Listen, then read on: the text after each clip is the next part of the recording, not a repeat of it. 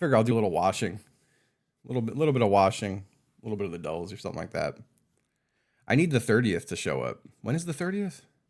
Oh baby, Thursday. On Thursday, access free play jobs via the memento shelf in Harper's room. Is this Harper's room? Are these my mementos? Hello. Hello. Hello. Are these my mementos? Are these my mementos? Are these my mementos? Oh, they are. It's just free play for thing. Oh, it shows all the things I've done. I cleaned a big B? Oh, that was the shooting gallery. Okay. I don't remember cleaning a big B. I don't remember that. Elections on Wednesday, dreading it. Where's here? Just out of curiosity. You don't have to like be specific. I'm just curious. Start washing. Netherlands, word. Well, best of luck. Didn't Ireland just have an election that went well? Or am I crazy? I could have sworn I saw friends posting online about that.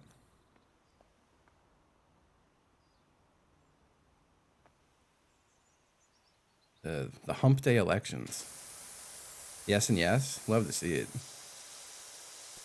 My buddy posted something like akin to liberals punching, shadow boxing the air right now. In response to like a leftist anti-Zionist winning in Ireland. Liberals devastated by this one simple trick.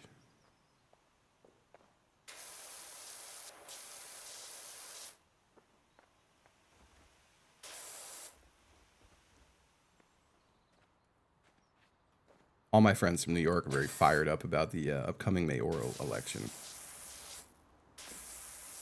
They're all fired up over it.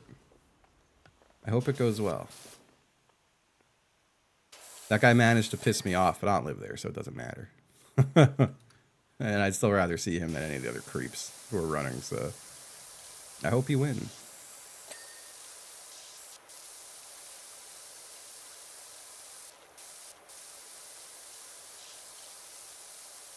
I hope he's the big winner. People are gonna open this PowerWash Sim on YouTube and go, "Fuck, he's talking politics again." Yeah, nah, that's what's sick about Ireland. I love that.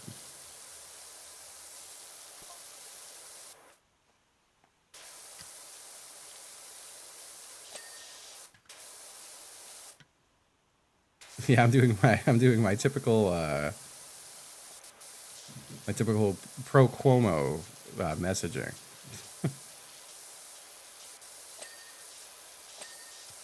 Justin's at it again.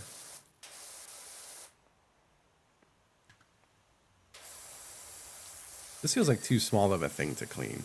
I feel like it's gonna trick me and be like, haha, it actually unfolds into a fucking transformer or something like that. Now I have to clean that.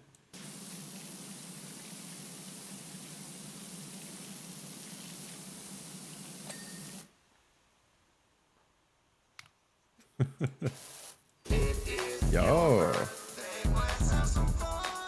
Thank you.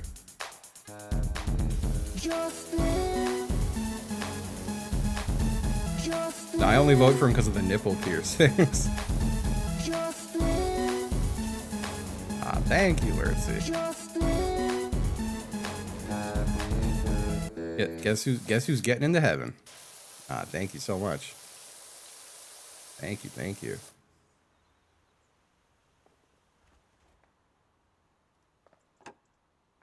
Simple as. Yep. Thank you. Oh, hey, thanks. It's my birth year.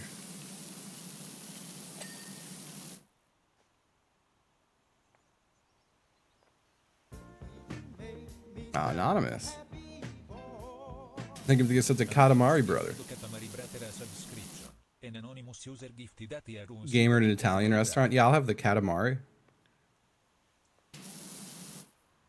That's all. I'm sorry. My brain's. I'm getting there. I'm waking up. waking up. I'm charging up. Thank you, Anonymous. Turn off brushes? Oh, you know what? No, I want to leave them on. They're beautiful.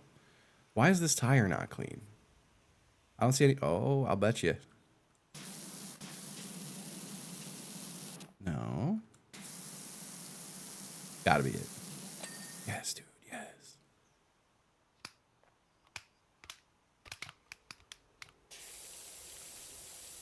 Well, this is just nice. It's not efficient at all, but this is how I'm deciding I'm doing this. Oh, that's just beautiful. That's just beautiful. And then we move up here. It looks like pasta. It made me want spaghetti. Yep, smarter, not harder. I've been doing the opposite this whole time. Dumb and hard as hell every time I'm streaming. It's my little secret. It's what makes the stream so good.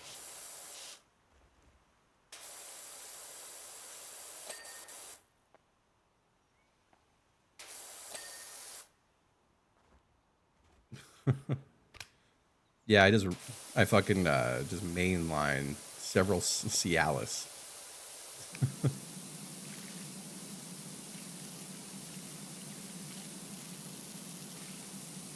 It's a very fond memory of my trainer telling me that the best the best pre-workout that you could take is a Cialis. Second favorite. Happy 44 months. Thank you. And that you have to make sure at a gym that's like okay with you being rock hard as you lift.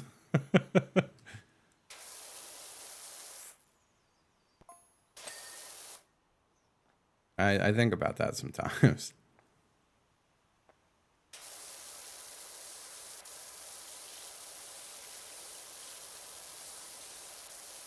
Yeah, they're chilling. And it makes sense. It's the best pill you could take for like blood flow and circulation, I guess. No, I train at his house, so my gym is probably okay with it.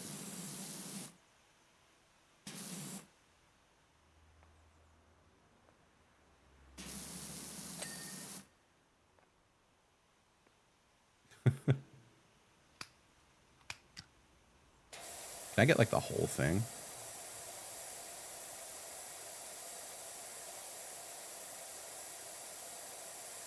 Man, look at that. Look at that. That's nice. This is a beautiful cat. Are these my cats? Did they come to the power wash job with me? They did. Hello. Hello. They're helping me work.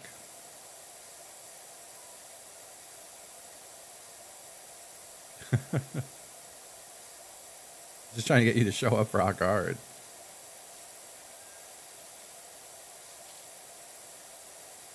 I do think at some point he did hand me a little Ziploc bag with a handful of Cialis in it, which I did not ever take. Hello, Kanuncle. How you doing?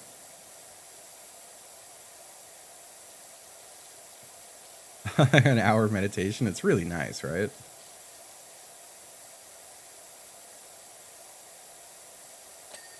Yeah, I remember specifically, this is when I still had those cleaners coming to my house. I remember going into my kitchen after they had left, and there was just a Ziploc bag with like 3 pills sitting on the counter, and I was like, oh, I think that's the Cialis.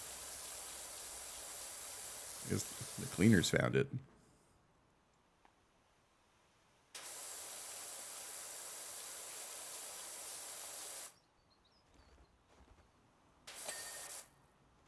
Okay. Drinking a beer right now on the Lord's Day?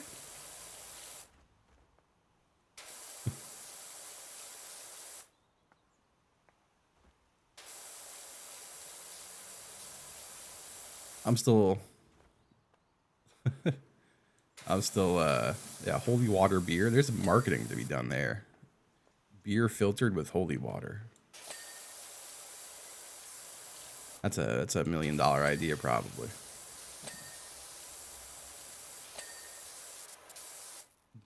Detergento. I love Detergento. It's my hometown.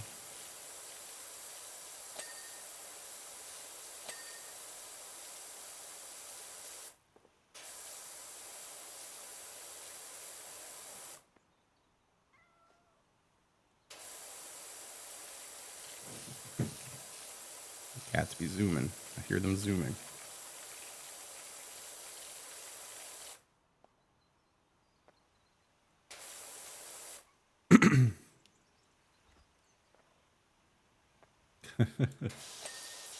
God, I've never, what is kava? The drink known as kava. What's kava?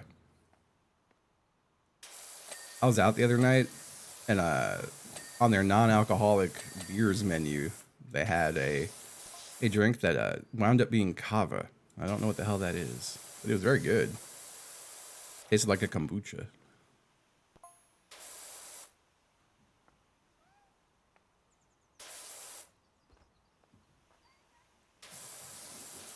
Jesus Christ. They're fucking really zooming. It was like lemongrass and shit.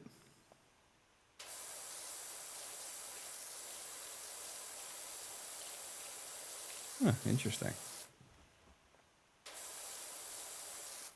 It was listed as like a non-alcoholic sour.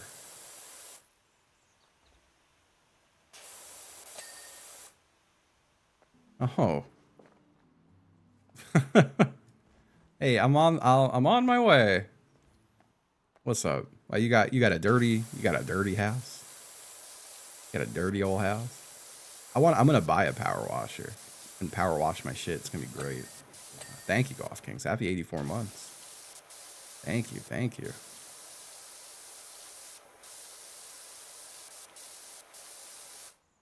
What's up?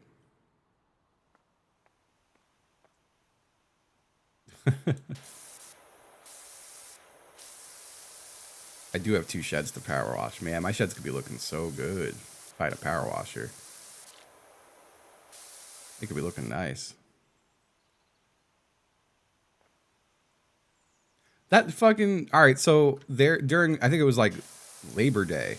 I was looking at Labor Day sales on stream, and they had a lot of power washers, and I kept being like, "Fuck, I could be the power washer guy." And everyone in chat was like, "You could just rent them." And they convinced me not to get one.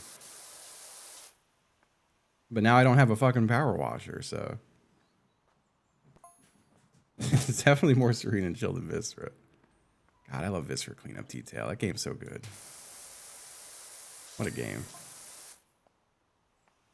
That's true. I could just rent it and not give it back. That's the other option.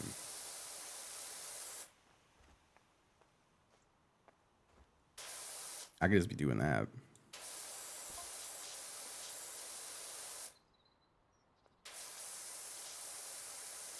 Now it was like a real shitty power washer. When I looked at the reviews, people were like, "It's just use a hose. It's as good as this power washer is." And I was like, "That sounds terrible. I need more horsepowers."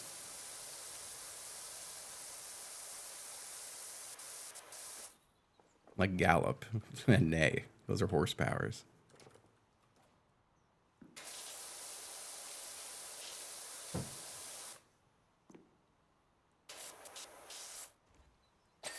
Man, I could be the neighborhood. I could be the fucking neighborhood power wash guy. That'd be so nice. Walk around offering to blast people's shit. It'd be great.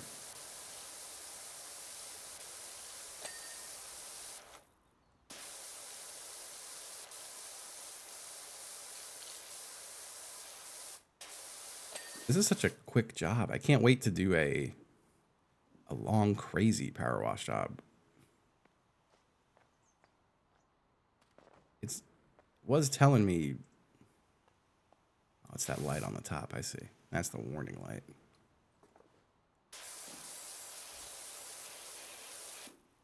Gotta wash this thing real good.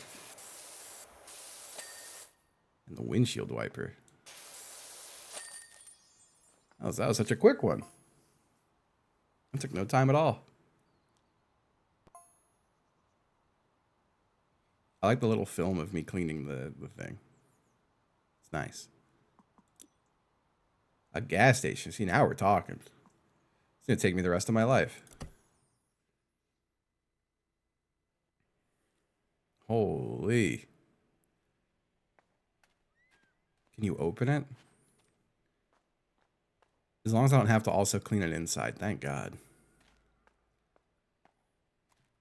It's going to tell, oh my God, there's a playground with little cacti. This is going to take me forever.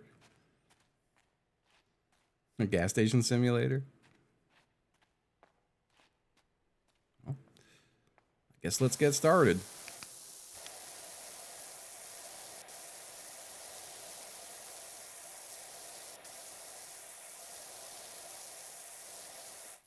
Well, you know. Hold on.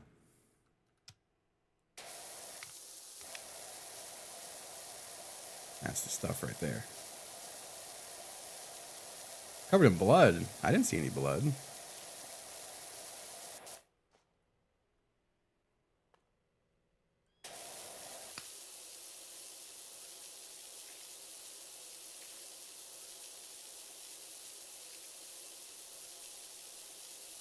Yeah, I'm micro, and this is dirty jobs. And by micro, I mean I'm just like very small. I could fit in the palm of your hand.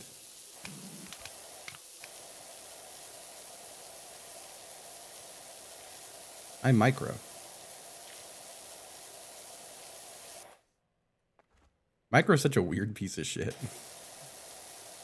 Weird guy, real piece of shit too. I loved the show Dirty Jobs. It sucks that that guy is a fucking tool. A whole tool shed. He's the whole damn shed, folks.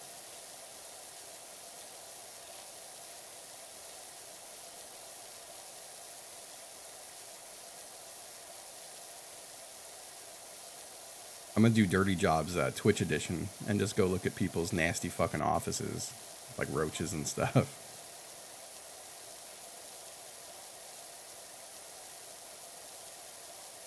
Yeah, I'd say Twitch is a dirty job.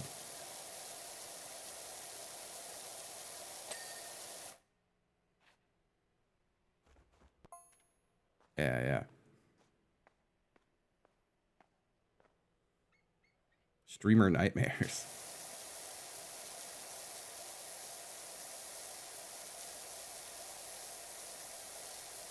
Without getting too into the recent Twitch dramas, it's always the ones you most expect, right? Crazy how that happens. I still feel very confident in saying that any big streamer whose name isn't Northern Lion is probably a monster. Probably a monster.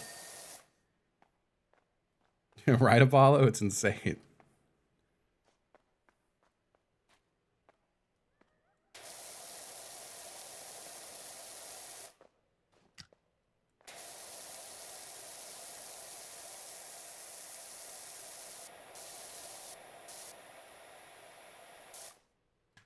I seen you power washing, Apollo. You digging the wash?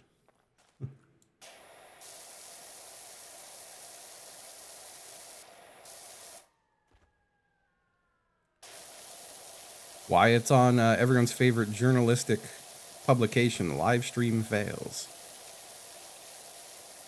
I don't really feel like getting into it because it's definitely not a good topic. Other than I'm shocked that anyone would think that guy isn't a scumbag. Just based off like credentials.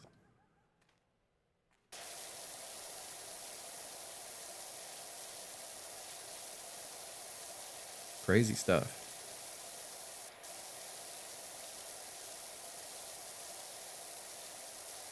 I'm glad that I've been doing Twitch long enough now that like it's just this forever for me. Like I don't have to like network or like do Twitch cons or meet any of these fucking people.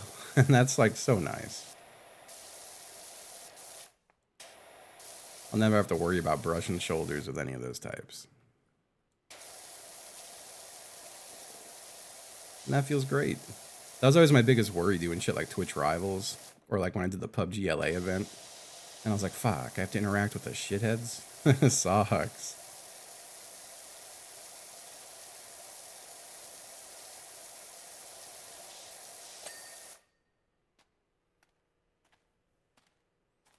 Yeah, I don't gotta network with any of the scumbags. It's nice.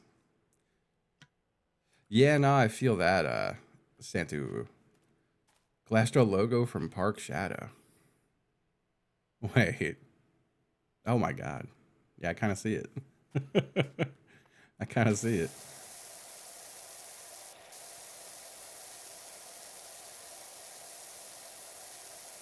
God.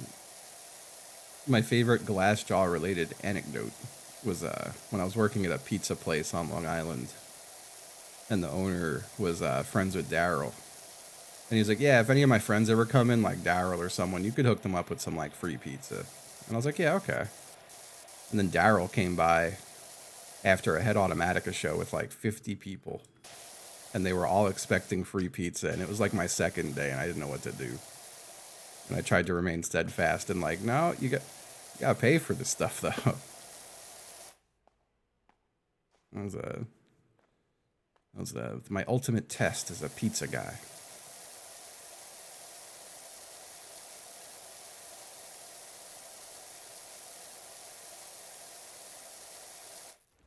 Hey, Toyga. G'day, mate. How's it hanging? Hey. Hey, Hello, Toyga. Wilson. Hey, Tiger. How are you? Well, Hey, matey. g'day. Hey, matey. What's up, Call Me a Ty? Happy 76 months.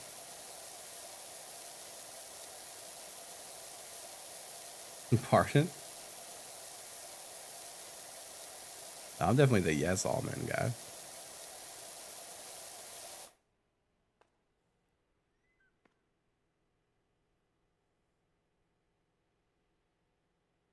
Oh, God.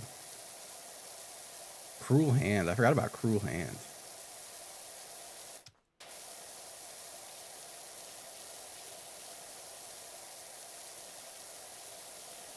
Oh, thank you. Okay, I get it. I thought you were dunking upon me. Everyone can rest easy that I'm not like a monster because I feel like you could tell with how I was gonna say with how much hate is in my heart. Even though that feels like it shouldn't make sense, but like I think it does.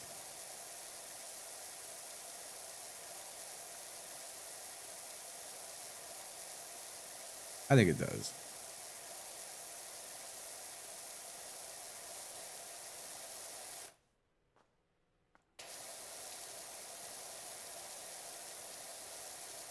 In some roundabout way, I think it tracks. These vibes are fucked. Oh my god.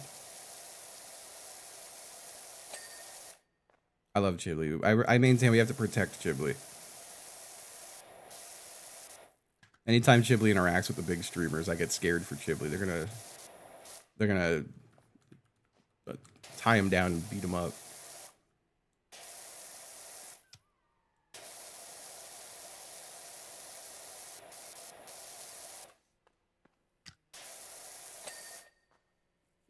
Oh, no, I don't think he wants that. I'm very methodical in my washing. We're starting with these first, the curbs and what have you.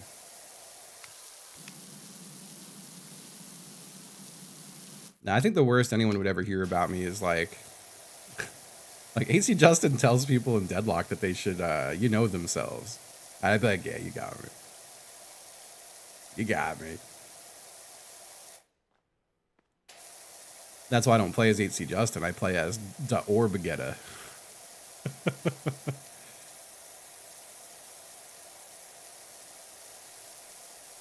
No one will ever know. I can't do Big Juzz anymore. I played as Big Juzz in a goddamn Lego video, and now when I'm Big Juzz in Deadlock games, people be like, "What's up, Justin?" Like, god damn it. And they'll be like, "Tell Northern Lion I said hi." And I'm like, I'm fucking not gonna. I'm gonna tell him I'm gonna give him your name and say, "Hey, this guy made a credible death threat against you." I'm gonna make him hate you.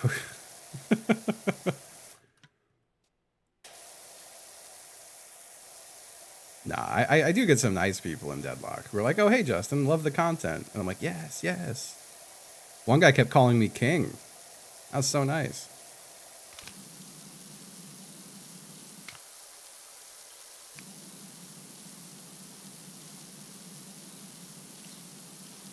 That's like real dirty right there. Apollo, you still here? Are you a soap user? Answer carefully. You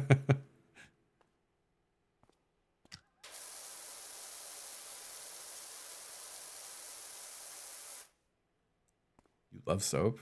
Mods? Wow. But you can just get the grime by doing this. You don't even need the soap. You just got to hit it hard.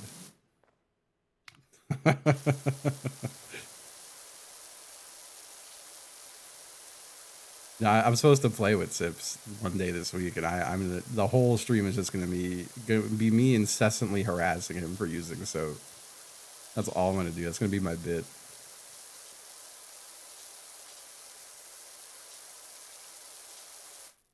Go watch the paint on this level. Where's the paint? Is this the paint? Look at that. It's gone.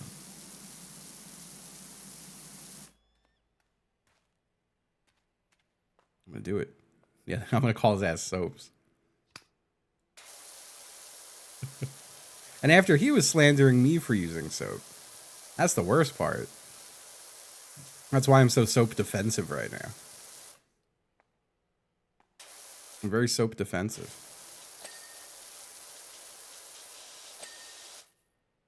I went into his chat and called him a pervert after everyone told me he was giving me shit for using soap when I don't even use it.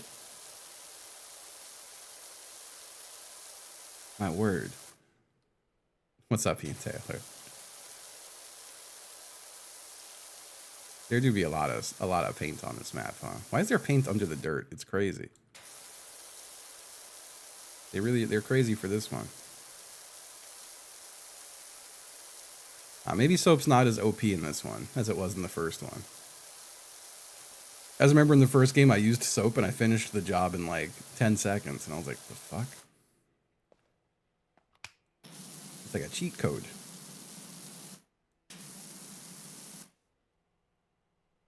Hey, someone's gotta keep PowerWash Sim.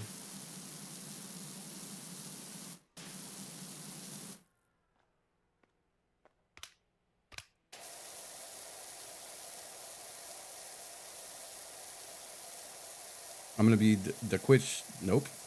We're gonna revisit that thought in a minute. I'm not gonna be the Quitch. I was joking. I'm not gonna be the Quitch. I'm gonna be the Twitch gatekeeper. There it is.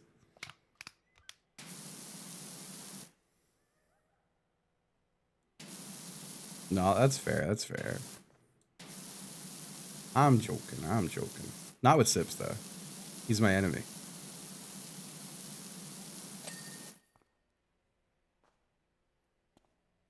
What do I want to tackle next? You know, I guess this sign. Oh, I love when there's a lot of little things to go bing, bing, bing, bing, bing. Slot machines would ruin my ass.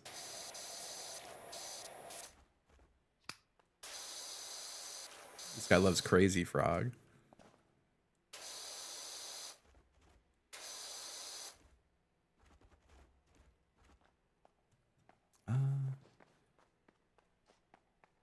I want my little stool.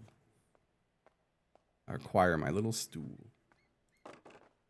Look at that. Perfect. It's exactly the elevation I needed. That's true. He did start the war. Let me get on this or something. I got this. I got this. I got this. All right, we've got this. Yes. Yes. All right. Oh, hi.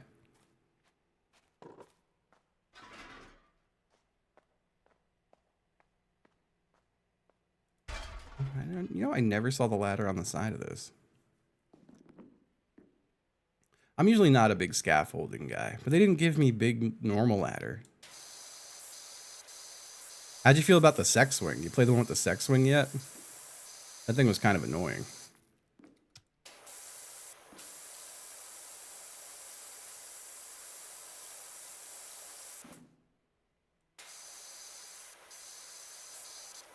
Which one was that? The billboard? It had a sex swing at the top. Williams board.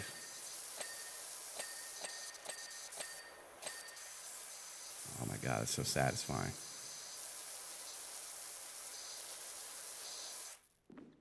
You didn't use it? It was interesting. It's your board.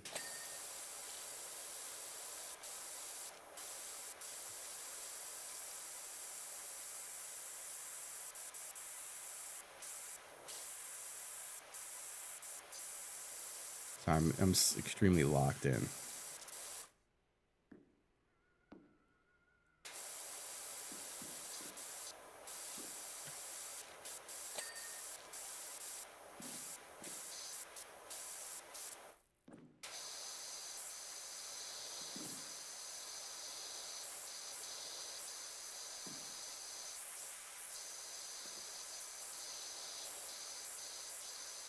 I'm gonna jump on this thing. I'm gonna jump on it crazy style.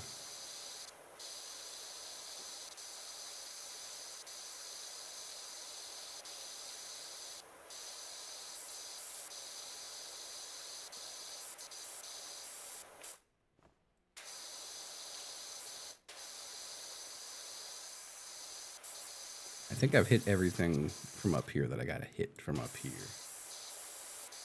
And get back on the ground. They do be calling me that. You've gone a few past this? Damn.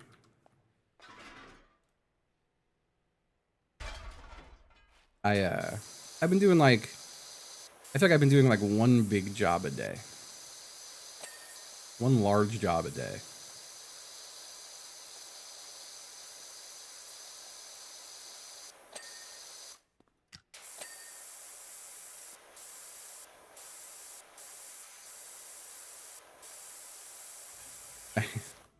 Aw. Look at them guys. Thank you, Xavier. Thank you. I don't know where they went. Both cats left me.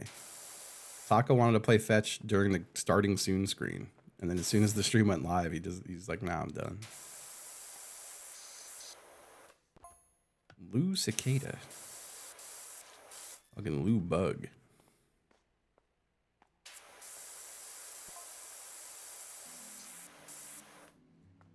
It's tarnished. Thank you. Welcome back. Thank you.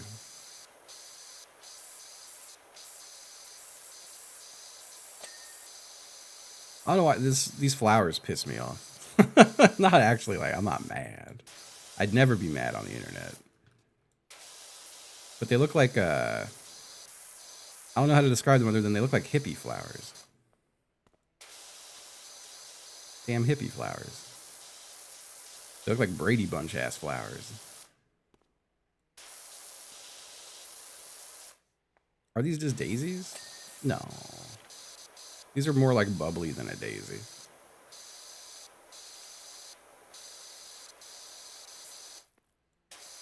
It would be crazy to piss this hard. But I feel like that's one of the great joys of pissing is if there's like a little dirty spot in the toilet bowl, you piss right on that thing until it's clean, right? I can't be the only one.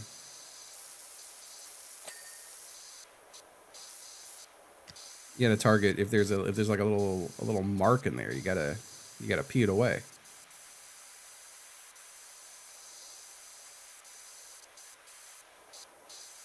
The joys of pissing. God went off when he invented pissing.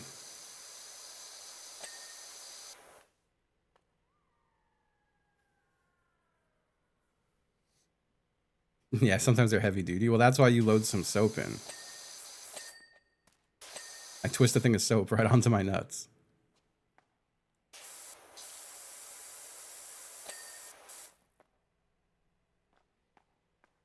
Let's see. Still dirty. Were you still dirty? Huh. Okay.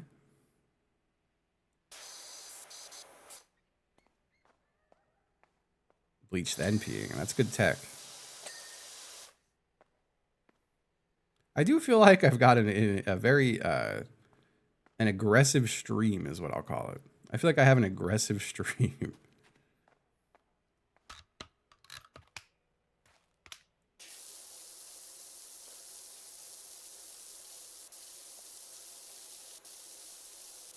Is that dirt or is that just like gravel? It's gravel.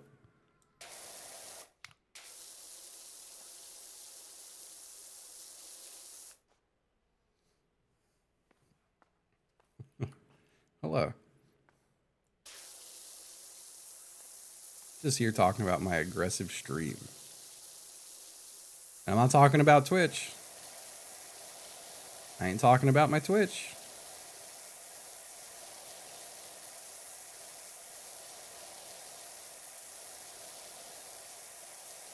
I think I should save this for after all this stuff's clean. Then I should do all the outside, like the pavement. That's what it's called. I should do all the outside.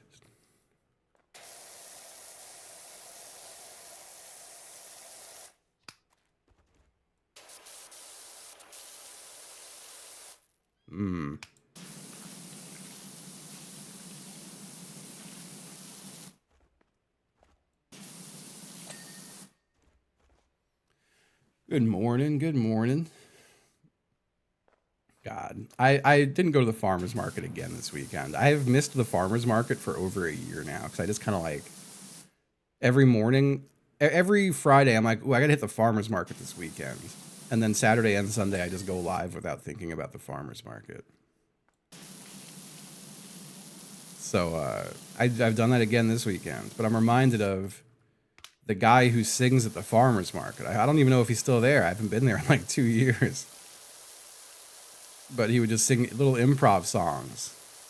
Where he's going, good morning, gonna buy yourself some treats. Good morning. And just like, that was the cadence of the whole song. And it would just be different things after good morning, good morning. It was a hell of a tune. Just an old gentleman with an acoustic guitar and a little tent. Oh, absolutely. I was definitely buying a treat every time. There's nothing I love more than going to the farmer's market with intention on buying some shit, and then I just get a Vietnamese coffee and that's it. And then I dip. Now they got good produce there. It's just it's kind of heinously expensive. And there is a really good booth that does bread. It's just a nice Irish man selling bread. I love the Irish man's bread. A good mushroom booth too, honestly.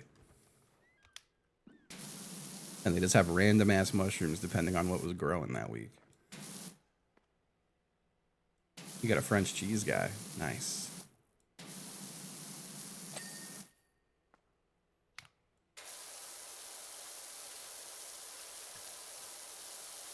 Farmer's market's a fun place to just watch people and their dogs. It's like almost everyone there is just there with a dog.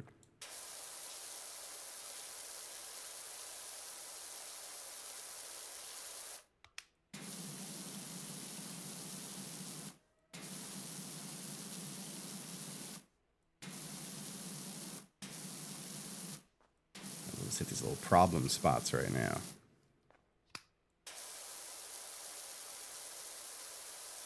Hell yeah.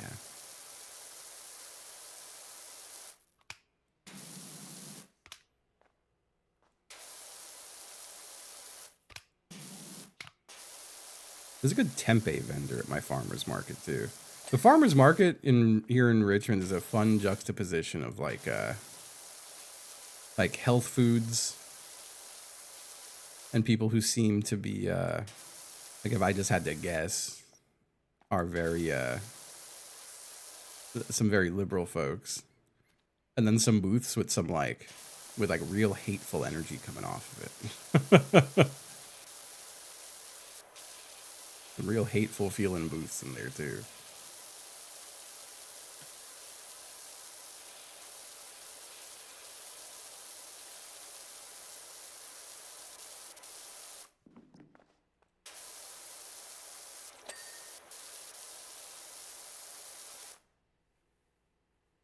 That's cool. There's a lot of produce in mine, but I do feel like it is, and like I've bought it before. If it looks good, I'm like, yeah, I'll pay extra. That's fine. But I did find that the produce at my farmer's market, on average, is like twice the price of any grocery store.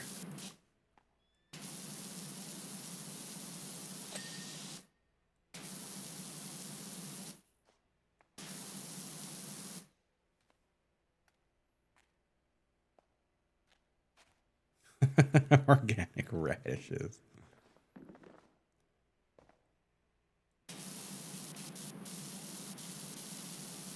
No, just run-of-the-mill maggot types is all. There's definitely some of those. They just know to like be quiet about it because they're at the farmer's market full of like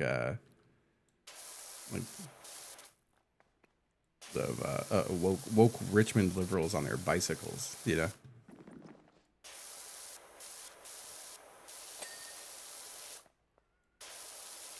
That's the vibe I get from some of those booths.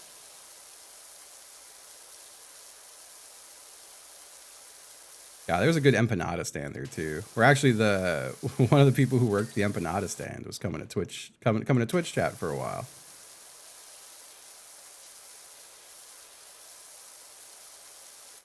And I thought that was cool.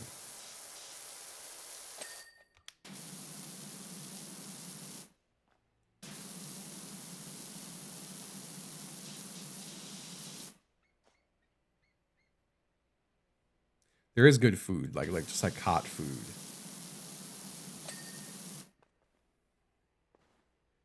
I love hot food.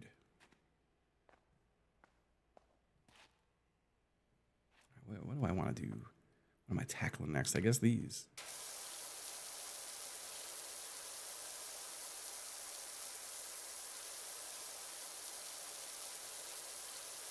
Wow, there's no spark in the water. It's fine.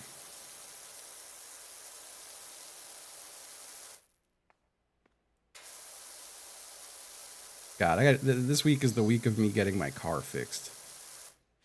I'm getting the glass replaced tomorrow, and then I should promptly go get an oil change because I'm way overdue for one. And then I have to get my car inspected. Why canopy pillar not clean? What's wrong with you, canopy pillar? Oh, yeah. I'll do it.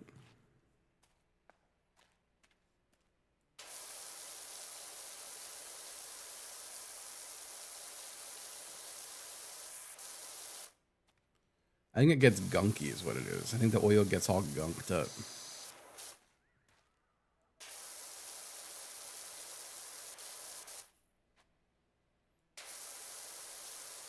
Yeah, I'm like kind of heinously behind on my oil change. But I don't drive my car that much. So like I don't even really think of it. And then I look and I'm like, oh fuck. I was supposed to get that changed like a year ago, huh? I do get synthetic though. So I'm told that that gives you some extra wiggle room.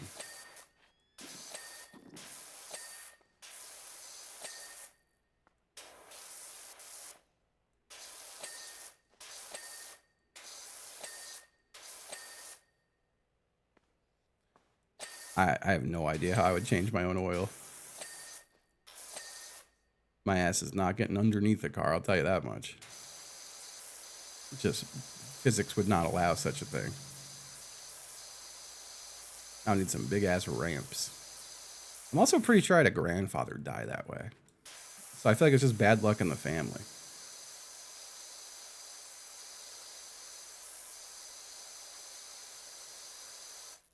It was before I knew him. But I definitely had a grandfather die because they were working on a car and it fell off the little ramps and crushed him.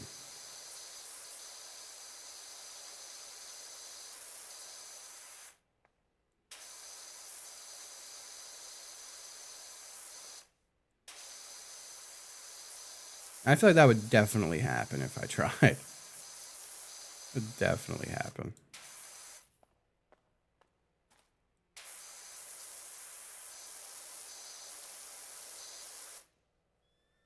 Yeah, yeah.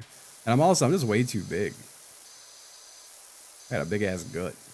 I would need like really tall ramps to get under there. And like I could just go to Valvoline. I can just like drive into there and just stay in my car. It's really nice.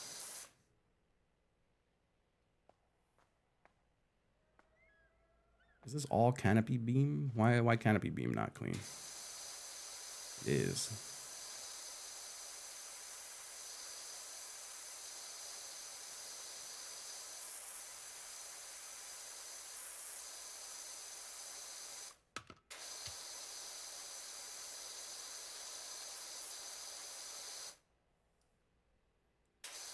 Yeah, no, that's fair.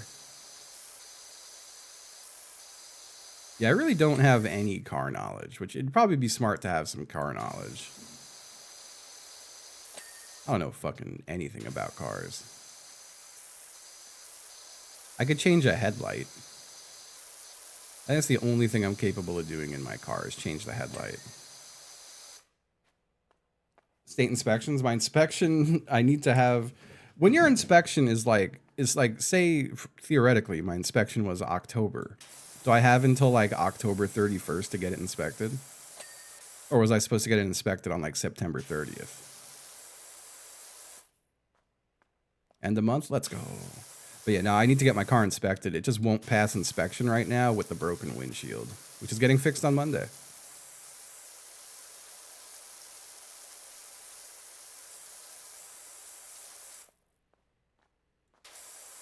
That's going to be part of Justin's great week of car maintenance. If it fails inspection, I'm going to go crazy. It failed inspection 2 years ago because they said the nuts that hold in the rail for the driver's seat were a little loose and that they couldn't pass the inspection for that reason. And they're like, well, yeah, this happens with heavier guys like every year or two. And that shit was like $2,000 to fix. And it's been 2 years. So I'm really hoping the nuts aren't loose again. Yeah, heavy guys got loose nuts, turns out. Because it's right across the driver's side and it obstructs my vision. I brought it into a place to check, and they're like, yeah, no, that we will not pass that.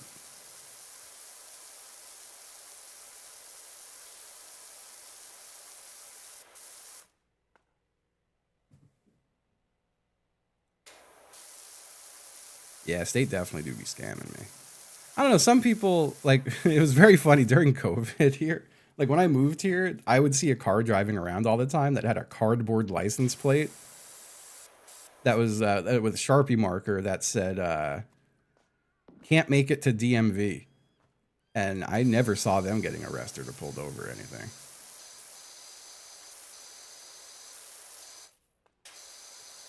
No, it's weird. Like I think my trainer told me his car hasn't been inspected in like years. He just doesn't get pulled over or get tickets. And I was like, yeah, I don't trust my luck. Also, I live in an area of, I live in a part of the area where the cops are way more stuck up.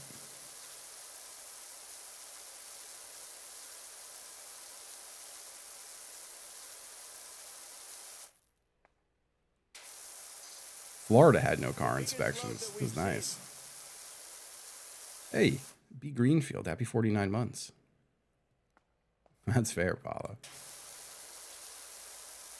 But yeah, I got inspection here. I got the registration here. I got to do all that shit.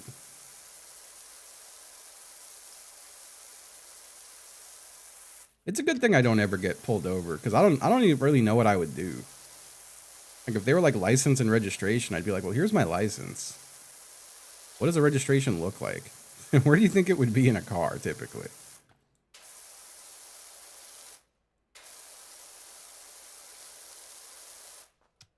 Glove box? It's definitely not in my glove box.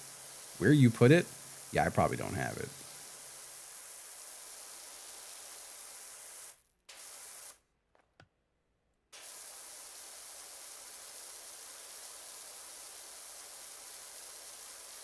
Definitely not in the glove box. I think it's the only place like it would be. In the gun box. I didn't consider that. License and insurance. So if they asked me for insurance, that would also be a hard one. Does insurance give you like a card or something? I will say my insurance feels like it's with a fake company. Their app somehow looks like it was designed in the 90s. And it like all it does is give you links to phone numbers. Like when I tried to use their app to report my broken windshield, it really looked like an AOL homepage from the 90s. And then when you click report glass coverage, it just says call this number.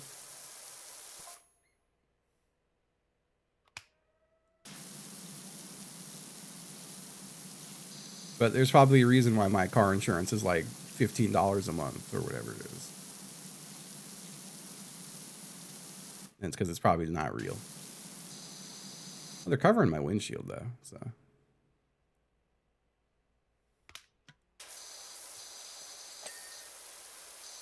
I'm pretty sure my car insurance is like $120 a year or $130 a year, something like that. It's very cheap. I remember it being like insanely cheaper than it was in New York.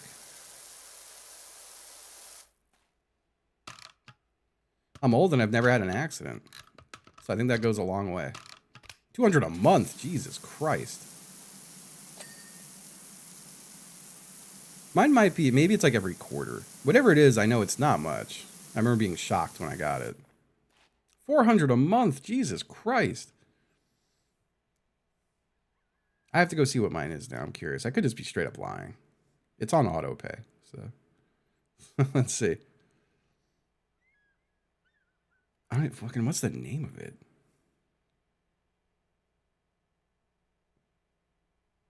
There it is. Well, I really want to show you the splash screen on my insurance because it's really bad. It's so funny how bad it looks.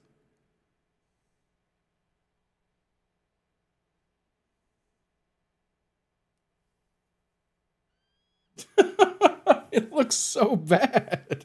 It looks so bad. Just a huge button that says feel secure with no smoothing around the letters.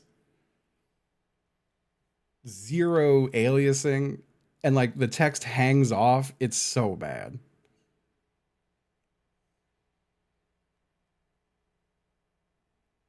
It's so bad. It's trying to log me in.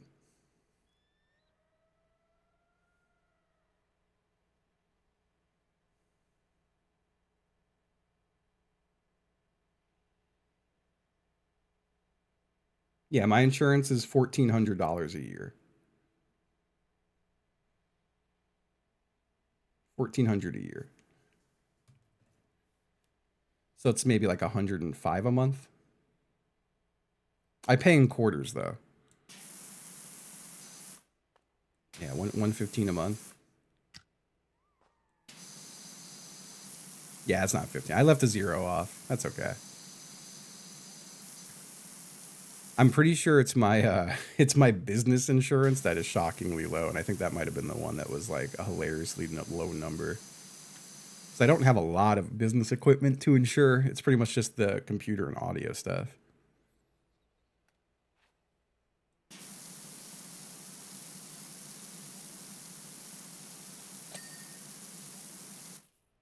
Oh my God, is it?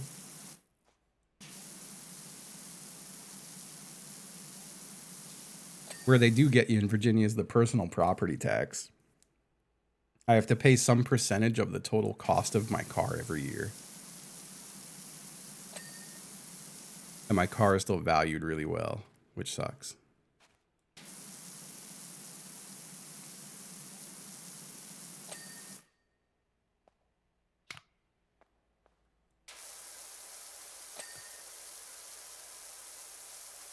There's also a meals tax here. I think it's like 3.5% if you go out to eat anywhere or get takeout.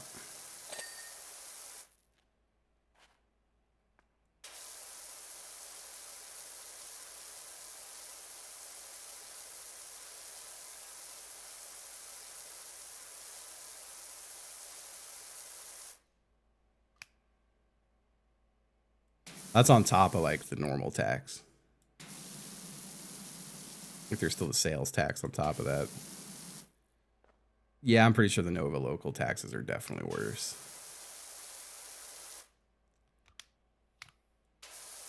It's very funny to me how people, and not like everyone, like I feel like it's a very like Reddit opinion, but man, people here fucking hate people from Nova. It's crazy. They do not like them. Like anytime there's a Reddit thread that's like, "Hey, I'm moving down to Richmond from Nova," it's just like 50 replies that say "Stay there" or "Don't come."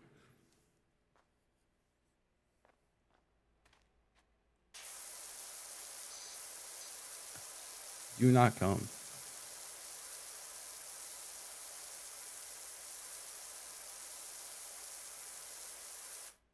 Since I can't help but poke my little nose into spaces of bad people I don't like, because I like to know how my like enemies think. You know, uh, a lot of rural Virginians blame Nova, and they wish Nova was a part of Maryland instead, because then we'd be a red state. Even though we pretty much are already, but Nova gets all the blame.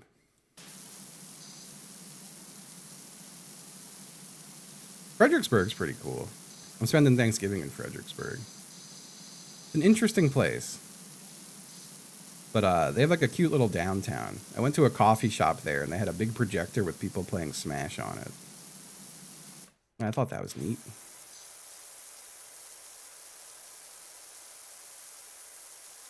Your brother's in Fredericksburg? Yeah, it seems pretty chill. I had a really good Indian food in Fredericksburg too.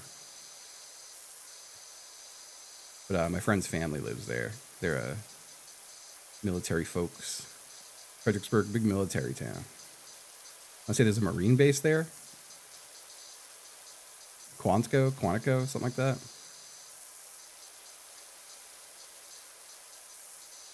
I thought Navy was Norfolk and Virginia Beach and stuff.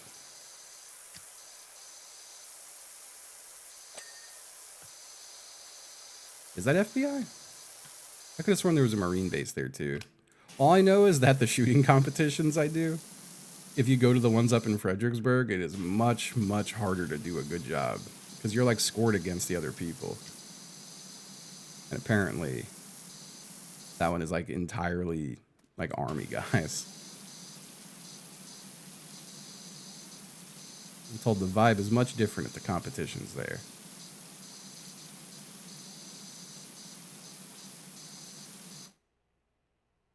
Window large. Where you dirty window large? Okay.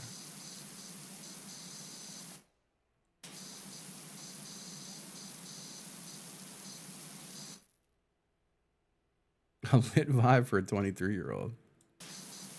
Oh, is it?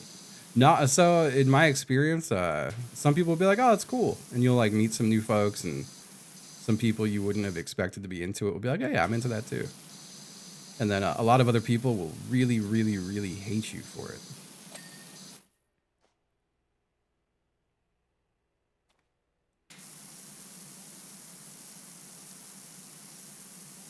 So you gotta weigh that.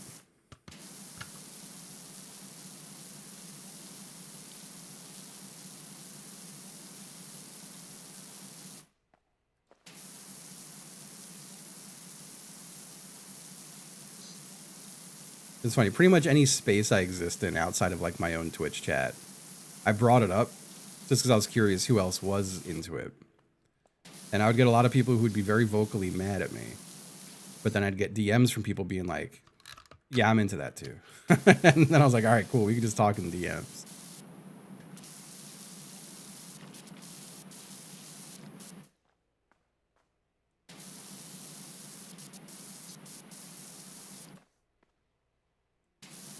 Yeah, here's what it is. We live in a wonderful country.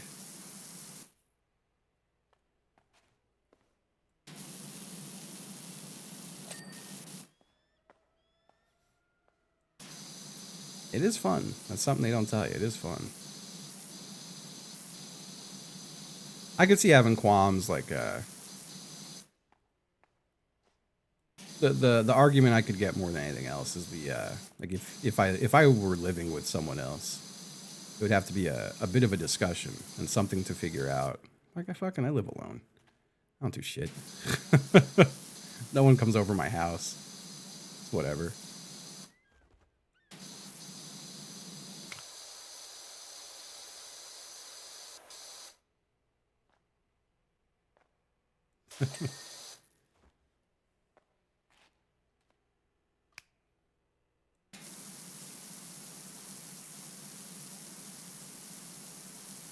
It bums me out. Hunting does seem fun. I could just never go hunting. I don't have it in me to shoot an animal. And like I think that's whatever, that's fine.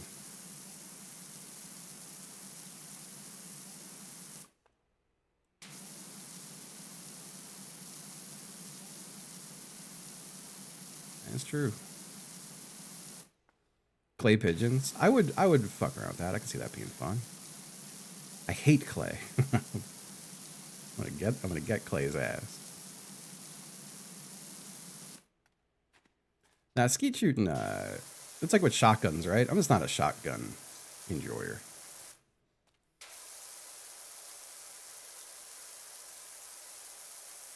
Yeah, there really do be a lot of paint under this.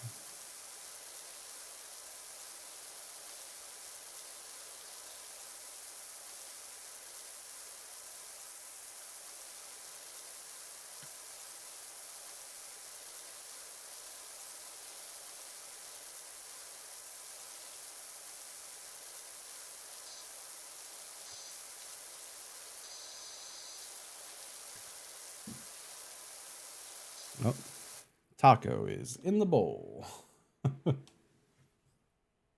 Hey, buddy. Oh, hello, Mr. Cat. I heard him shuffling into there.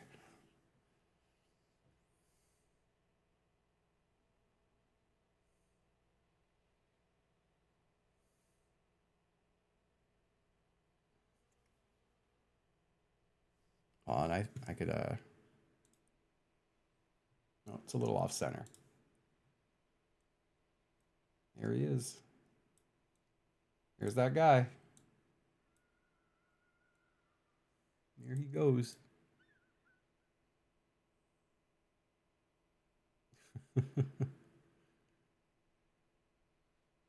It's the fella.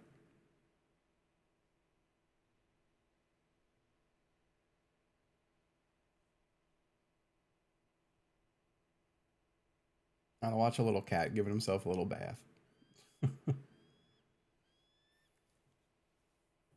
buddy.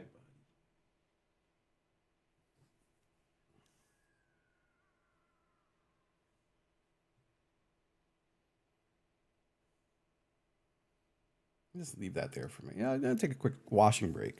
This is my 5 minute break. I'm allowed. It's part of my job terms. Hi.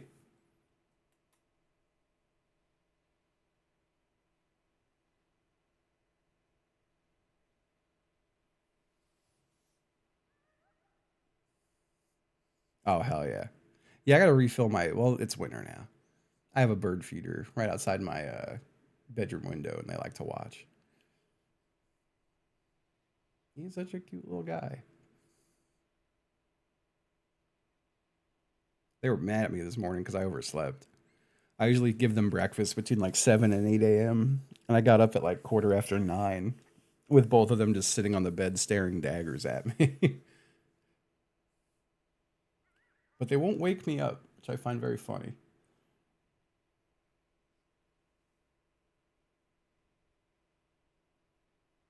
No, no, all the competitions I do are pistols. I have uh, used a friend's AK once or twice. They're kind of like I don't know. Anyone I know kind of treats them like meme guns, pretty much.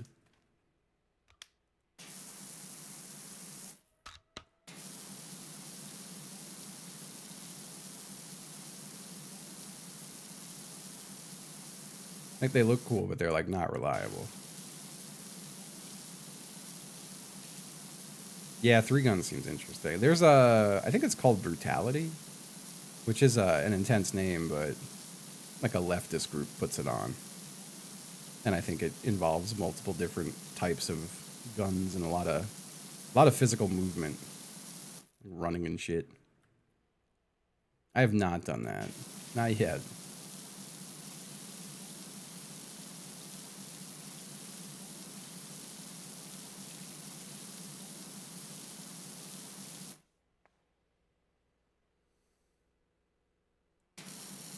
What is three gun? I guess there's a shotgun in the mix.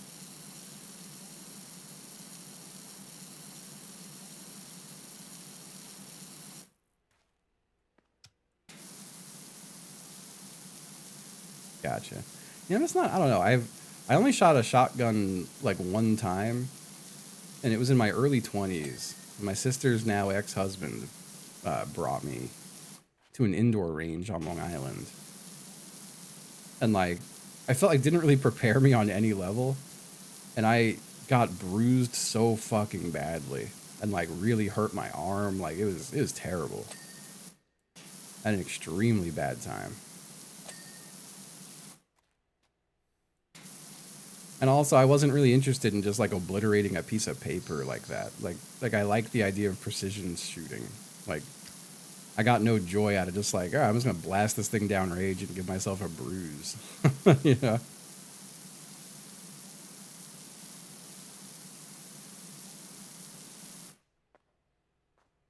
Yeah, that's gotta be crazy.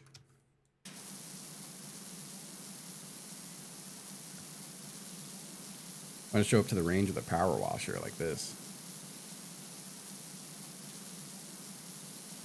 and blast some water at that target. No, that's fair.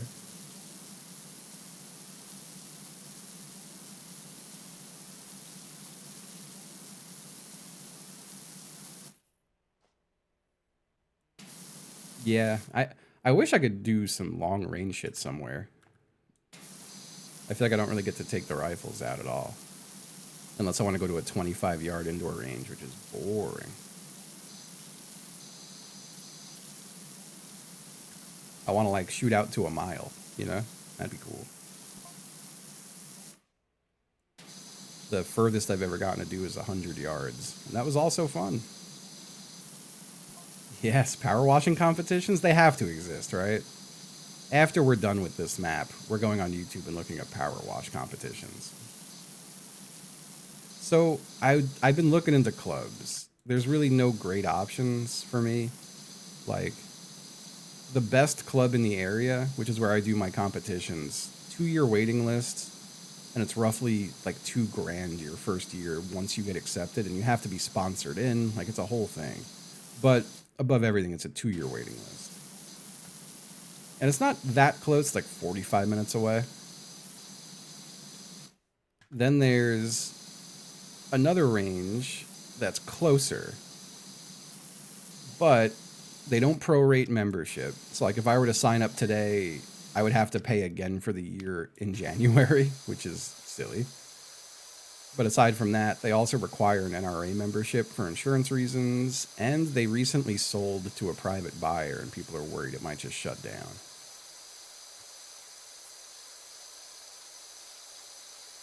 But all those things feel a bit disqualifying for me.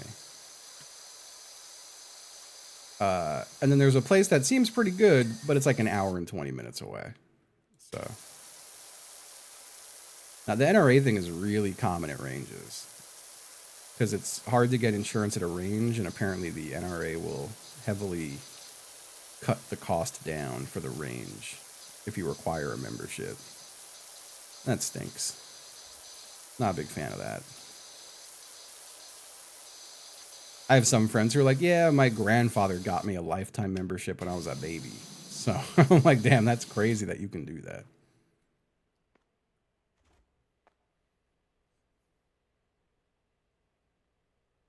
Schedule like 5, 6 days in advance. Damn. No, I've never done an IRL range stream because I don't really have access to. What really bums me out is like in Virginia, anyone I talk to who I'm like, well, where do you go? They're like, oh, I have a friend with land. I'm like, God damn it, I don't. I don't have a friend with land. It's like laws for shooting on your own property here are super relaxed, but Don't know anyone with land.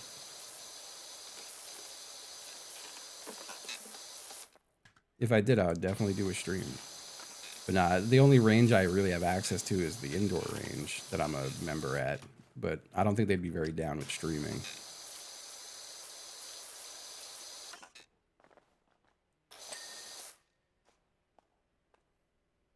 You stream goal like getting land? I've thought so much about it. I've seen some several acre plots of land for sale for like $10,000 where I'm like, okay, the mortgage would be like 50 cents a month. Not actually, but there is definitely some very cheap plots of land around here. And that is a thing. I know some people who do that. No one who I'm friends with. I saw them advertising this online, and then a friend of mine was like, nah, don't mix with that crowd. I was like, I read you loud and clear. But there are some people who do that. They just bought a little plot of land and they all pay for it together. I think it would be fun to just, like, for many reasons. I would turn that shit into, it would be my IRL Stardew Valley. I'd get some crops going. Maybe build a little lean-to. Where getting a plot of land seems really expensive is you have to get, like, utilities hooked up, electricity run. I think that's where it gets crazy. And I also don't know if I would do it here in Virginia. That's the other thing. Anytime I've gotten serious about looking, like, I don't have the money to do that shit. Just, that's like straight up the disqualifying thing. I don't have the money to be spending on something like that. But if I did, I gotta see which way the wind's blowing in Virginia. Just a quick TLDR on current Virginia politics and the election going on. It's very goofy. What made me say it's very goofy, I don't know what you call like a vice governor. Is that like a thing? Like a vice governor? I don't know what that title is. Lieutenant governor, I guess. The lieutenant governor's debate that just happened here, the Democrat didn't want to debate the Republican because the Republican is just like a bad faith, like dipshit, like most of them are. So the Republicans still had a televised debate against an AI version of the Democratic lieutenant governor. The AI debate. Nothing's made me want to just go to sleep forever than that. There was also an AI moderator. We're really heading down such a bad path, y'all. It's so fucking disheartening. Ugh. Just fucking horrible. But yeah, so just to comment on what the current election looks like here. It looks like Spanberger is probably going to win, but Spanberger is losing ground constantly. So Spanberger is the Democrat running. They are ex-CIA, which I feel like it makes a lot of people distrust them on a lot of different sides of the political spectrums. They're CIA. I will say I know some people who like know them in their personal life and say that they are a very pleasant person for whatever that's worth. But they have kind of said wholeheartedly that they want to pass every gun control measure they could possibly pass in Virginia. And that has fired up the Republicans here and a lot of the pro-gun liberals to sit on their hands this election. Because they don't want to lose gun rights. But the Republican running is Winsome Sears, who is a black woman, which is disqualifying for a lot of Republicans right out the gate, who was anti-Trump when the winds were blowing anti-Trump and is now pro-Trump once again. Very much just we'll do what the party says. But is very hated. Like Republicans do not like her. And kind of never have. She also says crazy shit. Like in their debate, she said like gay marriage is an abomination. And they got to get rid of it. And people didn't like that. Her running mate is a gay man who was discovered. They found his old Tumblr account where he would post gay Nazi porno. A damn truck coming by. What the hell? He was posting gay Nazi porno. He claims this is a smear campaign that someone went back in time and made a Tumblr account from like 2007. Someone went back and someone hacked in an old account and pinned it on him. And then the whoever is running with Spanberger recently had texts leaked to a Republican friend of theirs in government. So I don't know why they thought this would be something they should say about how they fantasize about killing certain Republicans. And then that became a big scandal.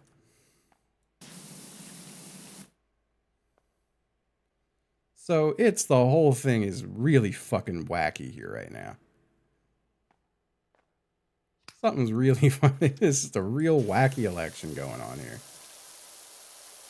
So Spanberger was absolutely slated to sweep, like full-blown sweep.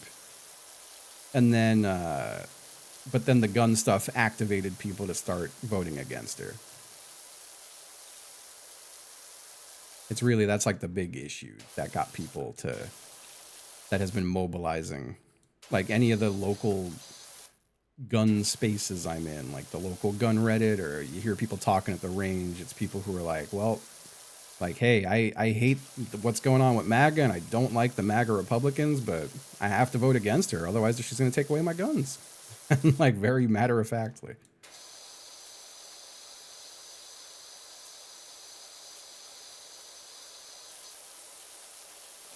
Like most people I talk to are like, nah, I'm just sitting this election out.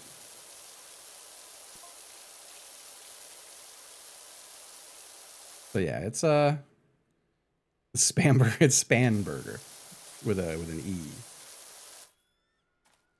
But yeah, it's a wacky one. That said, my only the reason I bring any of that up is I would hate to buy a little plot of land for the purpose of setting up a little at-home range, and then I can't, and then I just like wasted my money on a little plot of land. So I've put that fantasy on hold, even though it is still completely just a fantasy that will probably never come to fruition.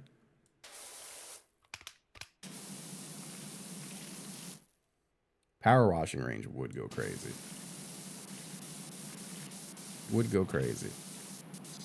I could also understand why someone would be like, yeah, I'm not voting for a CIA person. I don't know. I can't see voting for Sears. I can't understand that. That's one where I'm like, yeah, no, like I could understand someone who's like, yeah, I'm sitting this one out. I hate both of them. But hey, if that's not the country we live in, huh?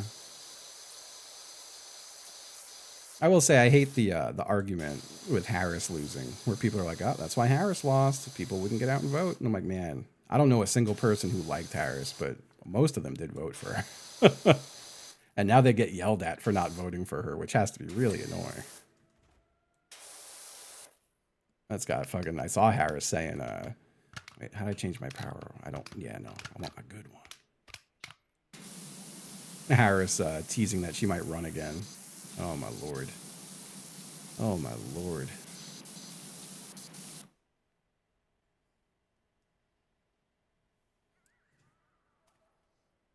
I think that's a great idea. I almost said Pew. I always say Brian. I don't know why I felt so weird saying Pew. No, that's a great idea. A little power washing range. And people could just blast some water for a bit, bring an item and clean it real good. That'd be nice.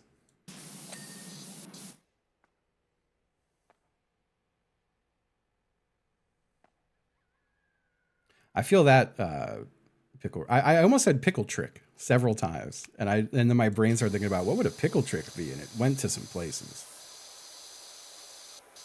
Yeah, no, I feel you there. I don't think I'd ever be able to afford leaving the country. And like even then, like I don't know where the fuck I'd go. In the grand scheme of things, I don't think there is any real like escaping it. America influences so much. And it does feel like, not like completely, but it does kind of feel like there is a global shift right.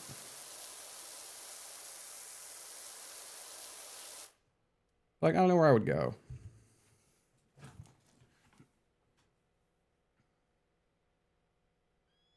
Well, that's the so where it's annoying, Volpara, and I agree with you there. Like there should just be like stricter restrictions, but like the boogeyman I keep seeing people here touting, and at least in the gun spaces, is that like stuff like magazine capacities. Like, oh, 30 round magazines getting banned, having to use 10 round mags, or like ammo restrictions, where it's like, none of it is just like, oh, better background checks.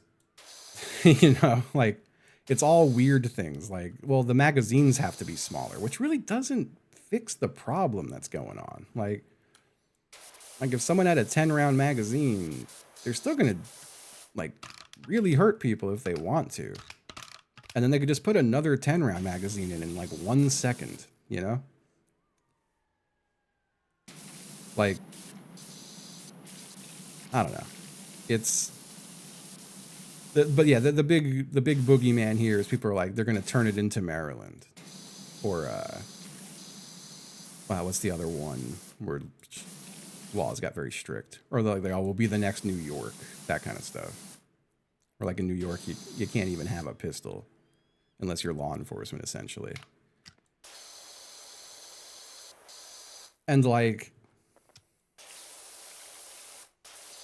the people, like my whole thing is I'm like, Spamberger should just not say anything. Just don't say anything. just don't say anything about it, and then you'll win. And then you can even do the things if you really want to. Just don't say it.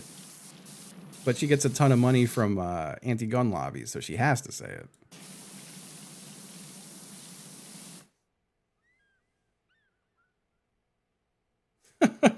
Careful, Goldism. You don't want to catch a Twitch ban. And Cini Delish. God, I always want a rice ball when I see your name. Welcome back. Thank you. Thank you. Thank you.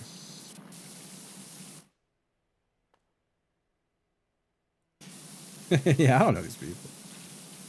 God. Yeah, I don't know. It's hard to not just be like really cynical about all this stuff.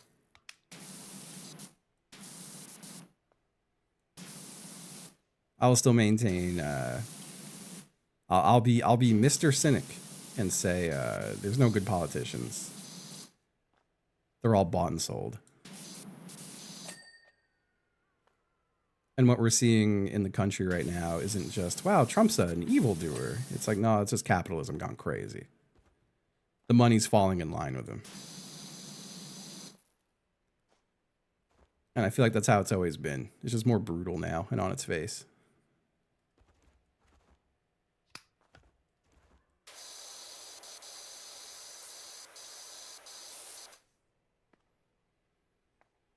Shit freaking stinks.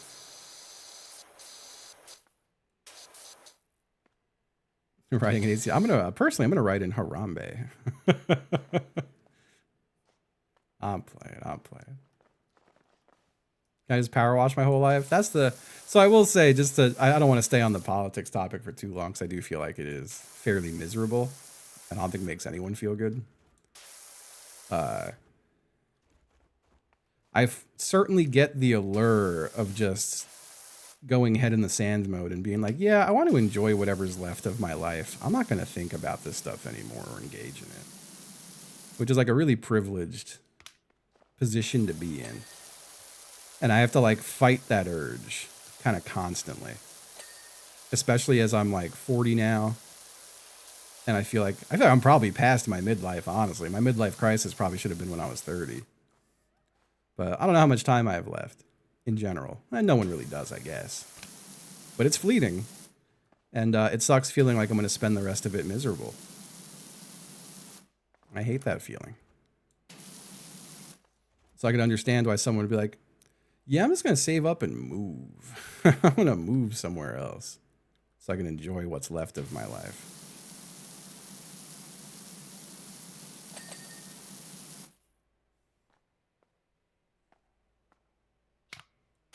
It's hard to blame you. I mean, my whole thing is I always hate one side much more than the other. But they certainly both are very hateable. Two parties really stinks. Dasher. Thank you for the gift sub to Existential Dread. Thank you.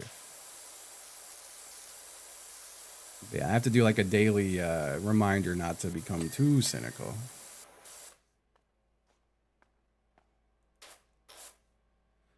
And then I also have to remind myself, it's not like I could afford to leave if I wanted to, you know?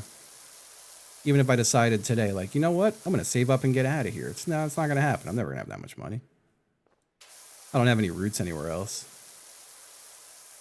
It's fucking ungodly expensive to relocate like that. If a place will even take you. At least it's not Florida. Very true. Very true.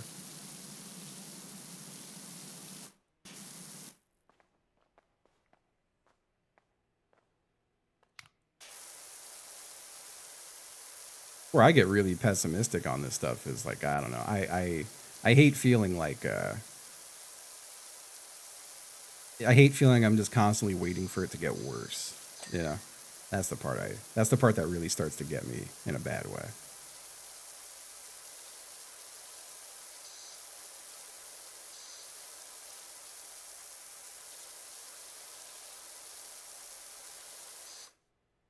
Is this like spray paint or is this the design on the building?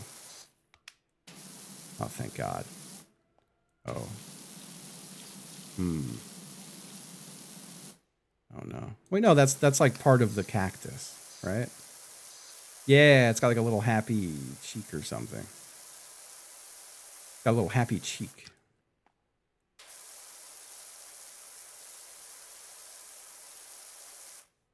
Right? It's blushing. Okay. Okay.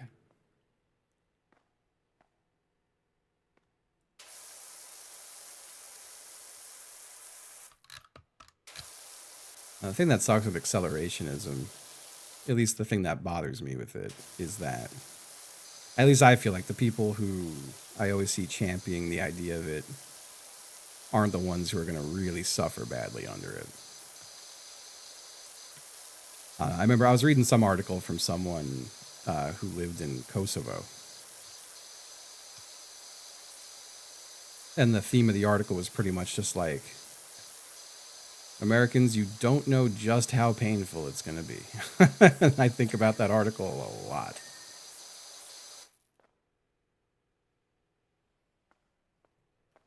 I have to think of a topic to shift to because I don't want to just be depressed all day. I don't have one yet though, so by all means, among yourselves until I do.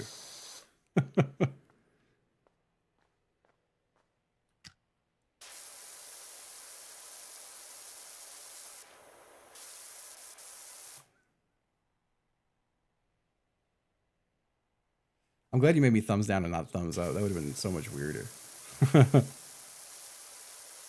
I would like to do gardening this spring. I fucked up last year and didn't get to it. I gotta like really redo my whole yard. That's another one of those things where I'm like, it costs money. I hate this money stuff. They gotta get rid of it.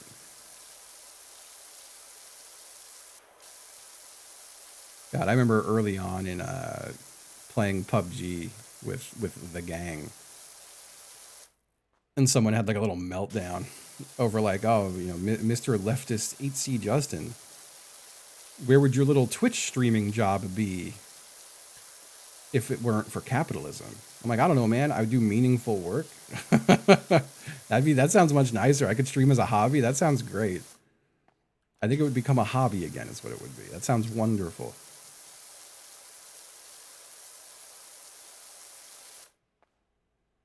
Who the hell said that? It's some dipshit. An online dipshit. Someone on Epic Reddit.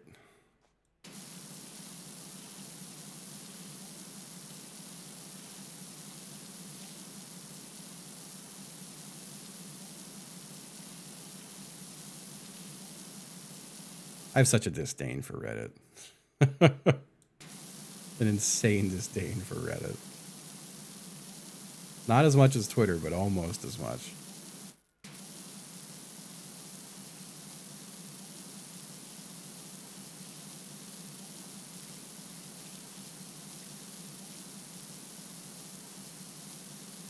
Yeah, yeah. Oh, they absolutely do.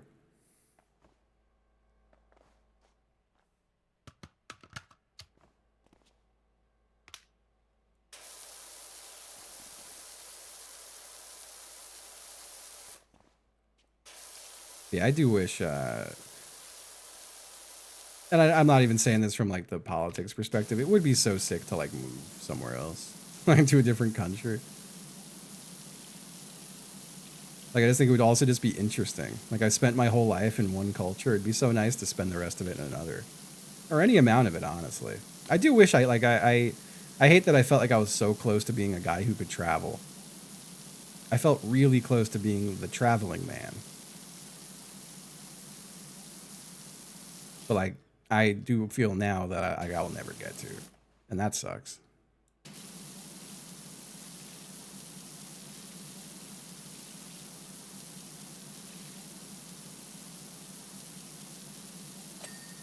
You're almost calling him RV Justin.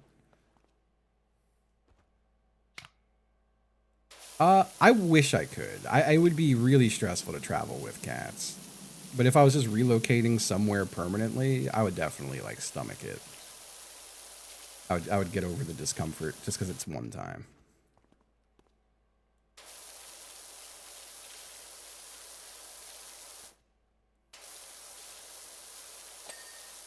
God, there was a minute there where I was not like dating or anything, but like being flirty with someone from overseas. And part of where we stopped talking was them, and like reasonably. I'm not saying this in like a salty way, but them being like, well, like you're never gonna live here, and I never want to live there. So like, what are we doing? And that was kind of the end of it. But I'm like, man, what if I was like, yeah, I'll live there? I think about that sometimes.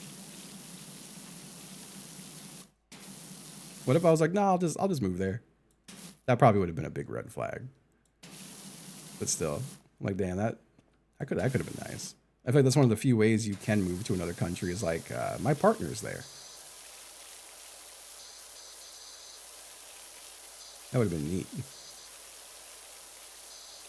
Now, I'm gonna start playing the lotto, and then when I win the lotto, I'm gonna become traveling Justin.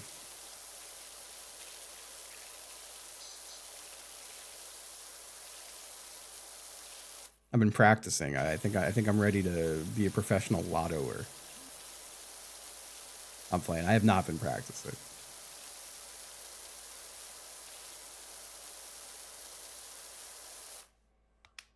Yeah, my partner Chip is there.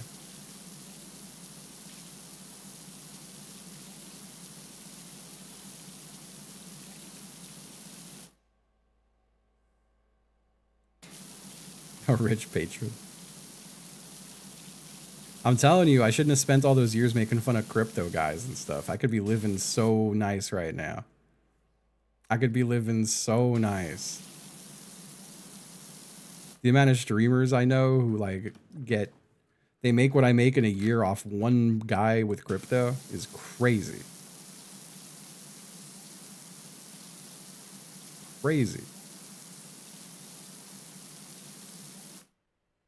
It's 2 hours of someone doing scratch offs. I still need to. It was Dead Dog Huckabee told me I should do a stream called the Winning the Lottery stream and like really hype it up. And then I have like a whole like I've got balloons and shit and like signs that are like congratulations and stuff like that. And then I just scratch off like 10 lottery tickets. And then afterwards be like, what the fuck?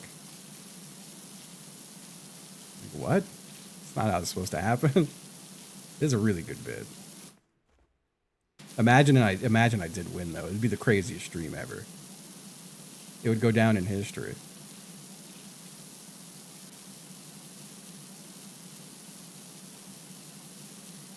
It would be the best stream.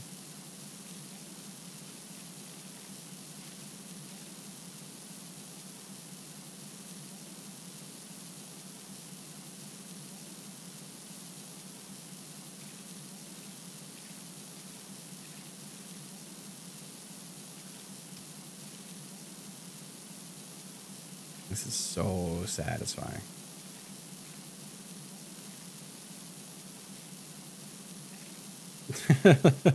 Yeah, like a Pokemon pack opening stream. They got some real expensive scratchers. Like I want to say they got like $50 and $100 scratch off tickets now, right? I was never a big scratch off guy, but at least I convinced myself that the best value scratch off you can get is a $5 scratch off. At least those are the ones I always did good on. Like a $1 scratch off, you're gonna get like $1 back. You might get $5. $5 scratcher though, you might get 20 bucks pretty regularly. It can happen. And it feels nice to get 20 bucks. One of the best feelings in the world, I think. Like number one, getting like $1,000. Number two, getting 20 bucks. Number three, nutting. Those are like the three best feelings in the world.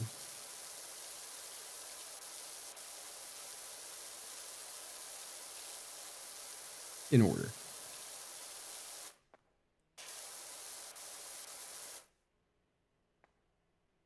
I remember the crossword style scratch off. We found a couple scratch off tickets in my guest bedroom when I was cleaning out the guest bedroom during the subathon, and they were like winning tickets. I got to go turn those in still. There was I think there was like a $30 winner and like a $50 winner. I have hiccups.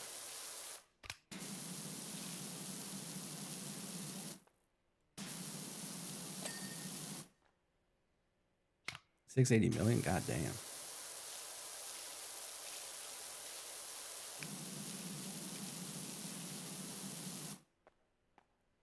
Do they expire? Technically, no. Like, it definitely gets to a point where you can't bring them to like a 7-Eleven and cash them in.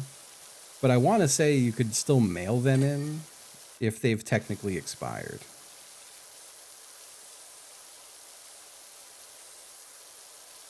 Over $1.2 trillion. Yo, thank you, Anonymous. Oh my God, that felt so fucking good. Thank you. Thank you so much. It's one step above, according to my list. It's one step above comic. Ah, thank you, thank you. I just won the scratch off, yeah. Ah, thank you very much, Anonymous. Thank you everyone who does watch and like subs to my dumb ass. I appreciate it. I don't know what the fuck else I'd be doing with my life. I'm 40. It's over for me. It's this forever. And like, that's chill. I'll keep doing it. Yeah, brother. Hexagon. Happy 96 months. Thank you. Thank you. Thank you.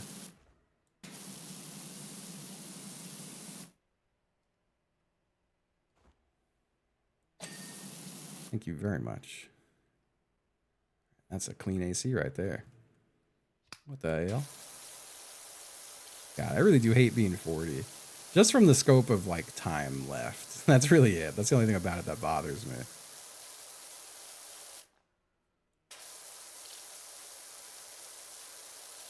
Ah, fuck. I shouldn't talk about that either. It's gonna throw me into a. I'm gonna enter a mind spiral if I think about that too much. Comden Talier. Talier. Happy 2 years. Thank you. Thank you. I guess so. I feel like it didn't take that long. I guess that's what's getting me too. My 30s for a fucking. I blinked and my 30s happened. I hate the idea that the longer you're alive, the faster it moves because the scale changes, you know?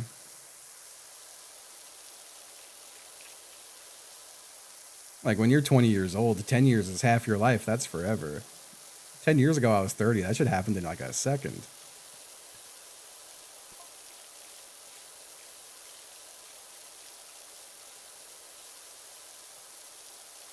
I do think I get hung up sometimes about what I have accomplished in 40 years. Wands and Quarks, happy 75 months. Thank you. Thank you, thank you. Yeah, I sometimes get hung up thinking about that. But I do think I've done more than I thought I would, I guess. I don't know. I made like a little raccoon, you see it? Maybe like a cat with a really big back.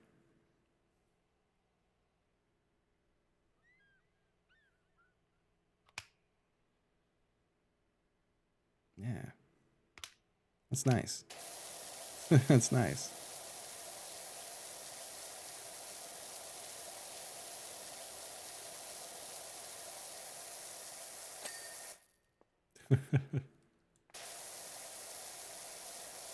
Thank you, everybody.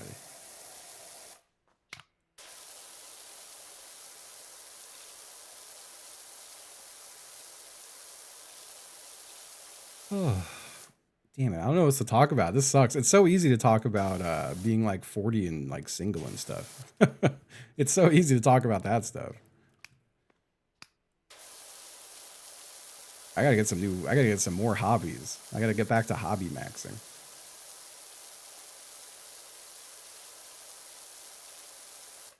Okay.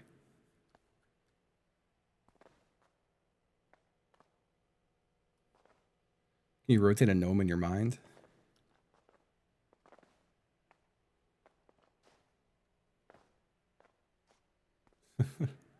Become the music man. I should get to like playing music again, I guess. It's hard to talk about music. So I feel like, I don't know, I feel guilty about hating shit.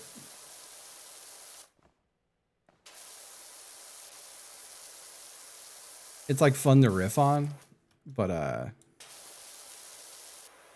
think it also like makes people sad and hate me. What the fuck?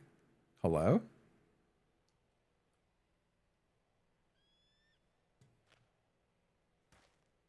I've unlocked gnome travel. Okay.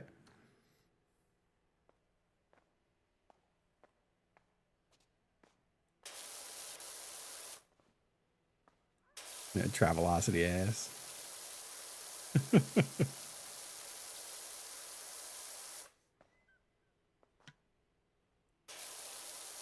But I feel like it's even kind of like hard to meet people through music. Like I've been going to more shows and stuff, but if I go to a show alone, I'm like never really striking up conversations. I think if I were playing music, it would be different. Because then people will be like, oh, hey, your band was cool. And I'll say, thank you. And then like, we'll keep talking. Go to ska shows. No, I'm trying to meet adults. Sorry, I kid ska. I'm having fun with ska. Adults with the brains of kids. Now we're cooking, Luke. What's up? How you doing?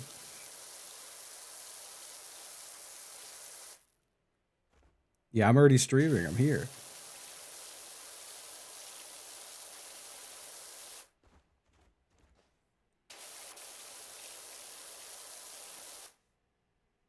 In the back of the ska show. God.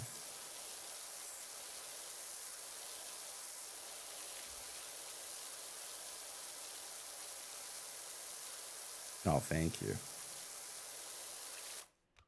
Thank you so much.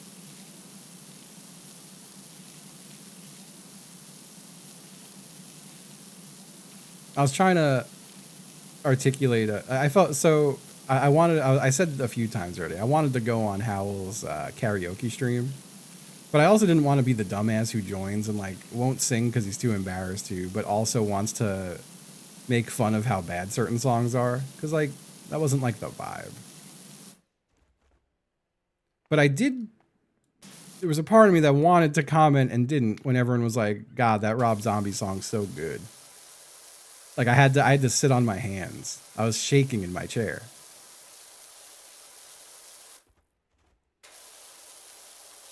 Dragula is not a good song. It's funny, but it's funny the same way like an ICP song is funny. It's not good. It's a bad song.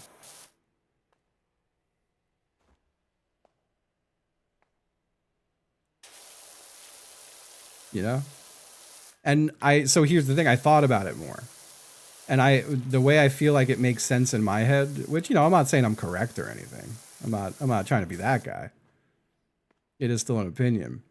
But like I feel like Dragula is a funny song, like because it's so bad.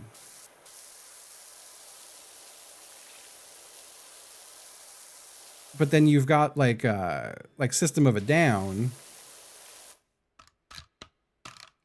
is like bad good. Does that make any like I feel like I'm not a System of a Down fan,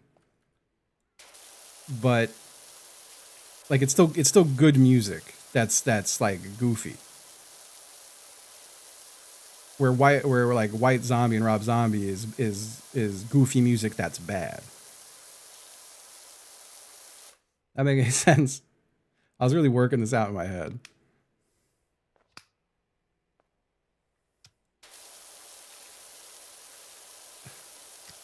Made sense in my head. A Limp Bizkit tribute band? Limp Bizkit has had a weird revival. There's been a weird Limp Bizkit revival. But I do feel like of the Limp Bizkit revival, anyone I know who's partaking in it like recognizes that it's not good music. It's just like silly and fun. Like they're not being like, oh, Limp Bizkit is deep, you know?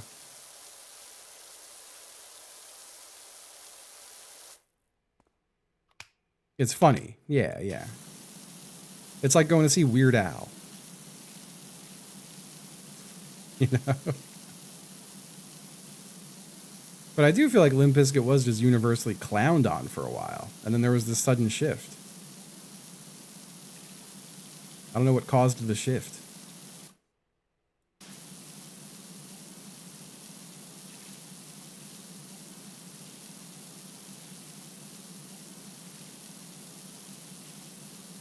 Fred Durst punched a drone? I only know about Limp Bizkit because George Michael's covered them.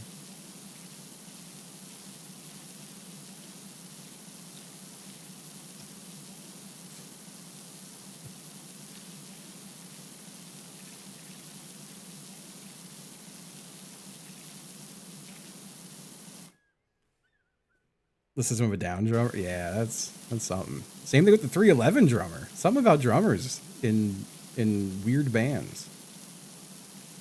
Dude, the funniest thing I'll hear for the rest of my life is the poem that the singer for 311 made about the drummer being like an anti-vaxxer and like MAGA guy. It's one of the hardest. We've listened to it on stream, and I had to turn. I couldn't. People were begging me to turn it off because it's really hard to listen to. It's really, really difficult.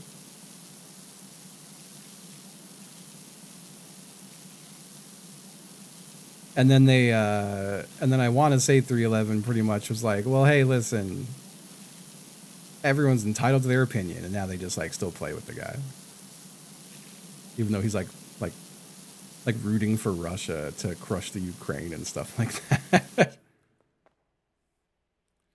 Also, it was just very. I feel like I don't use this word often, but I can't think of a better word to describe it. It was an extremely cringe poem. And now I'm going to try to go find it. Please hold.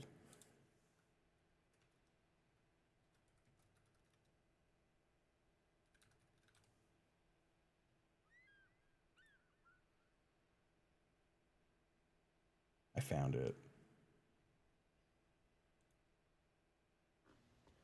Where, oh where did that spirit go? Tell me, Holmes, do you know, do you know? We DJ'd with tapes in caves. All the college kids was lit.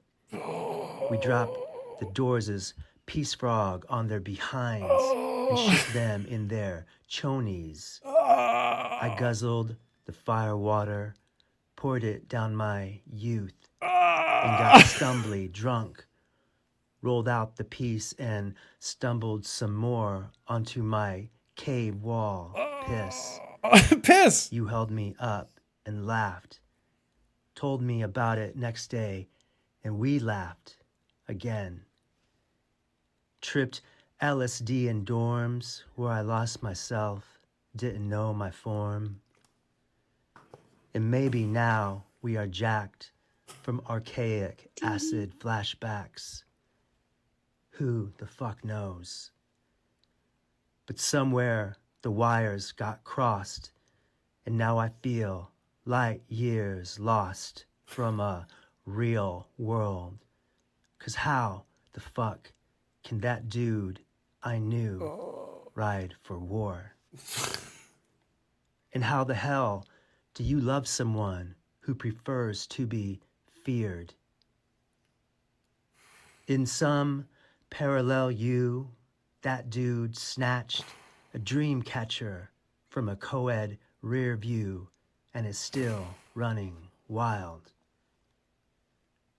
I've long forgotten where that old cave lies, and no longer can we dance and hide.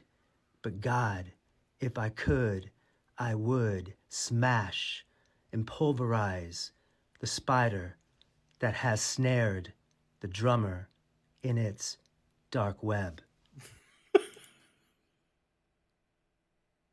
That took like a year off my life to get through, man.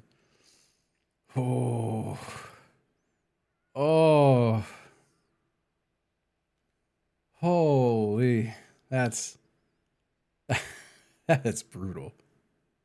Do you know the name of that guy in 311? Like his stage name?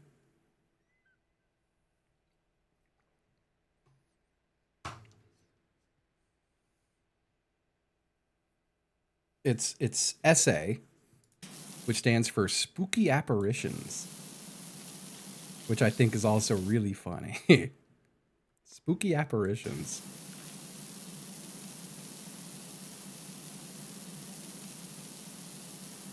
Yeah, yeah. Well, no, Spooky Apparitions.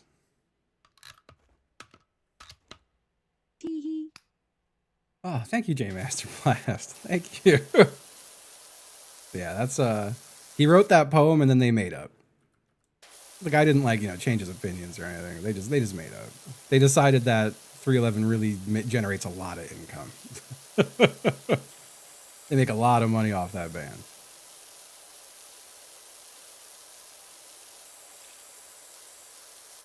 .311 are up there with ICP as like marketing geniuses. Like genuinely. It's crazy. Because like I feel like you would think like, oh, 311, yeah, they were popular. No.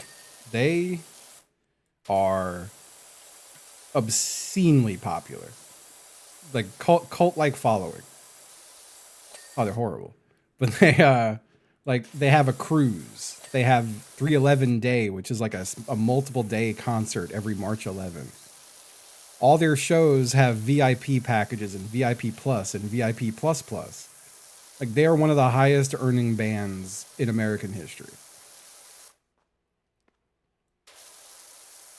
But it's because they own everything. They own all their music. They own the label. They own the booking. They do their own like booking production. When they sell VIP packages, the money's going to them, not like a venue or a promoter. When they do the 311 cruise, they're the ones setting it up. I have a friend who played saxophone on the 311 cruise, and I was talking to her about it. And I was like, oh, what kind of band? And she was like, oh, a 311 cover band. So when 311's not playing on the 311 cruise, they have 311 cover bands playing on the 311 cruise. Those people could not get enough at 311. I feel like this is a fun tidbit that every time I show it, there's at least a few people who are like, what the fuck? Hold on. Let me open Firefox. Let me screen hide for just a second. I gotta go find it. But I'll try to like abridge the story a little bit.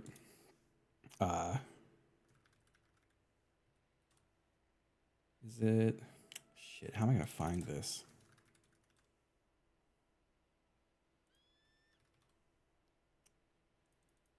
Shit.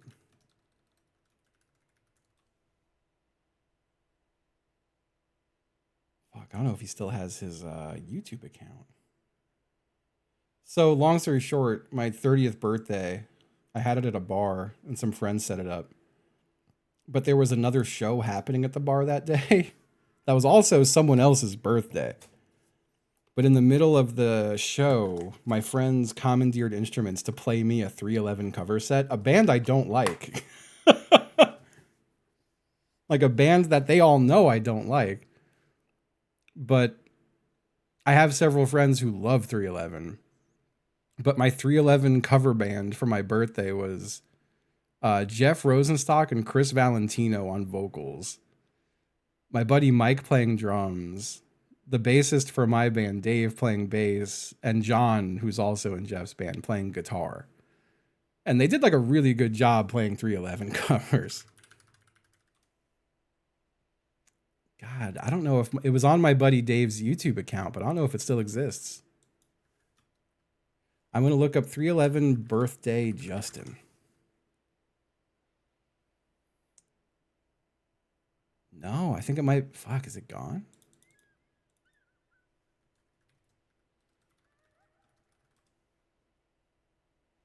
Might be gone if he deleted his YouTube account. I can't find his YouTube account anymore.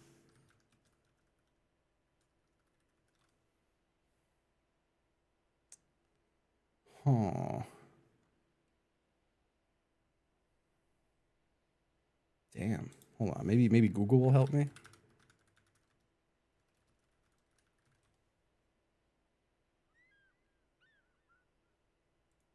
Google's not helping me. Oh, it might be lost to time. I'll have to ask him.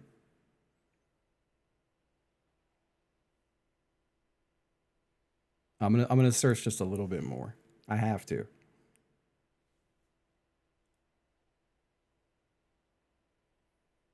Whoa, I found the video though for Nick Hexum announces 311 Day 2026. The beautiful man with the beautiful soul, Nick Hexum of 311 is back on K-Rock, and there's speculation as to why you are here right now. It is not just to hang out with us. Nick Hexum coming in the studio. I'm assuming to promote 311 Day. Good guess. That sounded like Chris man. James. 311 Day is happening. You heard it here first. We're doing it. Vegas, March 7th and 8th at the MGM. That's not March 11th. Oh, I found it. Hold up.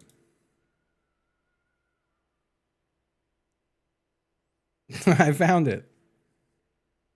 It was like a couple videos down. But yeah, this is for my birthday.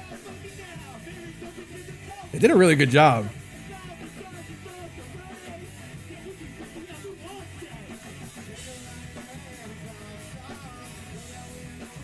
But yeah, this was my birthday gift. Yeah.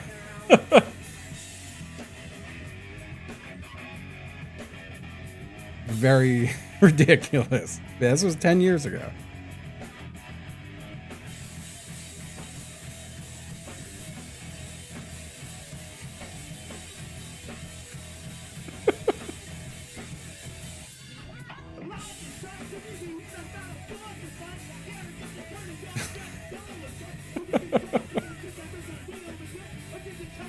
They did 2 songs. They also did I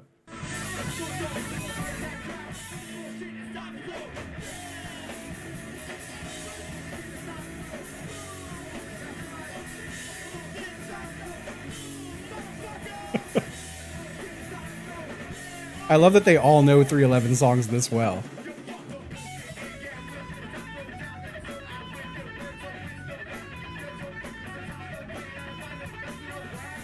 So what made it better, I think, was that like the show that was happening, which I felt guilty about because it was someone else's birthday show.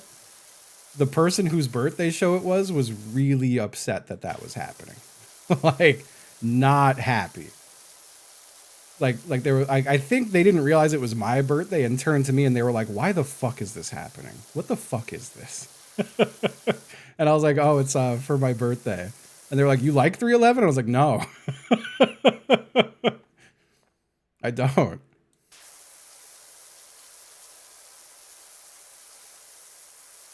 Oh, man. I'll try to lobby for a Lego party this week. I want to play another Lego party.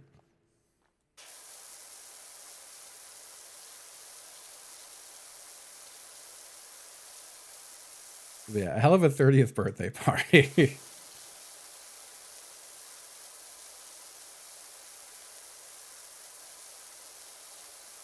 Will Chiblee be there? Who knows? Who's to say? I would suspect there's no Lego party this week. That would be my suspicions. I want to get a fucking Jackbox going now that the new game's out.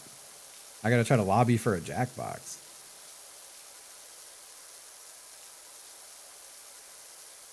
No, I like so many bands. There's so many.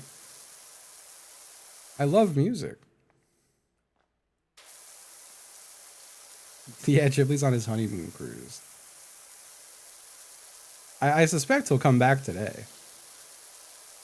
I think the boat came back into dock. I think the boat docked earlier. What if Incubus sucks? God. I saw Incubus. So fun fact, I should have seen Limp Bizkit when I was younger at the Family Values tour with Korn and Orgy and Rammstein.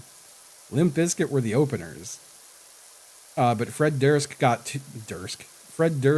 too fucked up and they couldn't play. So Incubus took their spot. And like all they had out at that point was like a demo. Or like an EP or something. But they were really fucking good, honestly. My memory is that they were really good. G'day, mate. How's it hanging? I'm not an Incubus guy. Hello, Possum. Hey, Tiger. But I think that first yeah. record was pretty damn good, matey. probably. G'day. Good day. Thank you, one Jason. Thank you. G'day. Oh, you can G'day, do mate. that, huh? How's it hanging? Hey. I've been doing that, but just for Hey, fun. Tiger. How are you? Hey, Toyga. Hey, matey. Thank G'day. you, Noarbot. Thank you. Thank you. I'm taking a long time on this cleaning job, but we've had a lot of derailments, but that's okay. I have not heard the new Military Gun album yet. I'm nervous, but cautiously optimistic about it. I've heard very mixed things. And I'm all for a band trying something new and trying to like expand on their sound. But also, man, I really liked those first Military Gun EPs. And I wasn't crazy about their first full length. And people have told me this is more of the direction of their first full length, less like their old EPs. So I still want to hear it because it might still be a very good record. I just have to like divorce myself from thinking it's gonna be like the EPs were. Hey, DC Rats, thank you. Pardon? Thank you. The Killers. What do the Killers do? Are they Mr. Brightside band?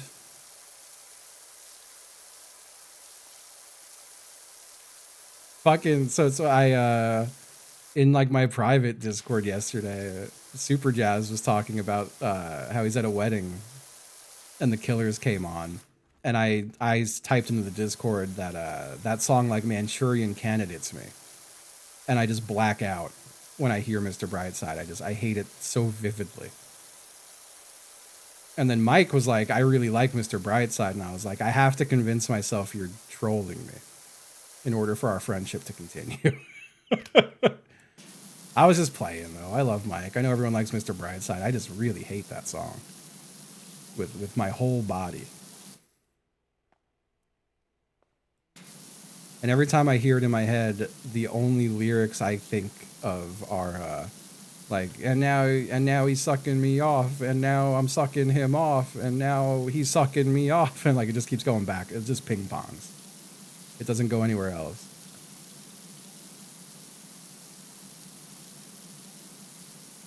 And like that's kind of fun. That's nice. Yeah, I can understand why it's like a song people like. And I don't think that's what makes me hate it. Like I'm not, I get mad when people say I'm contrarian. None of the opinions I hold are for the sake of holding them or because other people hold the opposite opinion. I genuinely feel that, like I genuinely hate that song. No one had to convince me to hate that song. If it was my first time hearing that song and I had no idea anyone else liked it, I would still hate that song.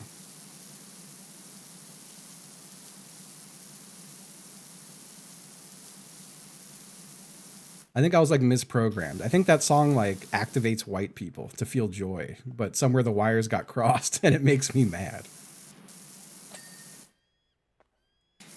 I was misprogrammed.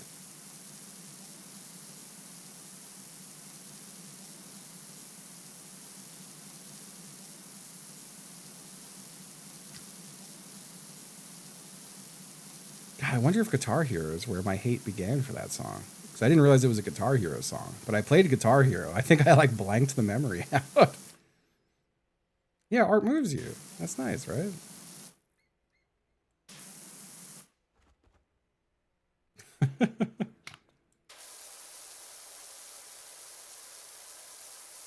To be fair, I've never done like a critical analysis of Mr. Brightside. My gripe with most pop music is it just feels like it's like fucking like it's cotton candy. Like it's just a bunch of sugar. There's no depth. But that's when I start to feel really pretentious and I start to bully myself in my brain.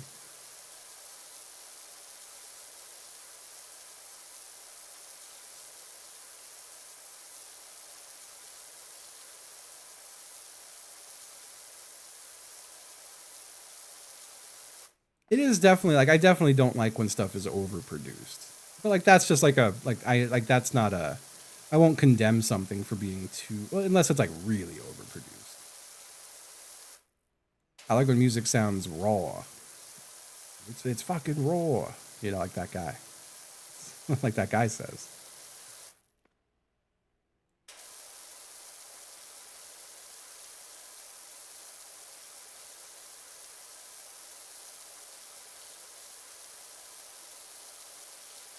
I do enjoy when music makes me feel something. And I feel like that's maybe my gripe with a lot of pop music, is it makes me feel nothing.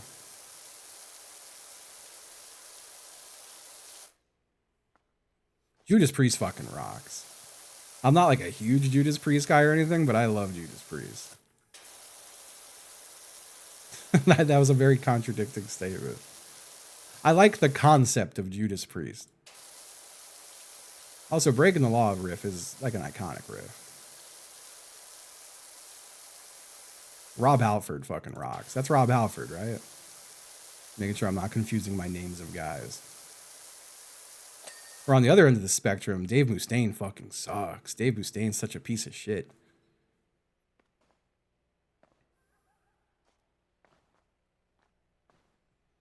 One of the first shows I ever went to was Megadeth, and that bums me out. It was Megadeth and Michael Graves' era The Misfits. Michael Graves is a real interesting one. Like a real corny loser. And I remember when he was on The Daily Show, because Stephen Colbert was making fun of him for being like, punk can be conservative. It was just him getting clowned on The Daily Show for saying that.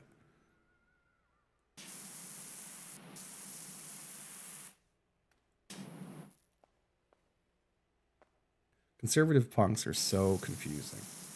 Not entirely, though. I don't know. Like, there's so many like old hardcore guys who are like right wingers who just got like somehow got a very different message from the music. And I think a lot of them are just dumb guys who get tricked easily. Like a lot of the messaging in punk and hardcore is, you know, like you know, fuck the system type stuff.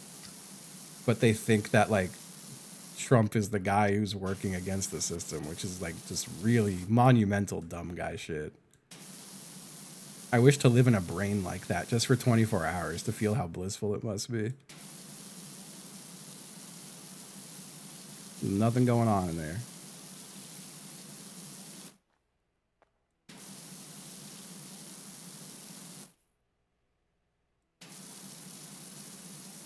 God. Yeah, I do think you get a lot of people who are just in it for the aggression. And like don't really understand the aggression, you know? Like I think the most common thing, like whenever someone's like mocking hardcore music or punk music, they'll just be like, punch you in the face and like stuff like that. Like that's like people's go-to mocking of music like that. Because I think they only see the aggression. And I think that does it for some people, you know? I think for some people that is why they like it. But like they don't like get it.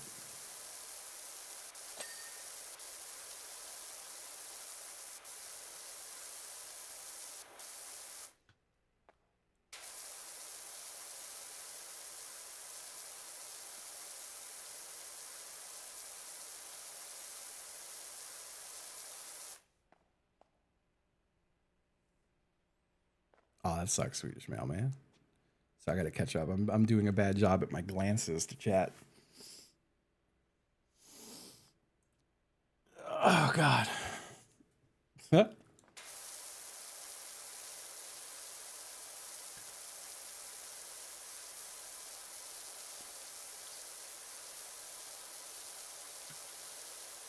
I do think it is funny. I've mentioned before how like when I was a little kid, like a young teen, I'm like, anarchy's cool. And then I got into my 20s and I'm like, that's childish. There's nuance to this stuff. And then as I became like 40, I'm like, anarchy was it. I've come full circle on so many things.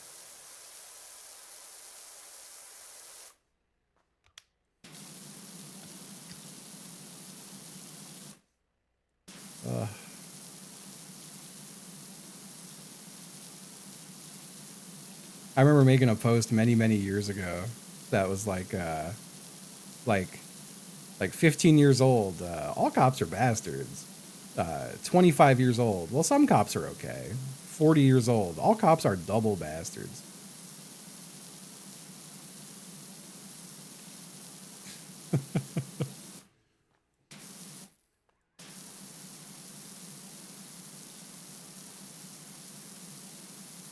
If I'm horseshoeing big time.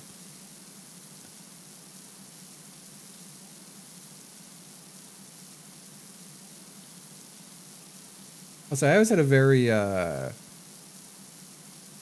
my family's always been very distrusting of police, and I thank them for that upbringing.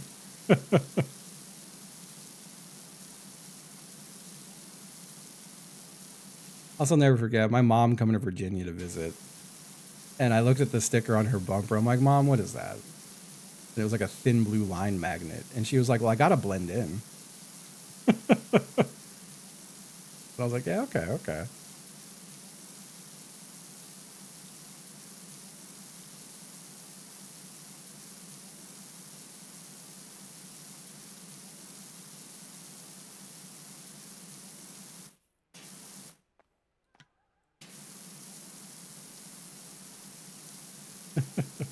Where she lives, I get it.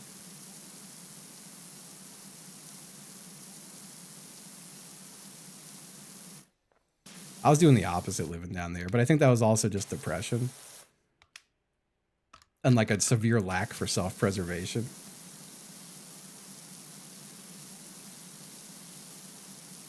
Like there's the part of me that likes the idea of being antagonistic towards the people I dislike. And then there's that part of me that also knows like, yeah, I ruined my life doing that.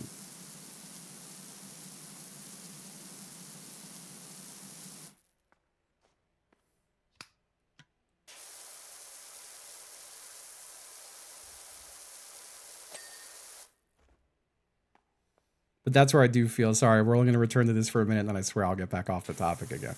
But that is where I feel a little dismal with things. It's like, damn, I've been speaking against this stuff my whole life. I'm cooked.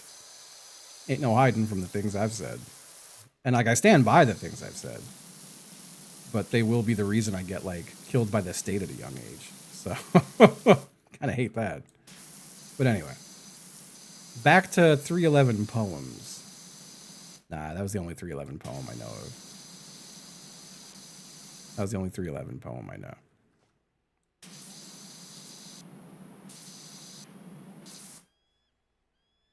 Yeah, it depends where you live, what you drive, what you look like, and all that. Like, I'm 100% constantly mistaken for like a Midwestern lesbian because I drive a Subaru. So I think they see me and they go, "That's a soccer mom." I do also drive very like I don't drive fast or recklessly at all. But I've only been pulled over 3 times in my life, and I do think all of them were bullshit. Genuinely, like first time I ever got pulled over, I was leaving a coffee house. My friend was like the key holder to a coffee house that he was like the manager of. So we would just hang out there until like fucking 4 or 5 a.m. some days. But it was near a bar. I was leaving the coffee house and a bunch of cops pulled me over because they thought I was drunk leaving the bar. But their reasoning was, they were like, you know, you were going the wrong way down a one-way. And I was like, no, I wasn't. That's not, like, there is a one-way over there, but I was already past the one-way part. And the guy immediately, you saying I'm a liar? And I was like, no, just mistaken. Not a liar, just mistaken. And then they made me get out of the car. When I got out of the car, they all had to go like, whoa, big man, big fella, don't beat us up or anything, ha ha ha, and like kind of like pushing me in the arm, like trying to get a reaction. And I just remained calm. And then they were very disappointed when I wasn't drunk.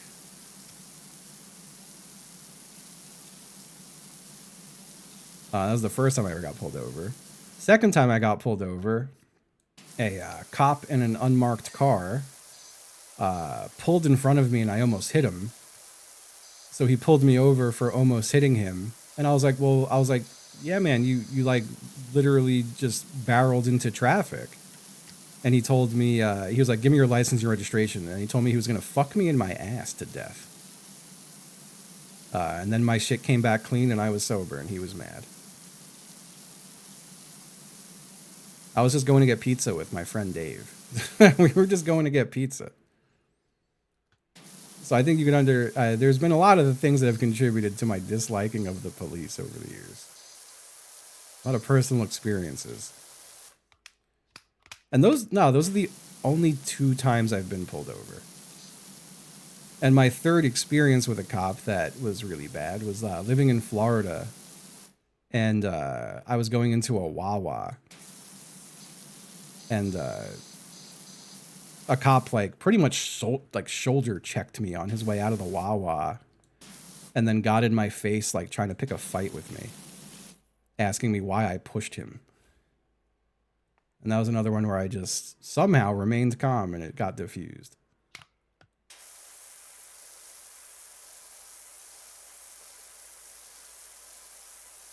That's a thing I have had my whole life, not even just from cops, but just in general, is when you're a very big person, people love to try to get you to start a fight with them because they're like weird little small guys with something to prove.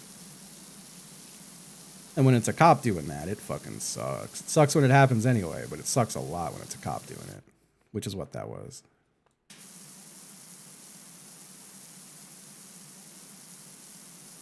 I haven't had to deal with the police yet here in Virginia. I haven't been pulled over or anything like that. What's up, Chris? God, I did have so many just bad cop experiences, though, in New York. Like, a few more that come to mind. I was having a LAN party, and my buddy was like, hey, man, I'm inviting my buddy over. He's a cop in the Bronx. And I was like, man, like, I don't like that. And he's like, no, he's cool. Trust me. And before the guy even like the guy said a slur in his introduction. I was like, God damn it, man. Then I was at a bar that a friend bartended at some years later. I was at a bar and there was also a birthday party happening for a cop. And one of the people, I don't know if it was the girl whose birthday it was or if she was just friends with the cops, but she was like completely slurring her speech and like leaning into my whole body and also just saying a lot of slurs. And like I think she thought I'd think it was like cool.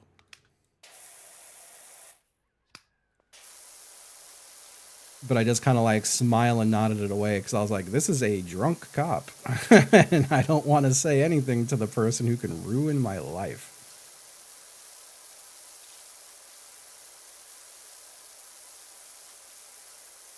Another one that sticks out to mind was when my grandma had someone who rented the basement apartment in her house that we lived upstairs in. And he had a partner come over and trash our property because she was mad at him. And like I remember even then being like, well, what the fuck? This ain't his shit. Like she just fucked all our shit up because he's an asshole. But I went with my mom to the police station. And the first thing we noted upon getting there was that it smelled like a Dunkin' Donuts. And we kind of like laughed about that.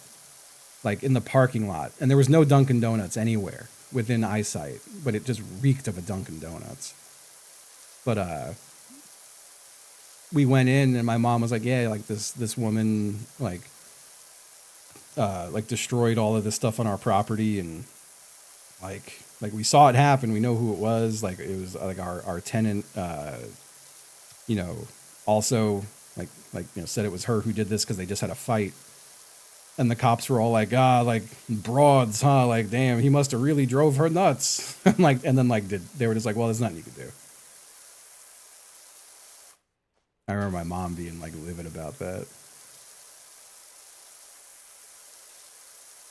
But yeah, I don't have a single positive story about the police. if that hasn't become apparent. I do have one funny story about the police, which also isn't really a positive one. But one of my friends growing up was by all means a bad kid. Like trouble just seemed to follow this kid around.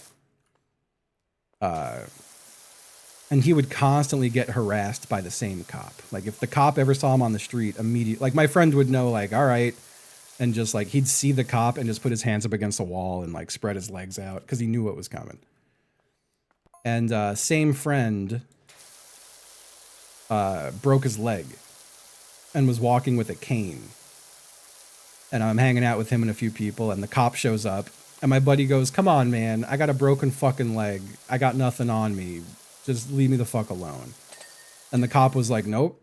And he took his cane and opened it up, and it was a knife cane with weed hidden in it. And I remember being like, come on, man. Like, you can't be doing that.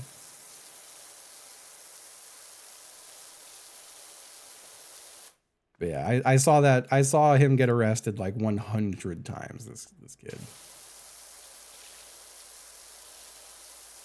Just constantly in trouble.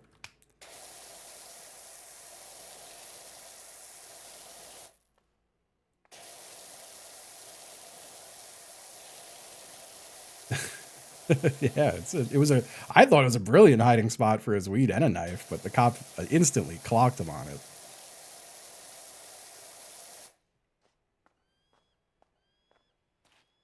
God.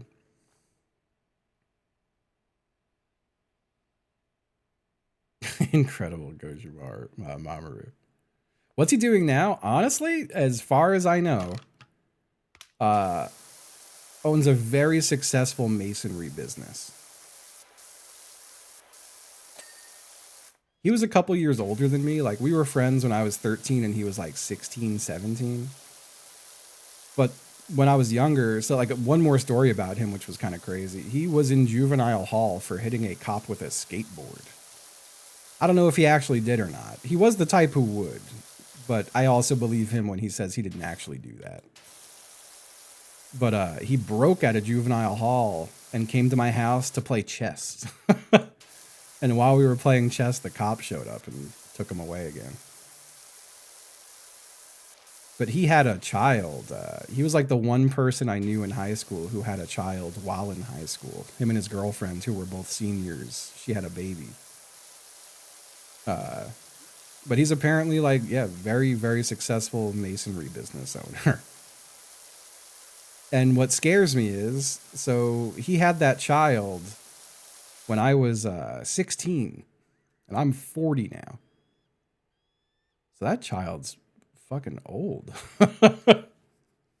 I was 16 when that kid was born. It could be one of you. Any of y'all got a Filipino father who owns a masonry business?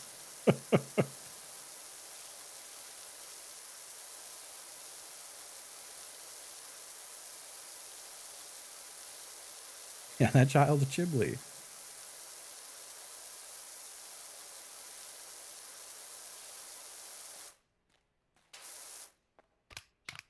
That guy was also instrumental in some of my radicalization. His father died.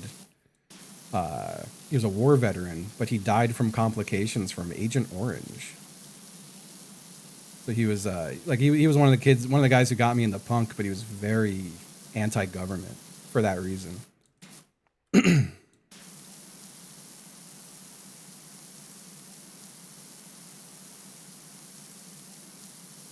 He was one of the like 3 friends I made when I was that age who got me into music. I still talk to one person from that circle. It was my buddy Keith. And Keith got me into like he brought me to my first ska shows. He's the reason I became friends with Jeff and all those guys, because he was friends with all of them. But he was like, he was an older kid who was just like nice to me, even though I was just this weird ass 13-year-old. And we still talk. I don't talk to the other guys. One of them, I think, like, kind of legit became a Nazi. Like, I hate to say it. I strayed from that group, or at least from that guy, pretty early on because of that kind of shit. I will say, I've talked about this before. I do think I was like, I like to think maybe it's just that I had a good head on my shoulders, or maybe I just had other good people in my life who helped steer me away. But like, that was just straight up like some of those, there was definitely a group of Nazis who like didn't call themselves Nazis because it was just irony, but they like shaved heads, red shoelaces, red suspenders, like the full deal. And they were all like, like some of them are 18, some of them are in their 20s, but they were letting me hang out, a 13-year-old, and getting me drunk and shit and making me feel like I was like involved in their little community. And I'm glad I didn't fall down that fucking pipeline. I feel like it could have happened, you know? It could have happened. I'm glad it didn't. But I remember when I first saw American History X being like, huh, some of this feels familiar. Some of this rings pretty true.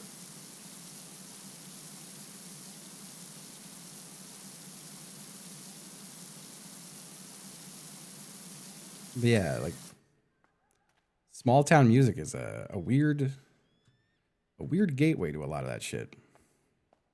And small town, it was New York, but I mean, it was pre-internet, so it was really just local people, like.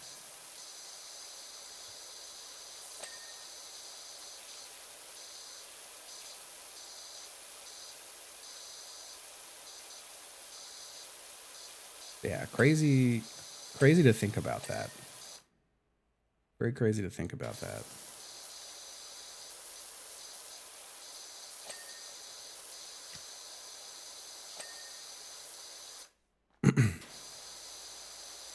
It's weird that I attribute certain styles of music to certain people. Like that guy who I'm thinking about.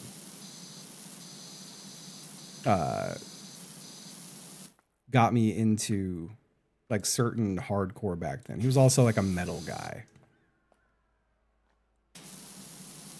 And that's what got me listening to some metal back then. And I think that's also why I'm not really a metal guy now, is I like was so turned off by that guy that I kind of like rejected the stuff that he had gotten me into previously.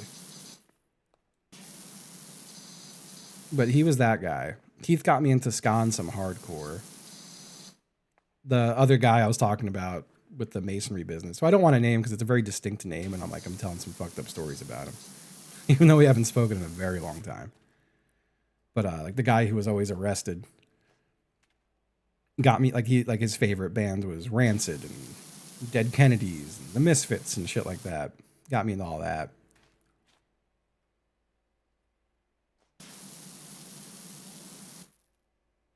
And I had another friend who, like, I really wonder how he's doing. Where it was I don't know. I feel like I don't know how to phrase any of this without sounding like a little weird. So I'm gonna try to just find a way. But he was a very sweet, very funny Pakistani kid. Insanely into metal, and he had to hide it from his extremely conservative family. Like, he wasn't allowed to be friends with us. He wasn't allowed to listen to that music. I witnessed him get a lot of really fucked up hate post 9/11, which was, I think, also like radicalizing for me. And I remember when we were friends, like, he was always like, man, he's like, I just don't want to. He was like, I don't like any of the culture with my family, and how he's like, I just don't agree with it. I don't subscribe to it. Like, and I remember him expressing that he just wanted to make sure he didn't wind up like his parents. And then we lost touch for a long time. And then I found him on Facebook, and I was like, I wonder how he's doing. And he was living back in Pakistan, and like, in photos with his family, and a lot of his postings were very conservative. And I was like, oh man, like, you used to talk about how you didn't want this to be what happened to you. But again, like, I don't feel like I know enough, and you know, it's just what's publicly facing on Facebook, so who knows. But I remember being bummed out about that.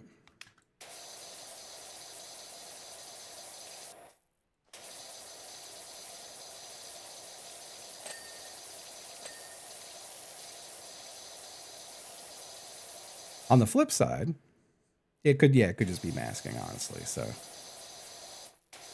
but yeah, the flip side of that, I remember also on Facebook back then when I was still on it. It was probably like 2015-ish, maybe, is when I was like searching all this shit out. I deleted Facebook when the Cambridge Analytica,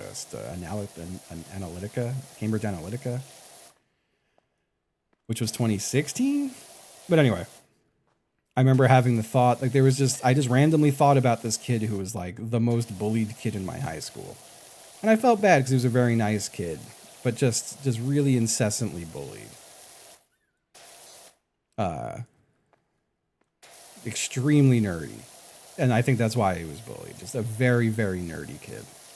I was like, I wonder how he's doing. And when I searched him up, there were wedding photos where him and his wife were both cosplaying. And he had the big, like, cloud sword and stuff. And I was like, aw, he was fine. High school was rough, but he found what made him happy. I felt good about that.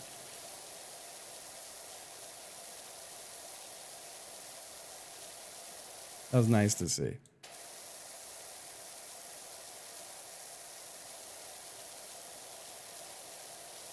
I don't really know what happened to other people I went to high school with. Like, I don't know. I had a weird high school experience. The mega TLDR on it is that when I went to high school, I had really fucked up anxiety and like a fucked up home life. So a lot of things contributed to me just not doing schoolwork and missing lots of school and cutting class because I didn't want to be in a classroom that was making me feel like I was going to be killed. Like, it was real strong anxiety. So I got kicked out.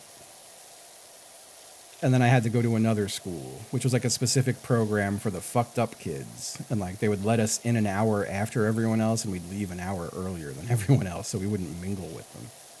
But it was still in a normal high school, so we were all just like targets for insane bullying.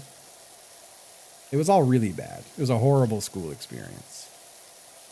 But that is just to say that, like, I just didn't really have a lot of friends. I really kept to myself. All my friends were through like the music scene and shit like that. I would go to shows and stuff, and that's where all my friends would be.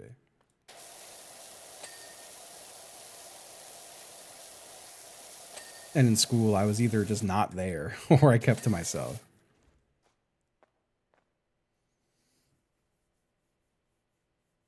The guy, I really wonder what happened to that guy.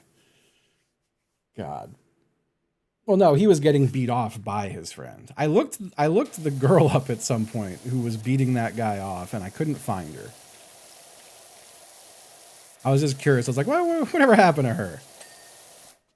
She was if you ever heard me tell the story about how a girl in my school, and this was like while we were all like 16 and 17, would like lie to us that she was actually a vampire hunter and hunting vampires at night. And we're all like, yeah, that's not real. And she was like, no, it is. You're just not believers. She was the one jacking that guy off. What if it wasn't a lie? Maybe it wasn't. Maybe she was legit. You always thought it was about two guys. No, it was the guy, if you want to get a mental image, frosted tips, bead necklace, like, you know, like the little metal beads, like a bead choker, frosted tips, spiky hair, frosted tips. Like, he looked like he was in Sum 41.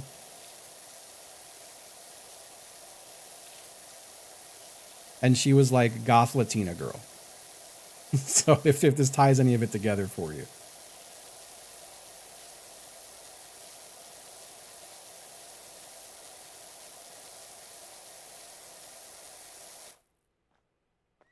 I haven't seen a vampire around, so Buffy and Spike, legit.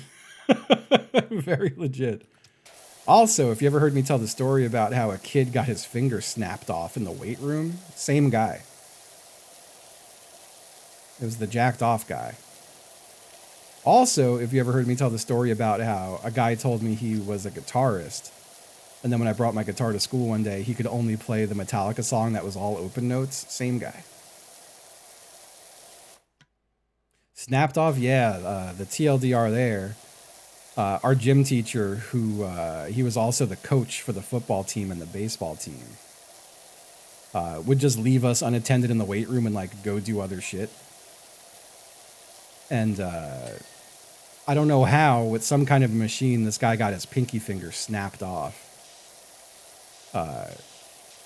And then me and my friend Scott, who were like the only two like nerdy guys, got approached by like the entire varsity football team threatening to beat the shit out of us if we ratted and said that the teacher wasn't in the classroom because they didn't want him to lose his job.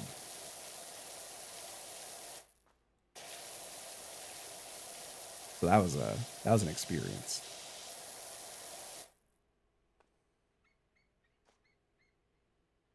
Oh, that's brutal. But yeah, unattended in the weight room. He would also let us, like, we didn't have to do weight room stuff. Like, we would, like, I would just listen to music or talk to my friend or play hacky sack because I was really cool. I was a really cool guy playing hacky sack. Hope none of them are watching this. Oh, man, what if they get me now?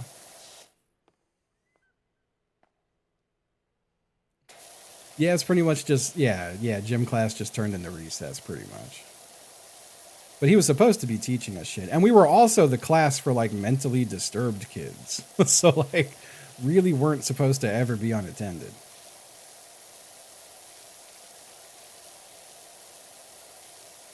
Yeah, I haven't talked to, like, anyone from that school program since then. I know one of them follows me on Instagram, but we just haven't spoken. And I also think he's kind of a right-winger. And then there was another guy who I felt bad. I ran into him at a Best Buy when I was like in my 20s. And he came up to me and he was like, "Yo, Justin, what's up, man?" And like, to be fair, like I really could not remember who he was. And then he was like clearly upset by this and like walked away. And then I remember like 20 minutes later being like, "Oh my God, that's that guy." And I like had wished I could like find him in the store and be like, "Oh fuck, I'm so sorry, man. I remember you." Where he was like a nice enough guy. Like he wasn't a shithead or anything. But we weren't friends. What else? I had a juggalo. The first juggalo I ever met was in that program. And he would lie about how he'd kill people and stuff. Like he was pretty much just taking ICP lyrics and saying it was actual stuff he's done. But I remember what made me mad about him, which really says a lot about me. Like what drives me nuts more than anything are when people confidently say they know how to do a thing when they don't. It's like, just say you don't. But I remember him saying that because like my whole thing, I was doing freelance computer repair at the time. That's how I made any amount of money. And I would fix computers for other students or like their teachers and shit. Like I was just the computer guy in the school. And I remember him being like, "Yeah, man, I do that too." And then someone brought a computer in to be fixed, and they brought it to him instead of me. Sorry, I usually mute to do that. And I think they were just trying to like throw him a bone because I was the one who fixed everything. And he proceeded to completely break that computer. Like clearly had no idea what he was doing. And I remember from that moment on, I was like, I think this guy's full of shit. It wasn't the talking about like murdering people or being a secret meth dealer or anything like that. It was the not realizing how you seed a processor right. And I was like, this motherfucker, I think this motherfucker's a liar.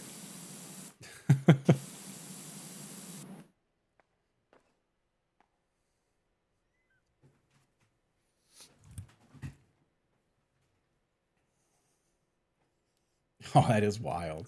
I can imagine that being real wild. God, who else? There weren't a lot of people in my program. Like there were maybe like 15 people in it. And we were in our own little like janitor's closet turned into a locker room. It was a weird experience. I'm sure there's people here who have never heard me talk about it. Another fun fact with it, it was run by a psychologist who we would just call Doc.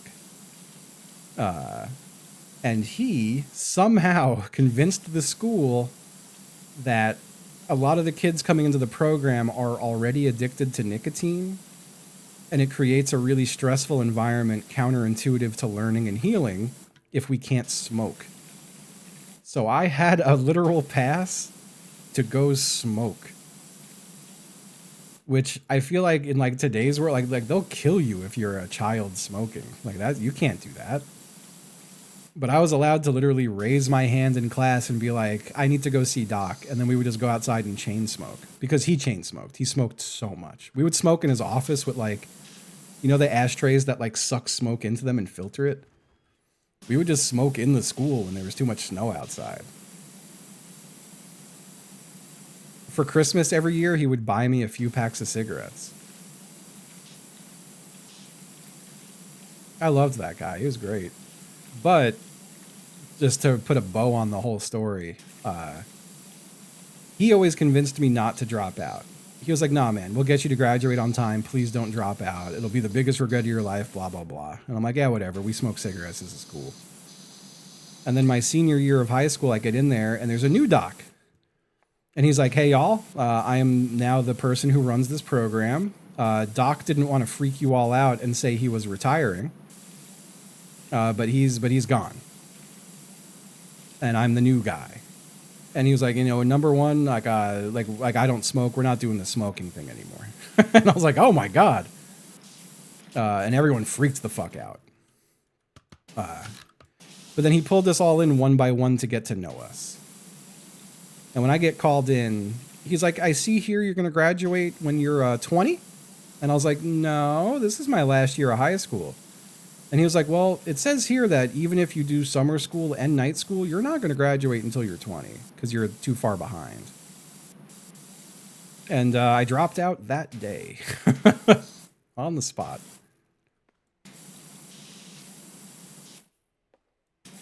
Yeah, that was my first and last day of senior year of high school. And I remember when I dropped out, they told my mom, they were like, well, he doesn't have to come with you, but bring him with you because a lot of students will see what they're missing and decide they actually want to stay. Meanwhile, I was fucking like skipping and dancing through the hallways being like, I never got to come back here. Fuck all y'all. I hate all you motherfuckers. I'm so happy to leave. Did not work the way he thought it would.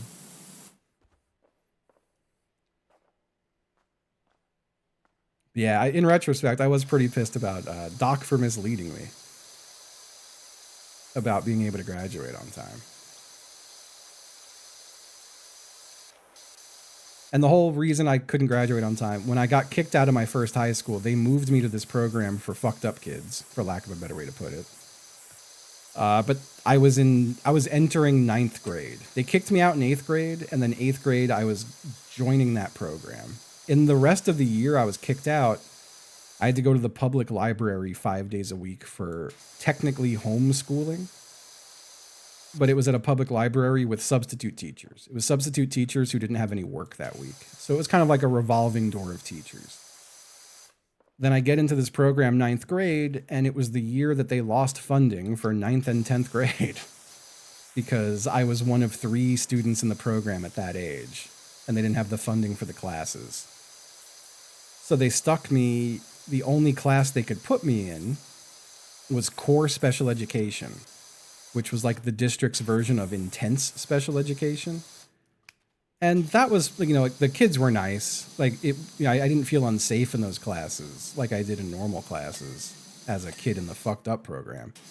But it was really, really, really slow classes. And most of the time I was helping with the other kids. Like I just turned into like a teacher's aide more than anything. But between the year of homeschooling in the library and the year of core special education, I didn't have enough credits to graduate. And they knew that, and they didn't tell me until my senior year. And that really, really pissed me off. Yeah, none of it counted for shit. I was made to go to school and deal with all this bullshit, and it was doing nothing for me.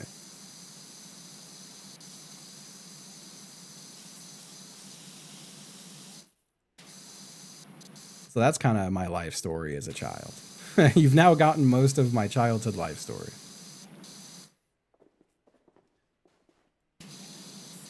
Yeah, that shit sucked.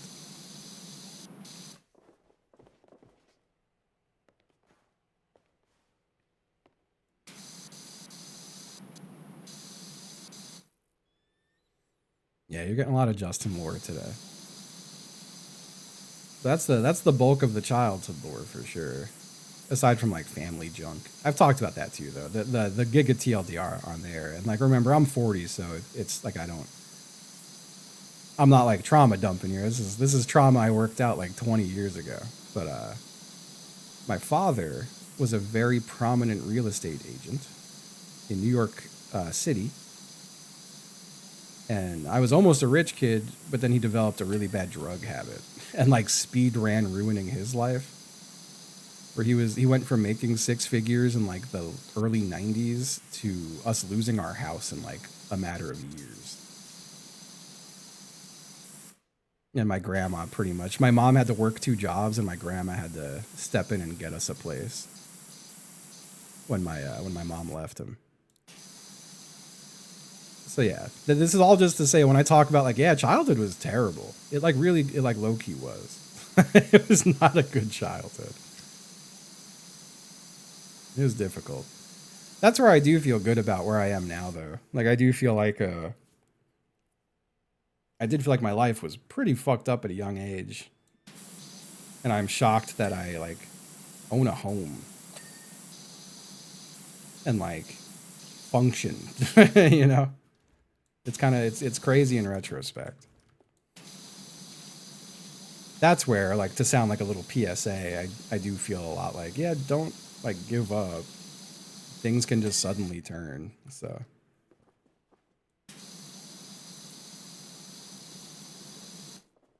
I wish I could shake the youth and say it might get better.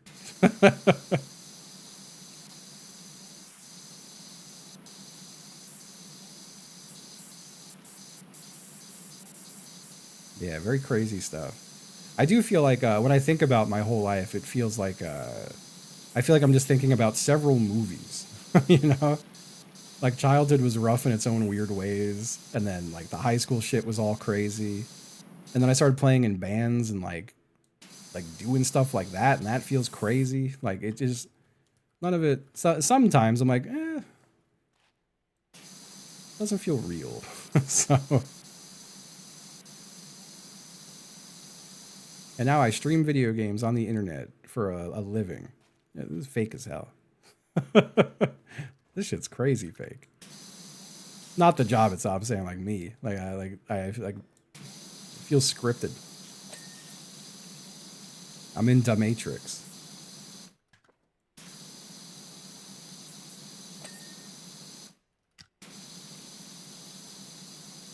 Yeah, that's pretty much that's my Justin lore dump.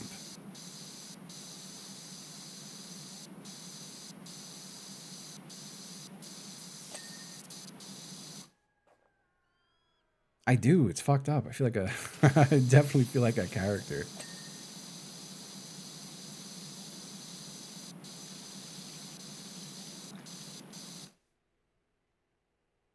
I guess so, yeah. Like some of it definitely is a little bit. I don't know. It's if suddenly I got pulled out of the goop and it was like you're in the Matrix and that was all a like a program, I'd be like, I knew it. I knew it. I was living in the goop.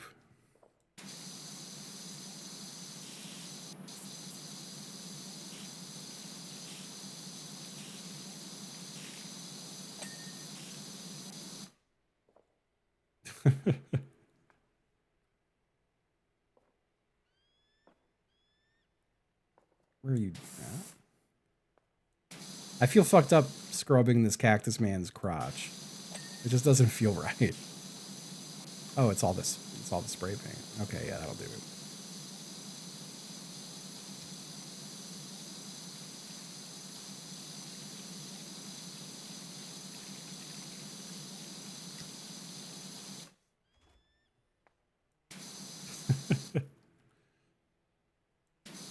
Just leave it dirty.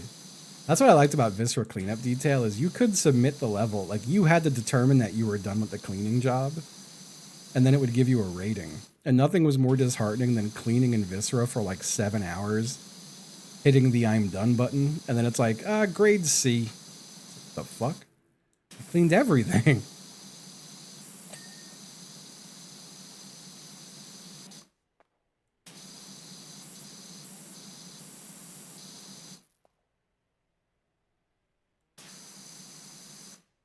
Okay.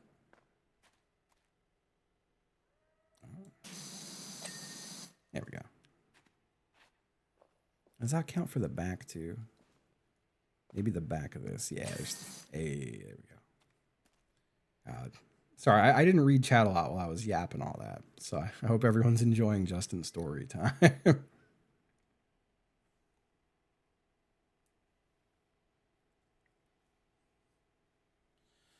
fuck, it's already 1:15. I still got to figure out if I'm going out tonight. And by tonight, I mean, I'm supposed to be somewhere at 4 p.m. today. And I both do and don't want to go. I've been trying to push myself to go out a little bit more, just to be more social. But I also just don't feel wonderful. Where you going? A friend of mine who owns a business. They're closed on Sundays, but he sometimes just has people over on a Sunday to like shoot the shit, do board games and stuff. And I've gone before and I've had a nice time.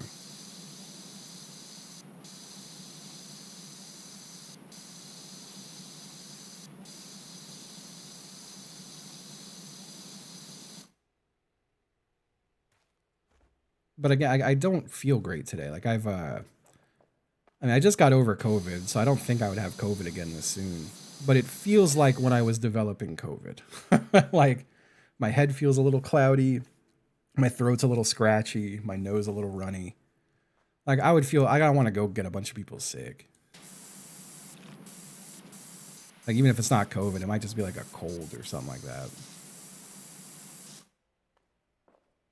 Yeah, it's hard to meet people. It gets harder to meet people the older you get. I feel like I struggle too, where like anytime I talk to other folks my age about meeting people, they're like, well, go to bars. I'm like, well, what would you do if you don't like bars? And they're like, I don't know. 'Cause I'm not really a bar guy. I'm also 3 months sober still right now. Roughly 3 months. I want to say, I don't know, because some months got 31 days and some got others. No, I'm in Richmond, Virginia. I'm in the United States. The birthplace of the Confederacy, as it were.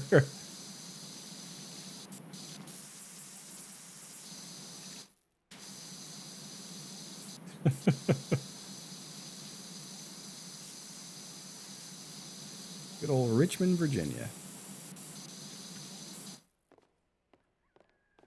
Yeah, I'm just not a big bar guy. That's right, but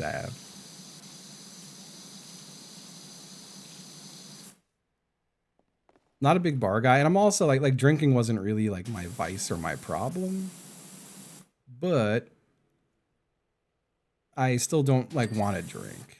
I'm like I know me, and now that I'm completely sober off of smoking like an obscene amount of weed every day, if I start having a few drinks here and there, I'll be like, oh, I kind of like this, and then before I know it, I'll have a drinking problem. So I've just told myself no alcohol. I'm just gonna try to. I did like all of my 30s not sober, so I'm gonna do all of my 40s sober.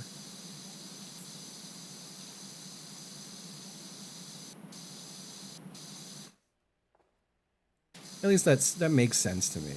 And I hate feeling like, well, I could have a few drinks, but I don't want to like open that door. I don't know. It feels like taking a risk. I don't want to take that risk.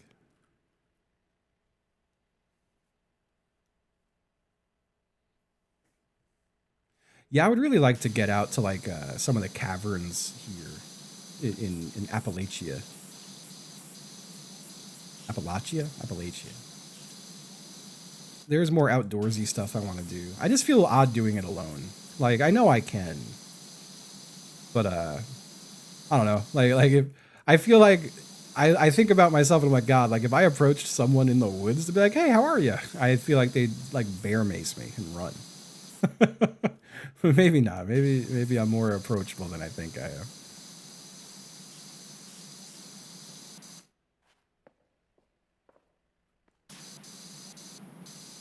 I have been making more friends though. I've been trying.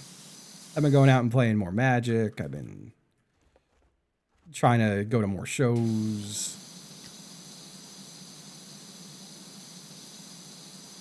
I also don't realize how fast my like social battery just fucking drains. Like anytime I'm like, ooh, I'm gonna go out for a bit tonight, within a few hours I'm like, I'm gonna pass out. I'm so fucking tired. And then I don't want to like talk to anyone for a few days.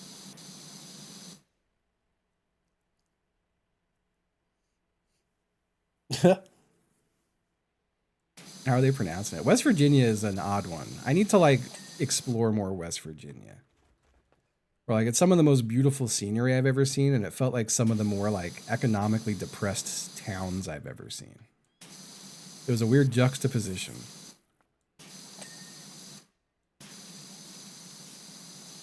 But I also was only driving through.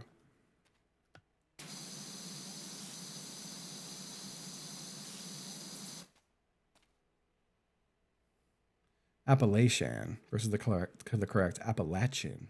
Appalachian, that's right. I've heard that. I've heard that before.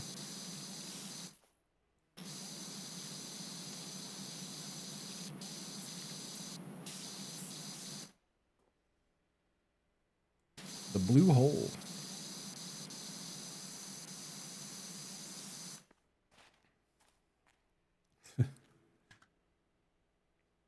Yeah, I gotta go meet my mountain mama.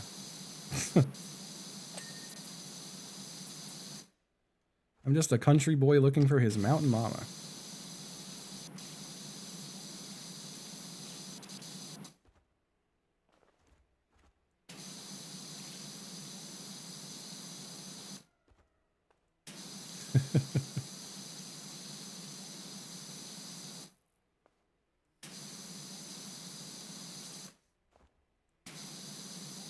This has been a long fucking cleanup job.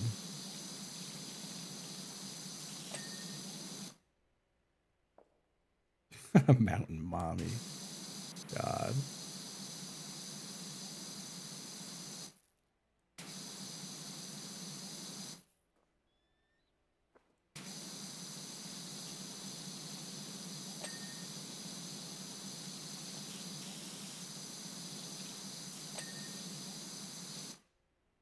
Yeah, like most people probably do. I kind of like oscillate back and forth between like I gotta go out and do more stuff, and I'm really tired.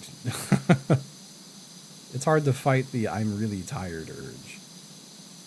Like I woke up today really tired, and it has not gone away. The Hoochie Holler. Incredible.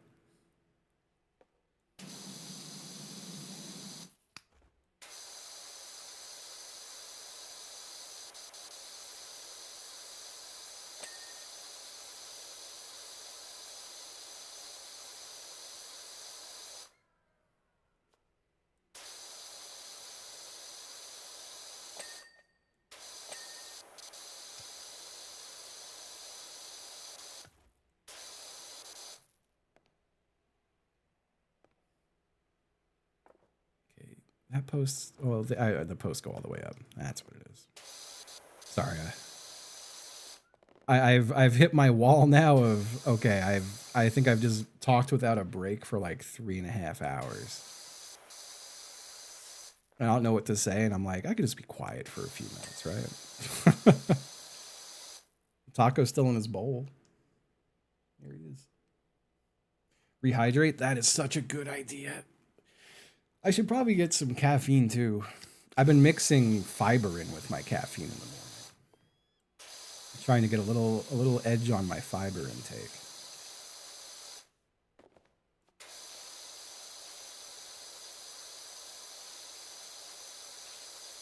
And I didn't do my caffeine or fiber this morning.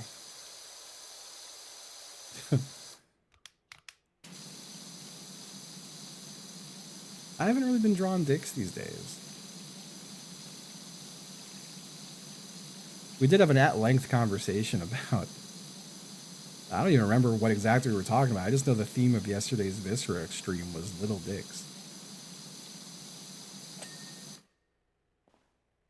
So they're not fully gone.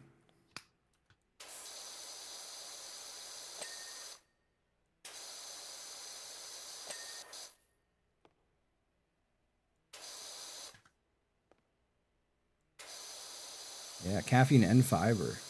Together at last. I did take all my pills today, which include a comically large fish oil pill.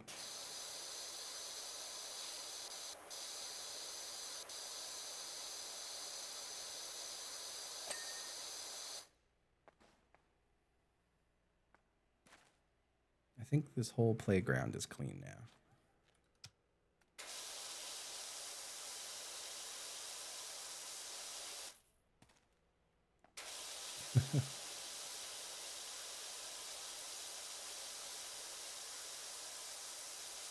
I think I gotta I don't know, maybe I should go to a doctor because I feel like, and sorry, this is just the Justin Gets Real Personal stream now too.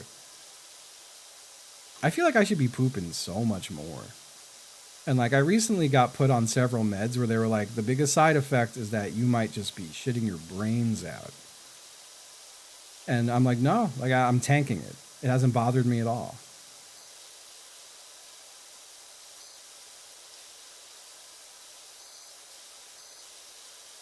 I take so much caffeine.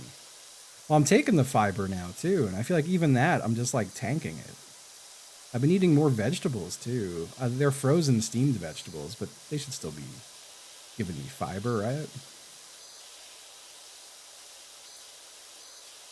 I did fuck up yesterday with my diet.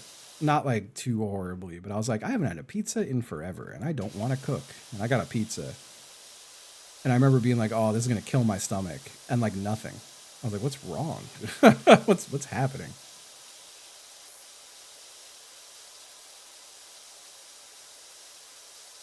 I have no idea on how much fiber I'm getting a day. I got to get back to my tracking calories because that would tell me.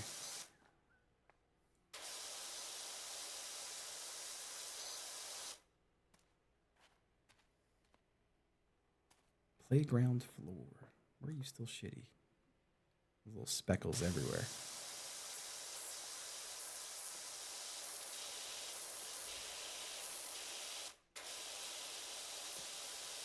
I like how this game has a function where you could tap right click to keep the stream going. But I opt to hold down the left mouse the whole fucking time I'm playing. There we go. Okay. 80%. I still haven't really found pizza I like a lot in the area. Like, I do think the best pizza I've had was probably, where was it? It might have been Zorch for 8.5. And like both were pretty good. I feel like I'm permanently like pizza snobbed out though from growing up in New York. It's hard to find a slice that compares to anything I would get in New York.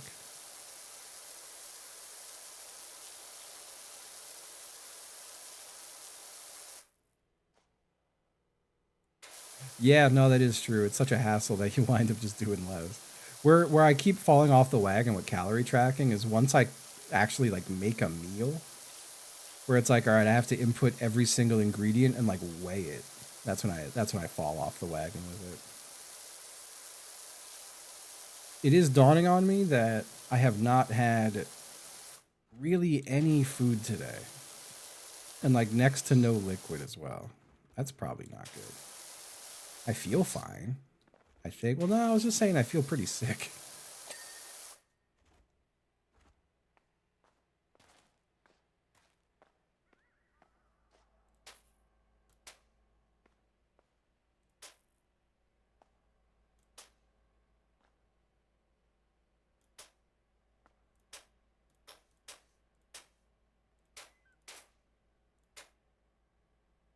It's fucking perfect. It's as perfect as I get.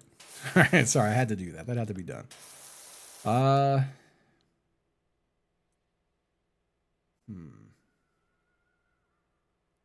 Let's go to the kitchen for a minute. Let's take a quick kitchen detour. Oh, okay. Let's finish this dang thing, huh?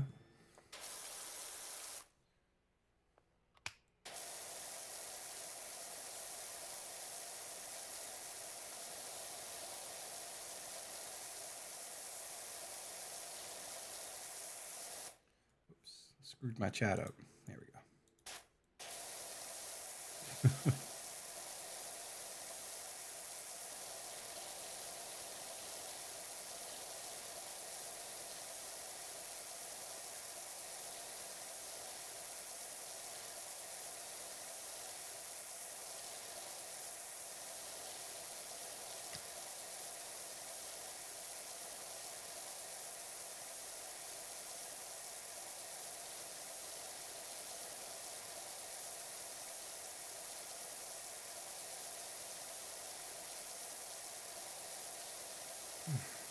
I don't know what to talk about now.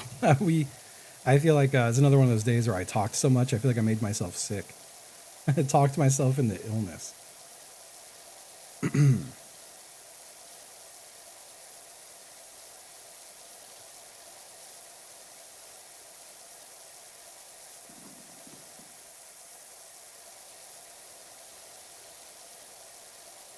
The soaps essentially just make the game go faster, which is why I'm very anti-soap.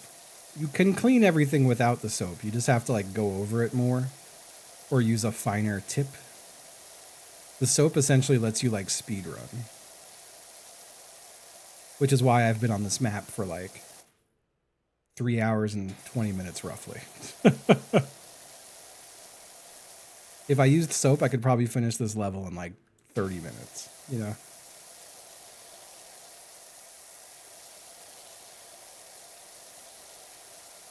What's up? Oh, Taco. He brought a toy.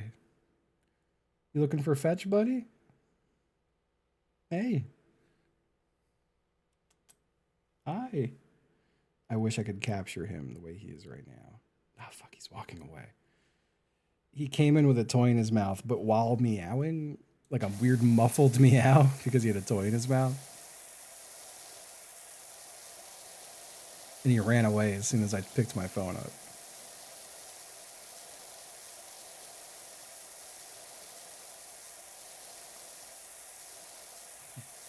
Now he loves the ball lately. He was fetching other toys exclusively, but now he just likes fetching the ball. And I think it's because when he bats it, it goes flying. Doesn't get stuck. How Boba's going with him. I still gotta figure out, I feel like a poltergeist came into my house today. I had a huge bin full of kitchen accessories go crashing down in my living room. And both cats were eating in the dining room, and I was in the laundry room, so I don't know how it happened. It wasn't hanging on the edge or anything. The shit just went flying.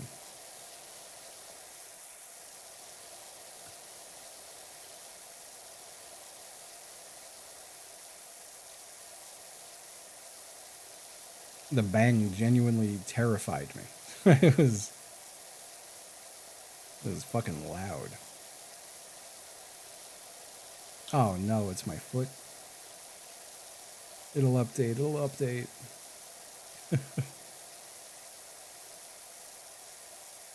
My big ass feet.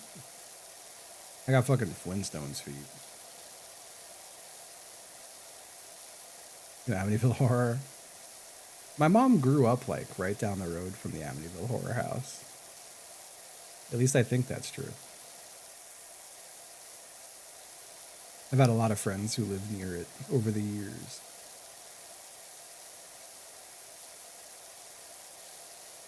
Gets a lot of action on Halloween, that place.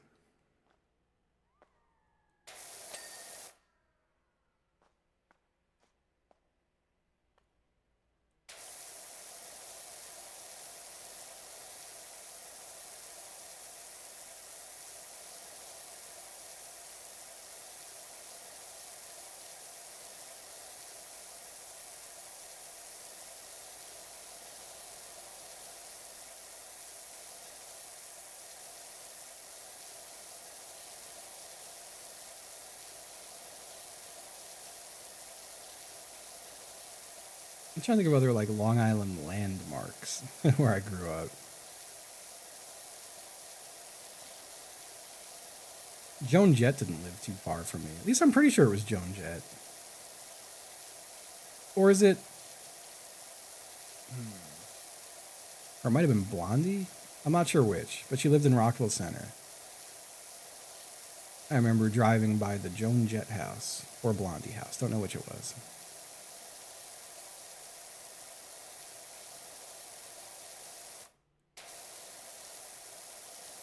Word. I remember watching Action Bronson's Fuck That's Delicious, and he was at my favorite pizza place on Long Island, which was in the town I grew up in, which was Umberto's. King Umberto's. He helped move Billy Joel's car. God, this is my favorite story that's not mine. And it has a visual element. I'm going to go find it really quickly. Hang tight. Give me a second.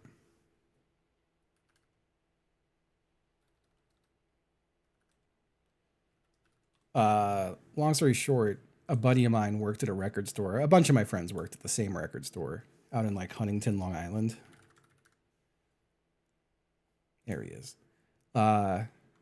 And for some reason, like I think Billy Joel had just like done something fucked up. Like maybe he got a DUI or something like that. He did something that he was in the news. And for some reason they came into the record store to get like little interview snippets from people.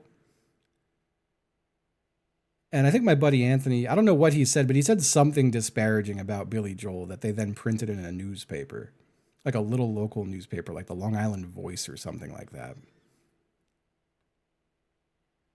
Surely he has a picture of this on his Instagram.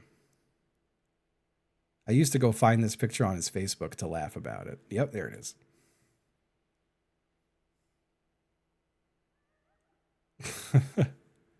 And Billy Joel came in, and my friend wasn't there working. He was not there, but my other friend Sean was, and Billy Joel came in and went, "Where's Anthony?" And Sean goes, "He's not here today." And then Billy Joel grabbed a piece of paper and did this.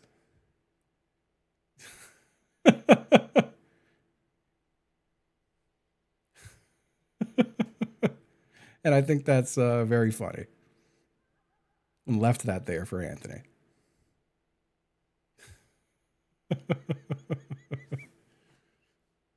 God. Yeah, that simply rocks.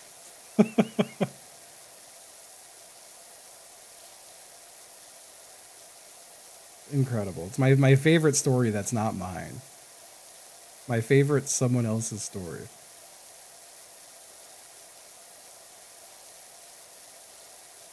Oh, no shit. Maddie Matheson seems cool.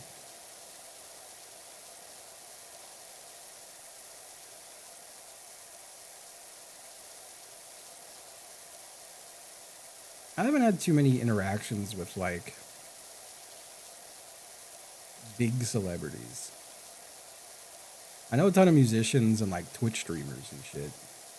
It's crazy to consider that I think, like, some of the streamers I know are, like, more of celebrities than most celebrities these days. That's kind of crazy.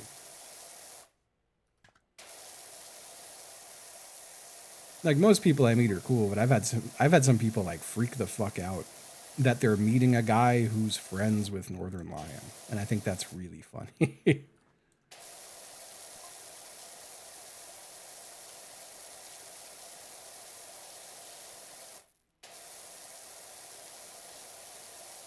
That's just funny.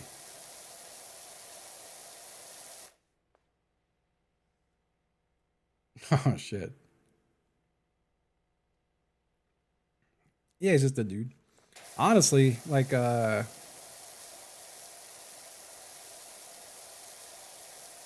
it feels like all of the really big streamers are kind of horrible, but Ryan is just like a dude.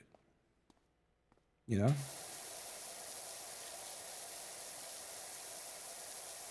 Yeah, right, Candle.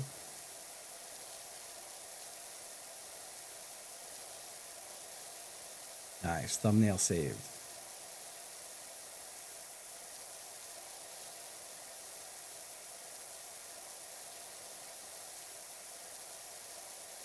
Again, I don't like to like. I don't want to like name names just for the sake of. I would hate this to be like a clip they farm. But man, the guy who is currently getting the floodgates opened on what a piece of shit they are. I'm shocked that guy got as many passes as he did. And I'm sure now he's just going to make like the right winger pivot and make like even more money, which is so disheartening to see. I've always hated that motherfucker. He's always been a piece of shit. It just turns out he's an even bigger piece of shit than anyone thought. Yeah, I have no fucking clue, Maradary. Again, without naming names, I know one person who went on that guy's stream once. And afterwards I was like, come on, man, what are you doing? And they were just like, I don't know anything about the guy. And I was like, ah, fuck. Well, I wish I could have warned you ahead of time.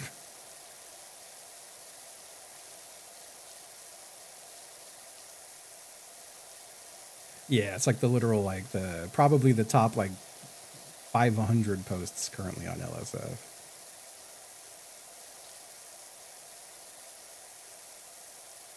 But I've had many streamers who I've met over the years where as soon as they work with that guy, I unfollow them on everything because I'm like, I know what kind of person you are.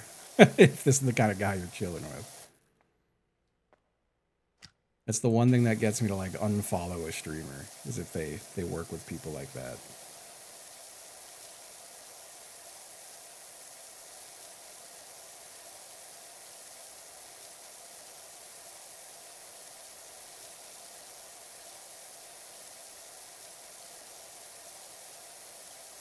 Yeah, that is one thing. As the older I get, the more just absolutely like bitter I become about the streaming scene and my colleagues. Like, I always repeat when I talk about this stuff that I feel like anything I've achieved on Twitch is kind of in spite of Twitch and streaming, and not thanks to it.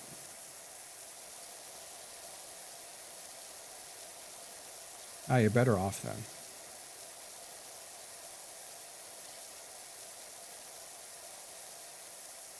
I've seen people for the last like several years try to rehabilitate that guy's image, and it has made me skeptical of pretty much any big streamer.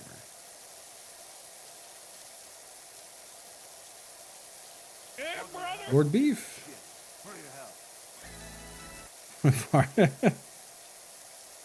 Happy 14 months. Thank you. Thank you. I do think it is kind of funny. And I don't know how to, the thing is, I don't know how to say any of this stuff without like saying names. Just please don't feed the drama mill with any of this. That's all that's my big request.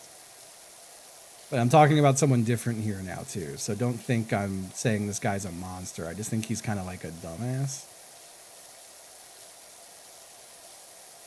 But someone whose name rhymes with Bug Twig, I'll say Bug Twig. Man, they are just on like a taking an L tour right now. Just all timer taking L's at the moment. It's insane. Like, went after Hassan and then immediately like kind of walked it back because everyone was really mad at him.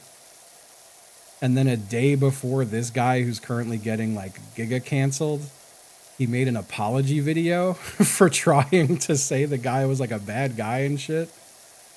Oh my lord. Just the timing. The incredible timing of it all. Oh, sorry, the ads are getting them. I didn't hit the ads. They happened on their own. It's 90 seconds of ads every 30 minutes.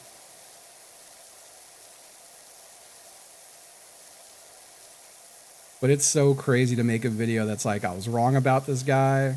I'm so sorry for the things I said.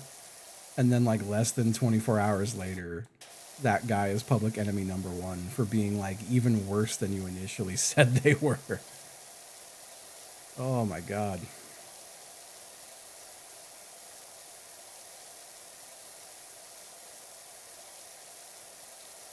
Yeah, no, that's fair. Although I feel like, fuck, I mean, I've been a streaming for a long time, so I've always been privy to just kind of a bottomless pit of drama. Honestly, my avoiding it is and like, I don't know, maybe this sucks a bit, but I drop people very quickly.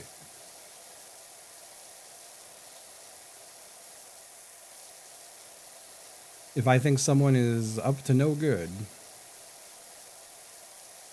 I will stop talking to them very, very, very quickly.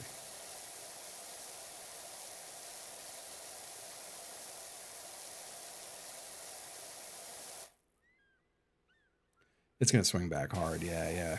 Absolutely. Hey, Anonymous. Enjoy your Madrinas. Oh, fuck. AMV nights tonight? I love that. I didn't submit an AMV. I couldn't think of a good Halloween-themed AMV.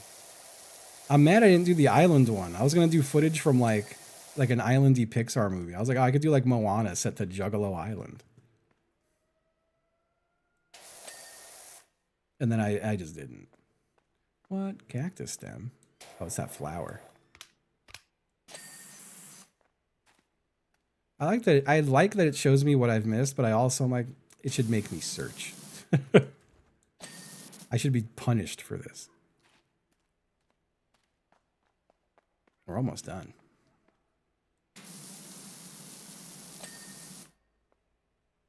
iStore? Both iStores.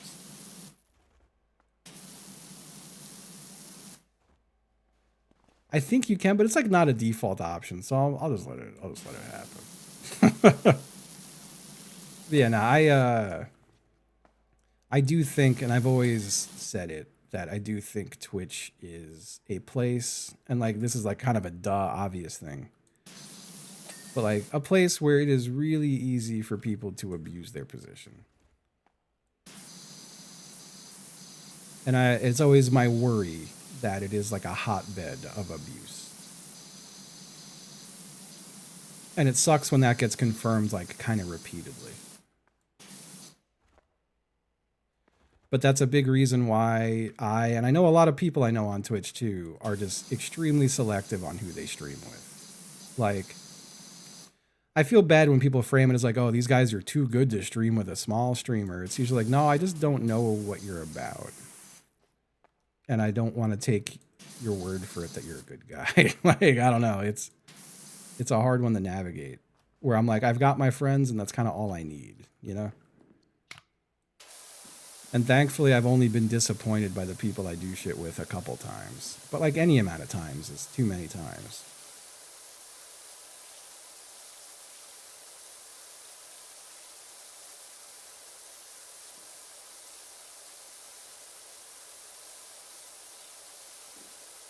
But that's like,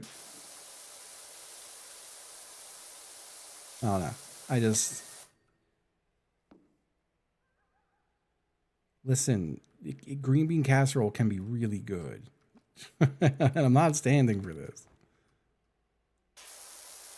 I make a crazy good green bean casserole. Yeah, I've had a handful of people over the years who I just stopped working with after learning things about them.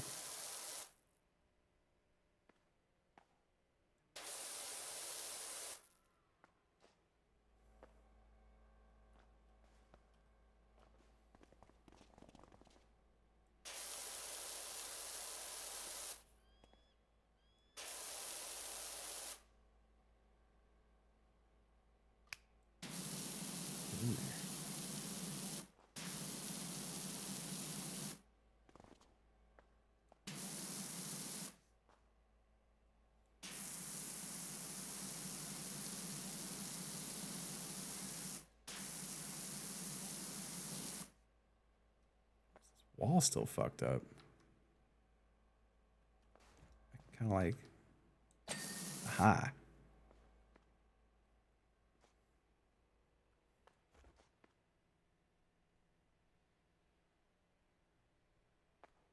The door? The handle. Mm-hmm. The cactus. The slide guard. I see.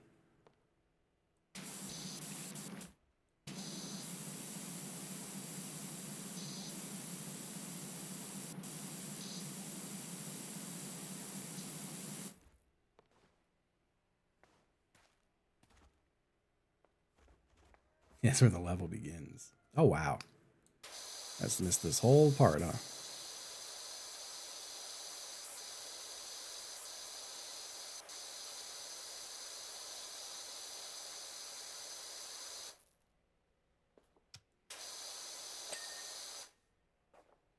Okay. What else? Still the fucking slide guard. Okay. A bench seat. Yep, prosate, yep. And the frame, fuck. Really blew it on this bench.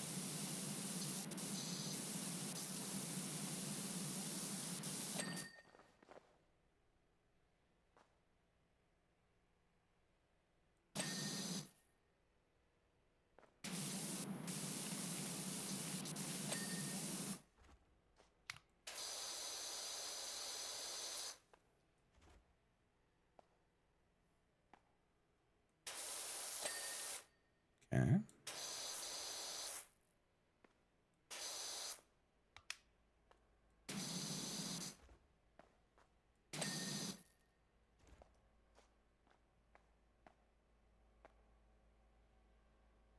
Ah, the dispenser.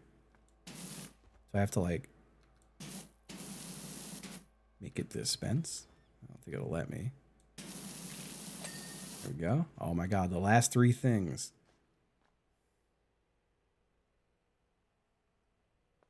The wall itself.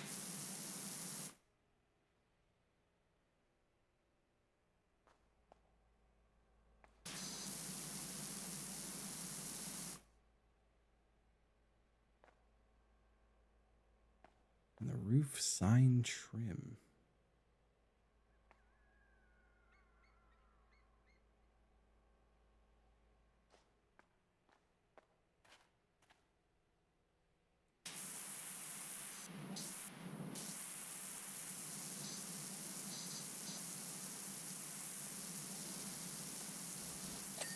There we go.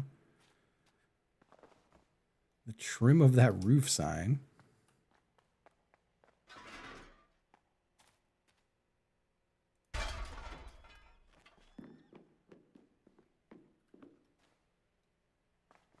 Oh. And the playground tower grab rail. My goodness. We made it. I wish that the time lapse is like always the same length of time no matter what, so it just plays insanely fast motion if you took a long time.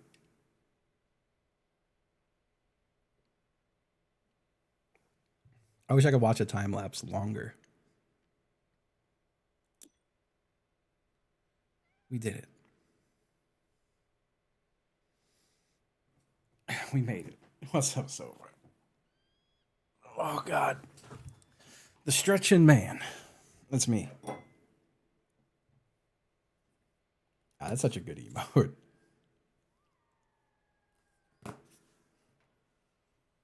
Ah, what to do? I could clean like a little bit more. It's $100. It'll take me 5 minutes. Take me 5 minutes. Drinking a beer and gazing approvingly at a job well done simulator. I'm doing okay. I feel like I've been yapping way too much this stream, and it's like, it's made me tired. Like, other than that, I'm doing all right. I'm chilling. Doing not so bad. I'm supposed to go out in about, I'd have to leave my house in about an hour. But I just don't feel great. Like, I don't feel completely sick, but I'm just so worn down feeling today. I gotta go to tomorrow I got a busy day. I gotta go to my trainer, and I'm getting my windshield replaced. That's a big day right there. Hey, that's a good point, Dave. I didn't think about that.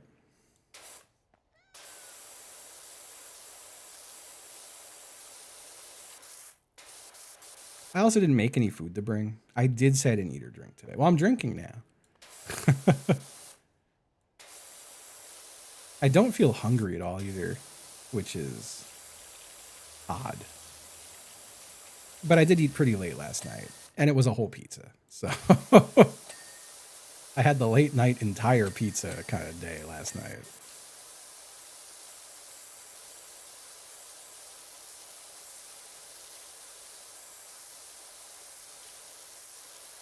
A misguided decision, but a delicious decision. Got Wi-Fi and cats. What more do you need?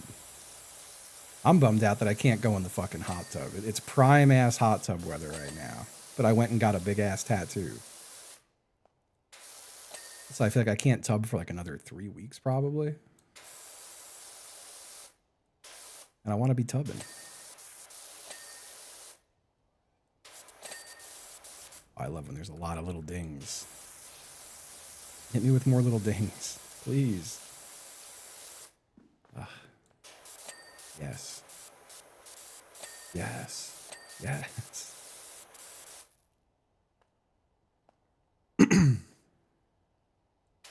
So I don't know how I would get not my leg in the tub.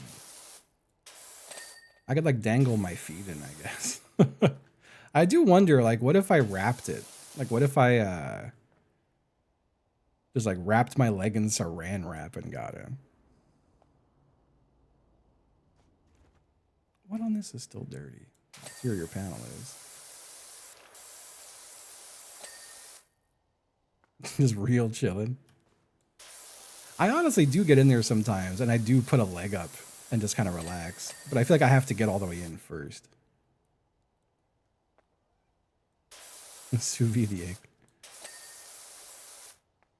I will say it is just line work. I just don't want to risk the lines getting fucked up. Like I would hate for the tattoo to like look weird because it's like, well, I just had to go sit in a hot tub. But I don't know if that's what would happen. I do know you're supposed to not like soak it. Like you're supposed to keep it from getting like completely wet.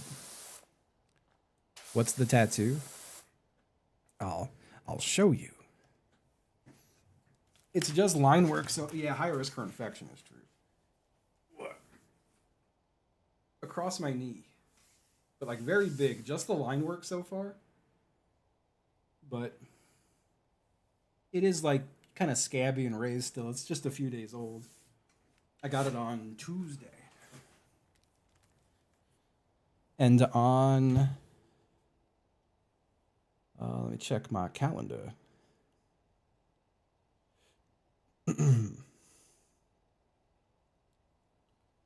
And on November 14th? No. Sorry, I'm really bad at phone. Is it November 7th? No. The 20th? No. The 1st? Oh no, did I not save it into my phone? I thought I did. I have nothing else in November. November 3rd? Fuck. Oh no. I don't know when this tattoo gets finished. But it's none of the things in my calendar for November. I could have sworn I hit save on it. The 20th in my calendar is a psych appointment. The 14th in my calendar is a therapy appointment. The 7th in my calendar is a haircut. The 1st in my calendar says, it says, chat uses normal emotes to make end of year thing look cool. I hope this makes sense next year. Which I asked chat, I was like, what the fuck does this mean? And we decided it means, you know how at the end of the year they show like your most used emotes this year? And I think that means I was supposed to have it be like all the HCJ normal guys. Yeah. And then I have a meeting on the 3rd, and that's everything in my calendar. How did I fuck that up?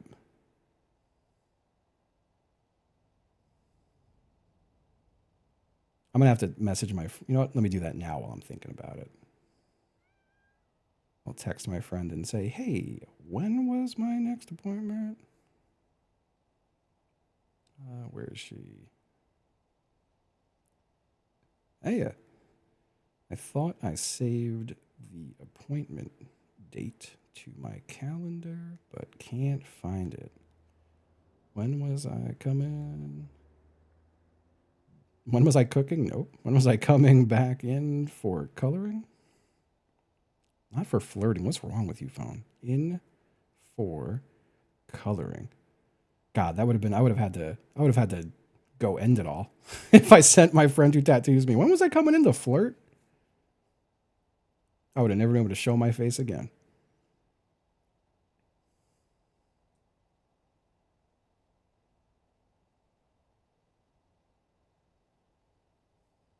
All right, cool. Oh, fuck. I haven't looked at my texts all day. 8 days left to pick up a prescription. Safe Light saying, your appointment's tomorrow. And my mom texting me that the guy I was talking about earlier, his kids are 23 and 25. That's crazy. That is crazy. Oh, there's a lot of cats in the game. It's very nice. These are my cats. They're at my office with me. But they also come with me to the job sites.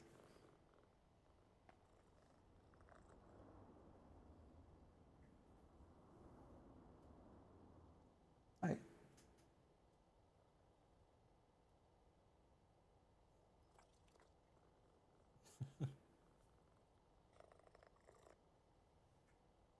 There he is. There's the guy. The guy named Boba.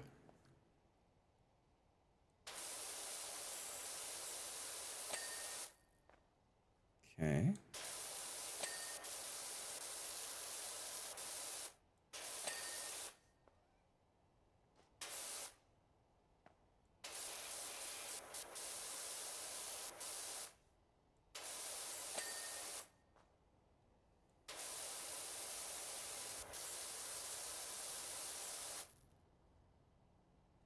Armrest still dirty. Mr. Boba. The one and only. That's a lie. There's at least 2 Bobas in my life. Shout out to Boba, the human. Console control.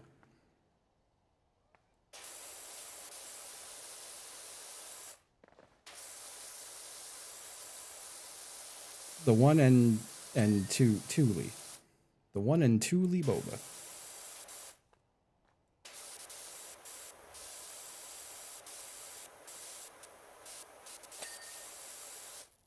Wing mirror. Oh. Has a quick little job. I wonder if there's an extended part where I'm just standing still. No.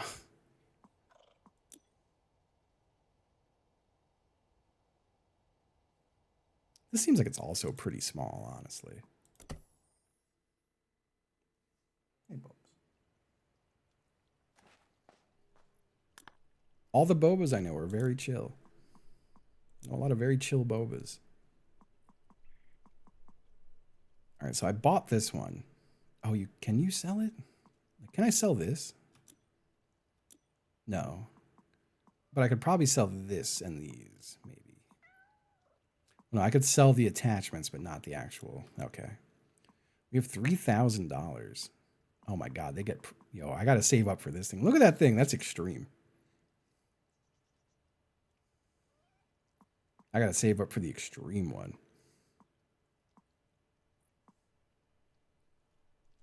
What is P? I have 1,815 P.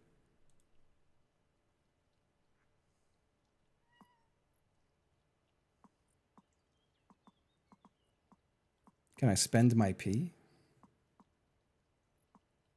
Oh, cosmetics and furniture. Okay.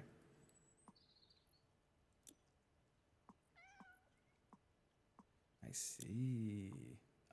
Oh.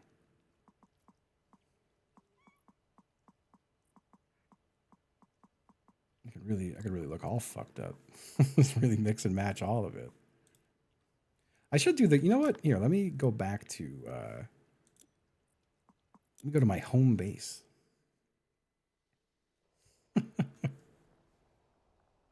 Access free play jobs from the Memento shelf in Harper's room.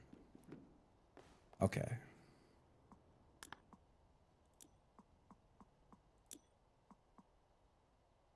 There's really not a lot for sale in the furniture catalog. But I'm assuming you do achieve something if you buy all of it.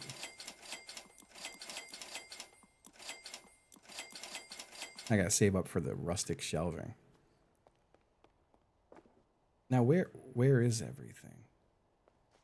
I thought it all showed up in this room when you got it. Me at the poop store.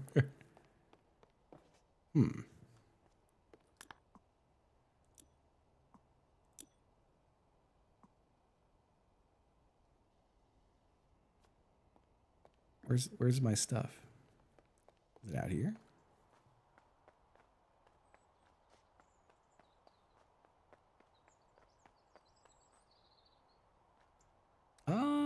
You're correct. That is correct. Yeah, you hit tab and then you have to clean the thing. And then you can go move it. Everything you buy is dirty.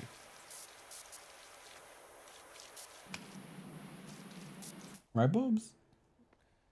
I have to assume they think I'm talking to them when I'm streaming. And I think that's why they like respond sometimes when I'm yapping or talking to chat or whatever.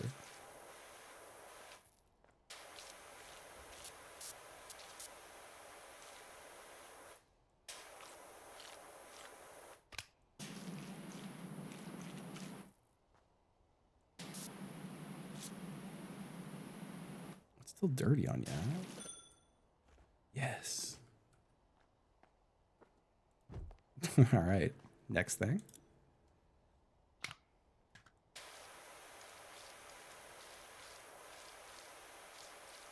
This dusty ass piano.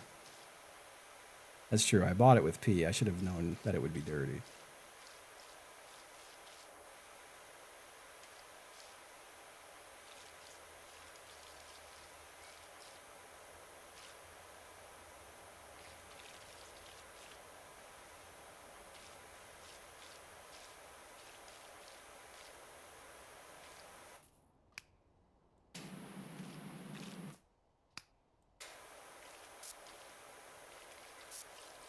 Y'all remember the Rentals? I think it was. Was it called the Rentals? It was the guy, the bassist from Weezer's band after he left Weezer. The song Friends of P. That's a good fucking song. What an insanely catchy song. That song's been stuck in my head since I was like 13 years old. Good fucking song.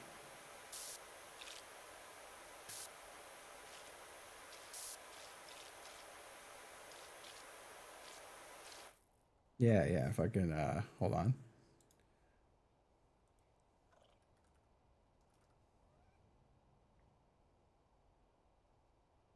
There it is.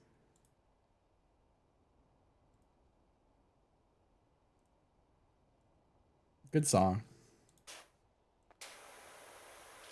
Good song. I'm gonna fuck my algorithm up with the Rentals.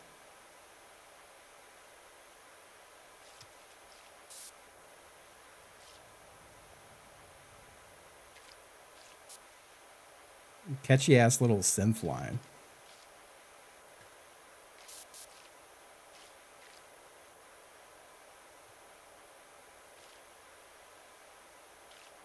You could tell who was the inspiration for good Weezer songs.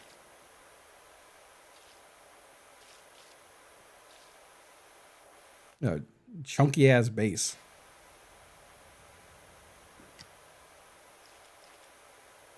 This guy left Weezer and they became terrible. No, not lyrics.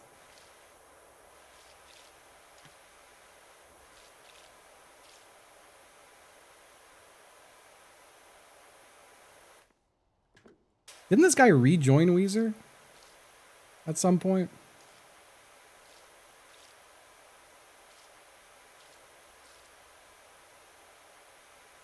I don't think I've heard this song in probably like 20 years. And I can still remember the whole song. He didn't? I thought he did at some point. Was it Matt something? Matt something or other?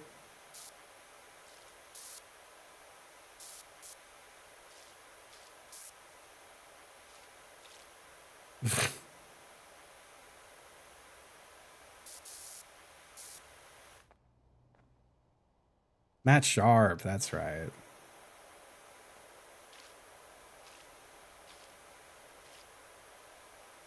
Did Matt Sharp do anything after the rentals? What'd Matt Sharp get up to?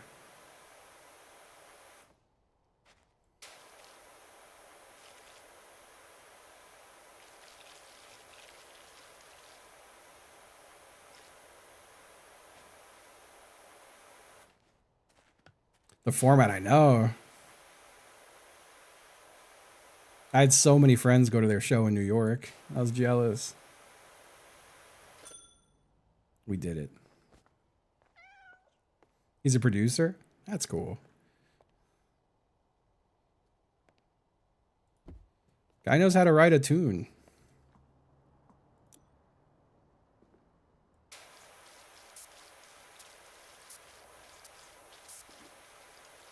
I remember this song being this song like dominated MTV when I was a kid for a couple months.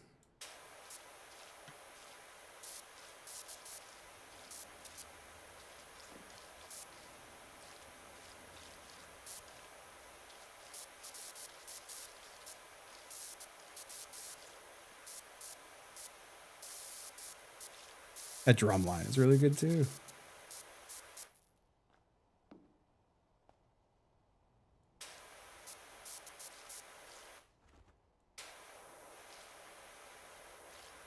Little bouncy drums.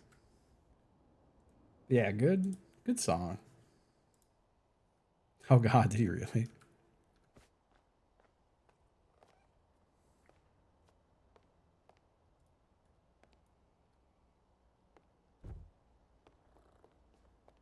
I had such an odd experience with Deadmau5. Which, for more story time, I flew out to LA for a PUBG event. I'll kind of TLDR through it just because I've told the story so many times. But Twitch flew me out to LA to play PUBG.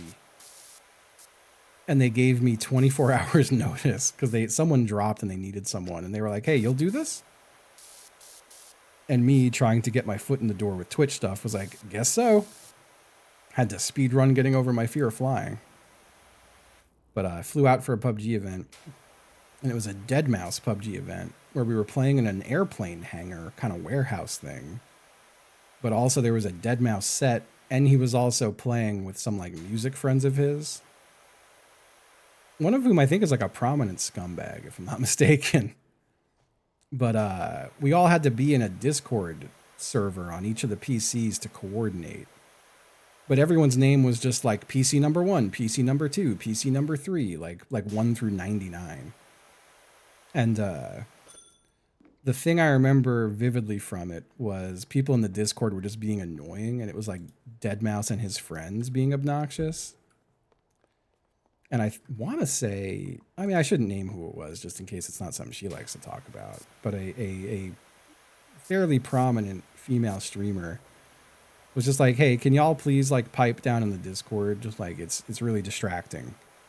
And we're trying to get ready for this event. And like Deadmau5 and his friends were like one of them was like, shut up, broad, or something like that. Like something not okay. Hi, Bobes.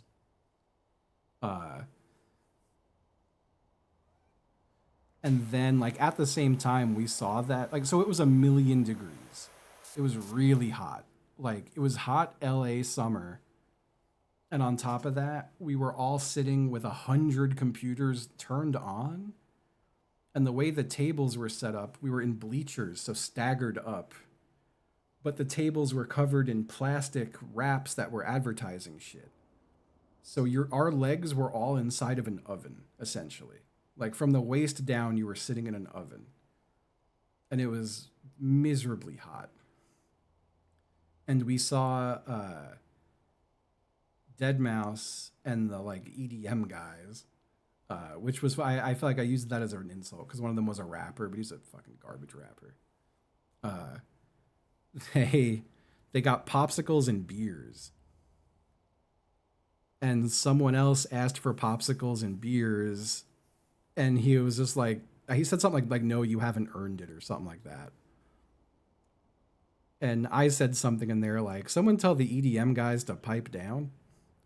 and either Deadmau5 or someone in his little pod, because again, everyone was just like PC1, PC2, was like, I like that guy. Get him a beer and a popsicle. And it was because I like talked shit, I guess. I don't know. I hate people who operate like that. But I did get the row of us popsicles and beers because of that.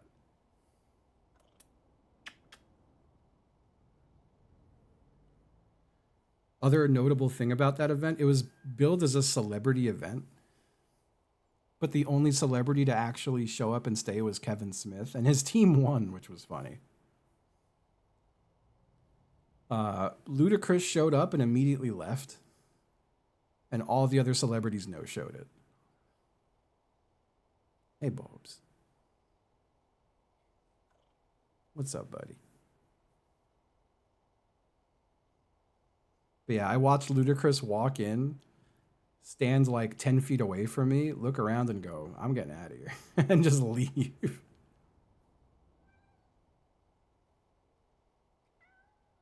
I hear the in-game cat meow. I thought it was you, Bob. Very similar to the Abe Simpson bit. They may have invited Snoop. There was a long list of celebrities who were supposed to be there who did not show. I felt terrible. They had a whole series of online qualifiers for fans to get into this event. And it became very apparent that they just used those people to fill out the teams that weren't full. So our team got a kid in it who had grinded his head off. He had to win like 10 rounds of PUBG competitions to get into this tournament.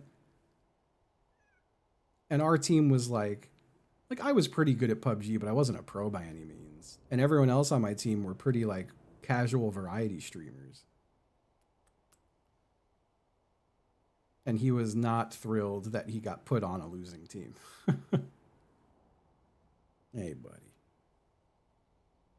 No, you're so sweet, Boba. But yeah, that was where I met Vanna was one of my teammates, and she was very sweet. Vanna rocks. And I also met Luzu, who was also a very sweet guy, who I haven't talked to in so long now. It is probably picking it up.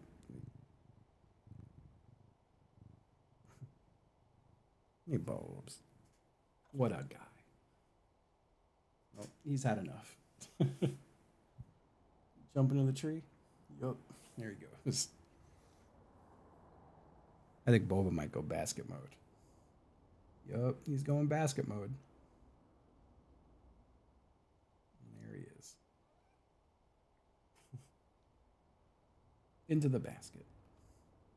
But yeah, I met Vanna and Luzu at that. Luzu is really, like, I hope Luzu's still doing well. Like, I remember my partner manager described Luzu to me as like, oh, he's like the Latin audience ninja. Not said like disparagingly, but like insanely popular and plays Fortnite. And he was gigantic on YouTube. I remember at the time he was trying to stream more on Twitch. We had a long talk about it, where he was talking about how the disadvantages of being a Spanish-speaking streamer, mainly in that you make an absolute tiny fraction of what an English-speaking streamer makes in advertisements. Like, the guy had millions of subscribers and would get like tens of thousands of viewers, but would make nothing on ads or sponsorships, really. And that, I was like, man, that sucks. I never really considered that aspect of things. And I remember he was trying to make his Twitch stream English speaking and his YouTube Spanish speaking. But his whole audience was Spanish speaking, and it would be a constant, like, people joining and being told, like, no, please speak English. And, like, I think it got overwhelming and it made the community pissed off. Yeah, there's like no overlap. It's crazy. Yeah, I haven't checked in on him in a long time. I hope he's still doing well. He was a very nice guy. That was an event where I met a lot of big name streamers who, as you can imagine, were not very nice people.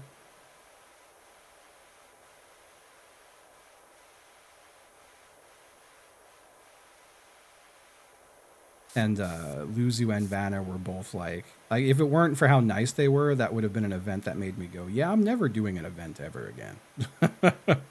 Luckily, I had very nice teammates. I remember my partner manager telling me that was like his intention too. Like he made sure, like he thought I was a good fit with them because they were nice people. I was appreciative of that. I miss that guy. That guy was great. He was a great partner manager and just like a nice friend too. He unfortunately did pass away a few years ago. A gem of a person.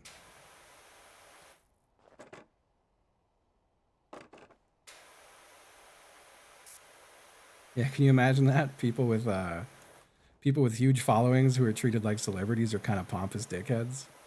Unreal. Technically, partner managers are still a thing. It's just reserved for like the mega celebrities. Like, I think the only person I know who has a partner manager, like personally, is Ryan, and I don't even know if he definitely does have one.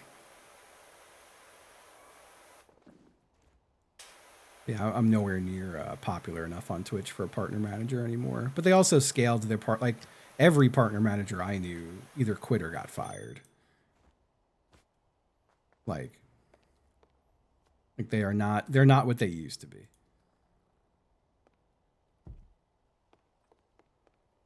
Hey, Jinky. Hey, yo. Oh, I tried to push E to play the piano, kind of forgetting I would just pick it up.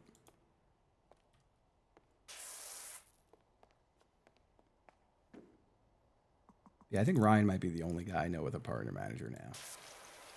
That was a while ago, though. That was like when people still had them. Like I still had a partner manager up until 2020 probably. Like I think around COVID was the time I got dropped from the program. And like never got told or anything either. It just happened. Like I had my partner manager who was great. And then he quit Twitch. And then I got reassigned to a guy who was nice, but clearly uninterested in having anything to do with me.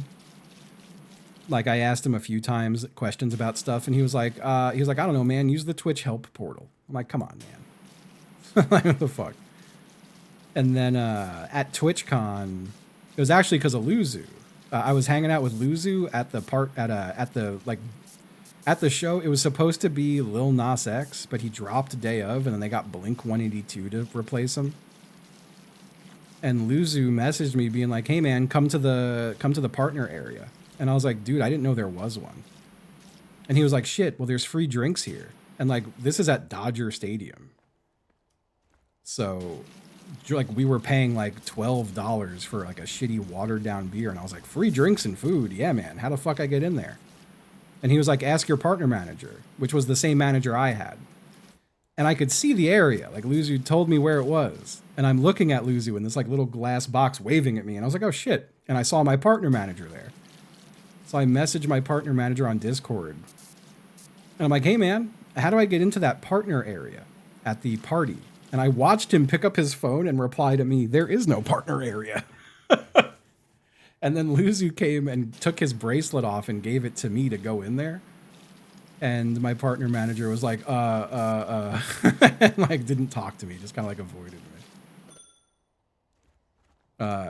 And then I got dropped from him like when TwitchCon ended. And they gave me a new partner manager. And then that guy, God, I remember asking him questions, and he was also like, hey man, like there's really not a whole lot I could do for you with this stuff. I'm mostly here to like help you get opportunities. And I was like, all right, man, well, let me know if there's opportunities. And this was at a time when I was doing a lot of Twitch rival stuff still. And I had kind of like clawed my way into a Fall Guys rivals that I really wanted to be in by talking to the people I still knew on the rival staff. And like the day after I got in, he sent me a message. He was like, buddy, I finally have a great opportunity for you. I'm like, yeah, what's up? He's like, there's a Twitch Rivals coming up for Fall Guys. And I was like, bro, I'm already in it. And he was like, oh, okay. And that was like the last time we spoke. And I think he also left Twitch. I got a DM from him like a year or two ago, just being like, "Hey man, long time no talk. I work for this company now. Are you going to be at Comic-Con?" And I was like, "Nope." And that's the last time we spoke.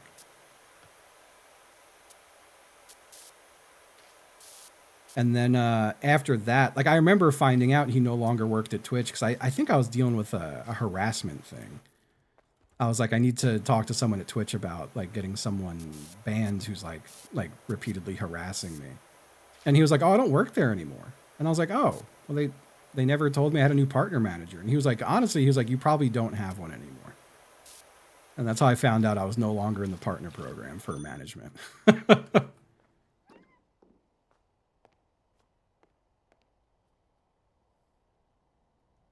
can't put that on the rug. Let me put it on the rug. I really want to put it on the rug. I can't put it on the rug. But yeah, haven't had a partner manager since that. But like, and I remember being like pretty upset and being like, "What the fuck, man? Like I had so many ins at Twitch and now fucking like no one there gives a shit about me." But everyone else I knew who had a partner manager got pretty much the same treatment. So I was like, all right, it's not a me thing. It's just a Twitch thing. But they also, like, I don't know, like when I went out to the Twitch HQ when it was in San Francisco, like several Twitch HQs ago, I remember thinking like, oh God, this is like a parody of like startup VC that's blowing all of its money. Or like startup tech company. Where like no one was working. They had a fully catered kitchen with a guy cooking food and like a gigantic wall full of Sabra hummus and like little bags of pretzels and all sorts of drinks and stuff. And it was just all free. And I was like, this doesn't seem like a company that's managing its money well. Like it was everything felt really excessive and wasteful.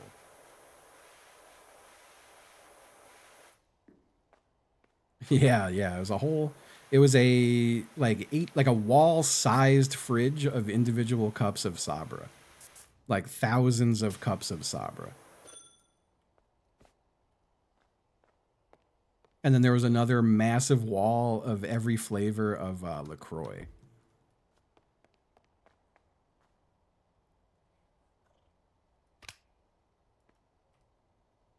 Whoops, wrong gun. There we go.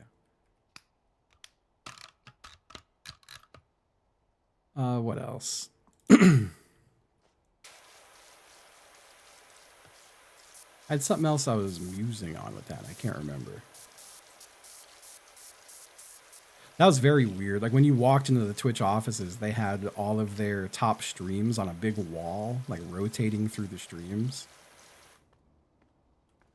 With like the front desk security person. It was very just odd. A very odd office to visit. Oh yeah, so I remember like through friends I had who were in the partner program who then left it, like partner managers I knew. I remember a guy I know telling me that. He was like, dude, he was like, this job is killing me. Like I need to quit.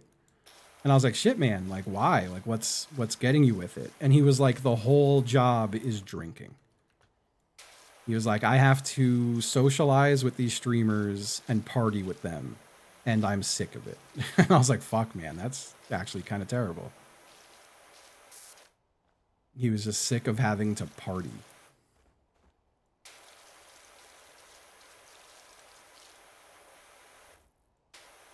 Yeah, it did feel like a lot of people like LARPing Mad Men, honestly.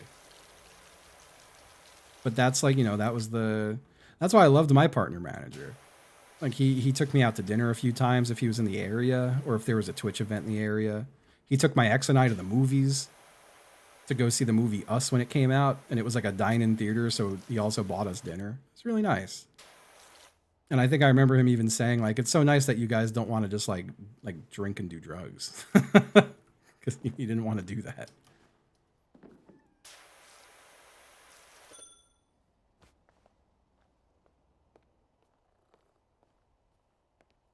Poor Slurs. God. His job was to entertain what Twitch partners wanted to do. you know? And a lot of that was just like drinking and clubbing and stuff like that, you know, and all the stuff that comes with it.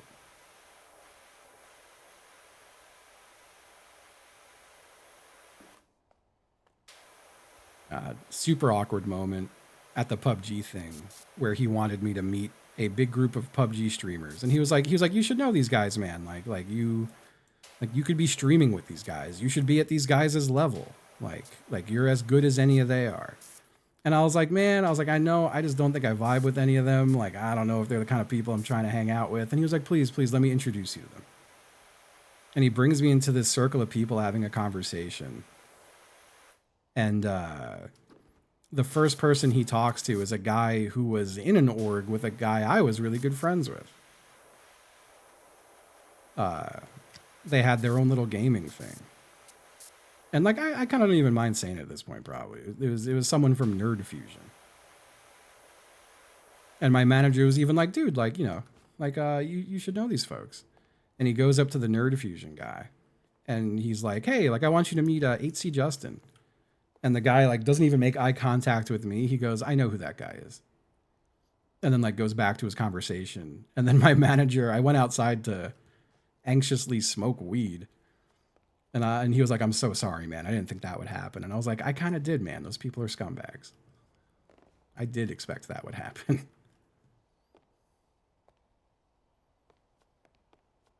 But the other people in that circle were just the people who were at the top of PUBG. So you can imagine who else was in that circle. The people who refused to even make eye contact with me when their manager was trying to introduce me to them.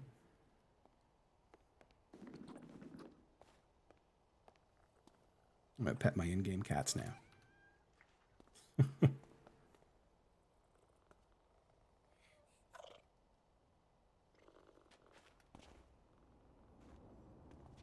And that's one of those things where, like, sometimes I would get down on myself and be like, man, if only I were a fucking suck-up. Like, would have been nice to just, like, cater to those dickheads' egos and be a millionaire. But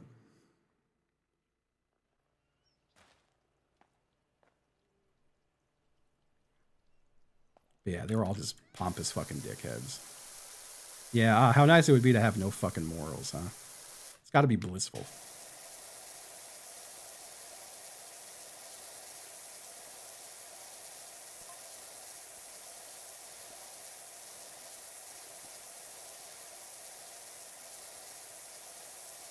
It was funny too because I knew some of the guys in that circle I knew from like early Arma Battle Royale, and they were people who I had played against many times in it, and they clearly knew who I was and did not like me. And like, I know some of them took really hard right wing turns later on, and like, it made total sense to me when I saw that happen.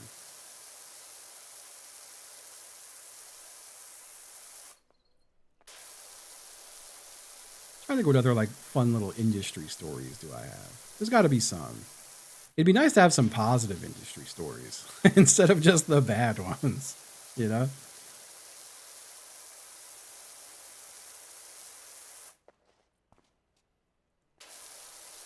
It was really cool. I miss when Rockstar was still working with me. I don't think the people I knew at Rockstar still work there anymore, but they were really nice. Like, I was going home to play a show with my old band for a benefit for a friend of ours who passed away. And I had just tweeted like, going back home to New York, can't wait. And Rockstar DM'd me and they were like, hey man, come say hi when you're in New York. And I was like, the fuck? I was like, I knew y'all followed me, but I assumed you had me muted. You did do that, Taffy. That was very nice of you. I think that was my first time really like hanging out with you too. Just to tie some lore together for everyone else. I'm sure, like, I'm not going to rehash the whole story with the guy, but there was a guy I used to work with who was very, very fucked up to me and friends of mine. But we had a role-playing show where we did Dungeons and Dragons type stuff. So I'm sure if you've been here for any length of time, you know who I'm talking about. Taffy here invited me to a party that he was throwing with his company. And when I got there, that guy was there. And I immediately, like, my fucking heart sank. And I was like, oh, fuck. And, like, I was with Ko, too, and Ko's heart sank. And we were like, oh, no, dude. And I told Taffy, and I was like, hey, man, there's a guy here who I just recently told I never want to speak to again. And Taffy, loud enough for him to hear, was like, who is it? I'll throw him off the fucking balcony. And I appreciated that. And he was only there, he was staying in the same hotel. He wasn't invited to the party. He was just staying at that hotel.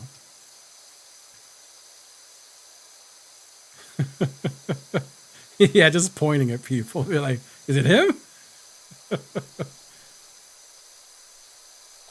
Oh, man. That was good. That was a nice party. You know what? That party, I remember going up to get a gin and tonic. And the bartender was like, what kind of gin you want? And I was like, oh, like whatever. Like, I'm not picky. And she was like, hold up. And she made me a Hendrix gin and tonic garnished with a cucumber. And I was like, oh my Lord, this is good. And I proceeded to get shit-faced off gin and tonics with cucumber.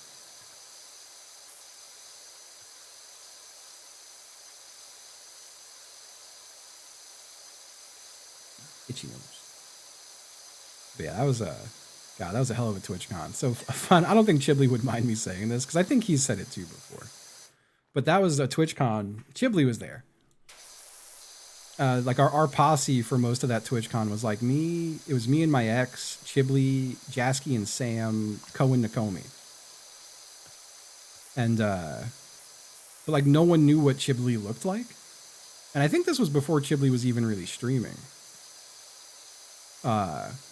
But Chibley at that TwitchCon, like again, like it was very new that I had told that guy I didn't want to talk to him anymore. Hey, what's up, Sam? I had just told that guy, like that TwitchCon, he was like, hey man, we got to hang out at TwitchCon. And I was like, hey man, I don't ever want to talk to you again. So I was insanely anxious about that. So Chibley would like if I was worried that guy was somewhere, Chib would go in first and like give me the all clear because no one knew who Chib was. He would enter a room first and look around. Chibley was like my spy.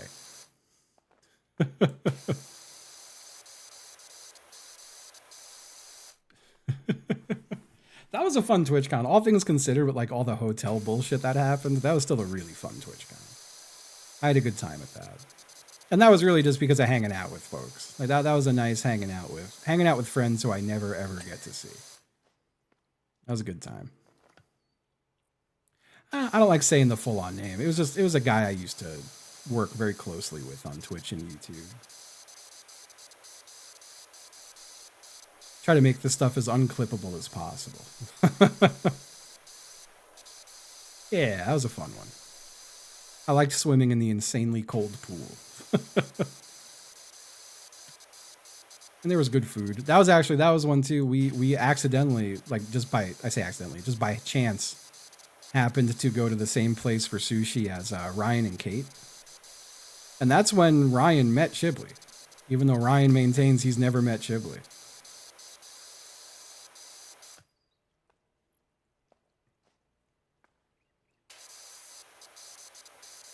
God, I hope Six Alone is doing well. I haven't seen Six in a long time.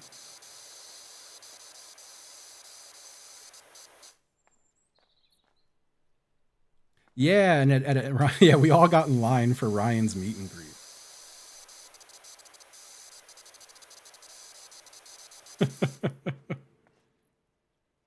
That's incredible. I love that, Taffy. I love that so much.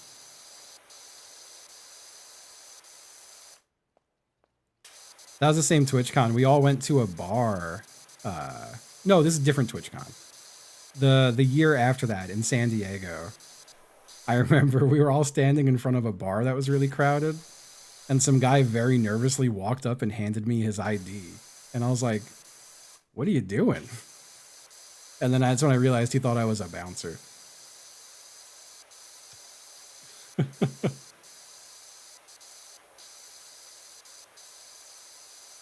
They were like, damn, I should have charged him like $20.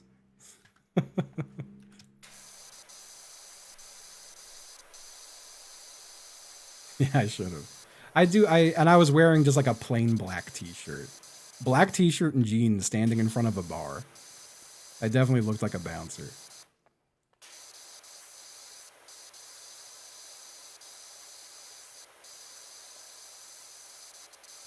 God. I wish it's one of those, like, I feel like, I wish everyone I knew still went to TwitchCons. There's always some friends I have going to TwitchCons, but like, TwitchCons left such a bad taste in my mouth over the years. I'd like to try to go next year, if only to see friends who are going to it.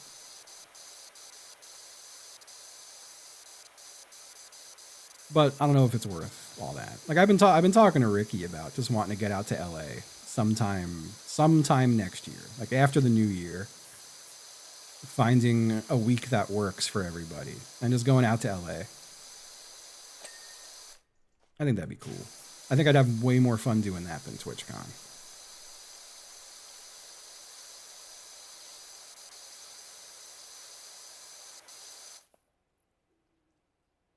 Make a lot of money as a bouncer, yeah. I would fly. I would try to like just stomach the flight and do it. Mostly I just have so many sky miles that are getting wasted. I've been trying to convince people to come out to Richmond, but I just can't get them to. And I feel it's off-putting for people when I offer to fly them here. But I try to tell them like, no, like it's costing me nothing. I've got so many sky miles that I'm not using because I don't like to fly. So it would cost $0 for me to fly you here. But I could see why people would like feel weird about that, you know. Well, I appreciate that, Sam. I do. I've offered it to several people who are like, no, I don't want to like take that from you. And I'm like, just please take it, please.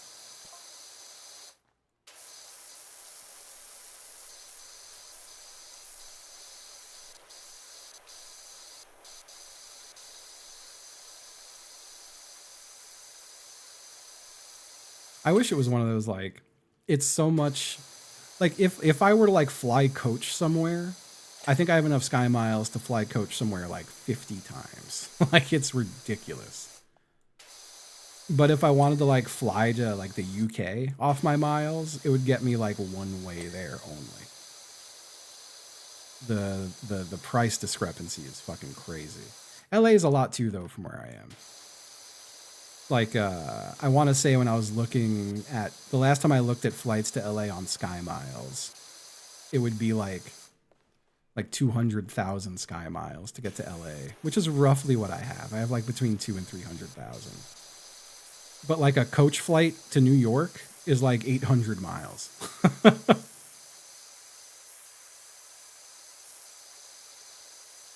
gonna make that trip 1,000,000 times.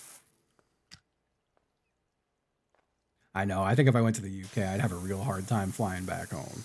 I really do. I got to get out there someday. Someday I got to make that happen.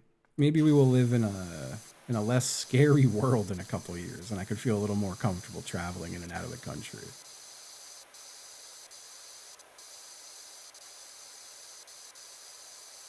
I'll try to have any shred of optimism about that. Oh, fuck yes, Tyson. I could do that. Move in with Sips. Sips has told me if I ever did fly out there, he would, like, come visit also. Like, he would come in from Jersey to hang out. And that would be cool. I never gotten to meet Sips. I feel like the Yogscast folks were really responsible for me having a nice time my last 2 TwitchCons. Like, a lot of my friends were, for sure. But those folks are so fun to hang out with. And they're always just surrounded by other fun folks to hang out with. Like, I'm so glad I've gotten to, like, meet and hang out with Ravs a couple times now. Like, Rav's one of them people who is, I feel like, exactly what you would expect, you know? Like, I meet some streamers and they're so different from what they're like on stream. But Ravs is exactly who he is. And I love that. And now it's like I'm giving Ravs a thumbs down. I was paid to do that in Bitcoin too.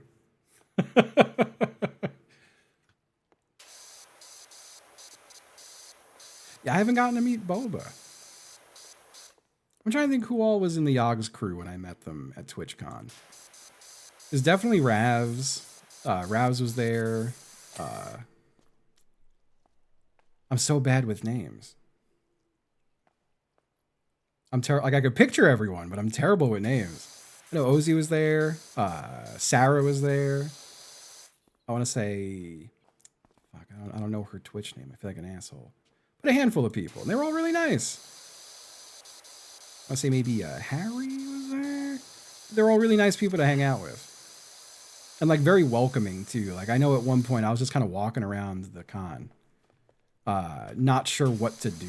Like I was just kind of walking around aimlessly, and like everyone I knew was pretty busy. So I was just wandering. And then I heard Ravs like yell my name from across the con, and they were just all hanging out having a few drinks. And I was like, yo. And like they invited me to just sit down and kick it with them. It was nice. Maybe, honestly, I'm so bad with names. I'm so bad with names. But yeah, very chill people. And everyone they were with were chill too. Like I met the folks who made Core Keeper. The Core Keeper, either devs or publicists were hanging out with us, and they were really like just all nice people to shoot the shit with.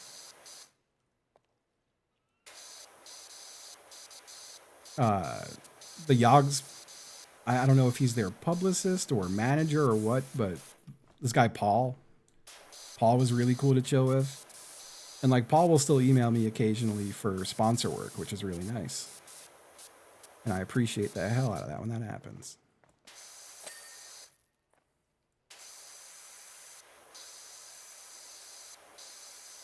Not a streamer. Definitely not a streamer. It's not like it's anything you have to worry about.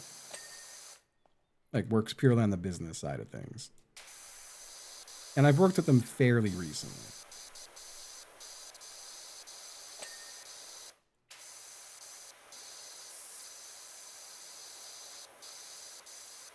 I think when I did remember when I did a stream, it was a multiplayer game that you also like controlled a bit with your phone. That was this year, right? And I did it with what was it? I can't remember the name of the game, but that was through him, which was really cool. Something like that, I think.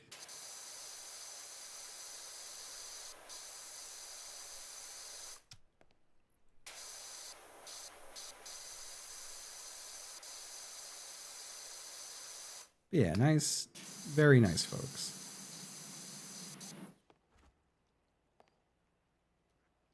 Very, very nice folks.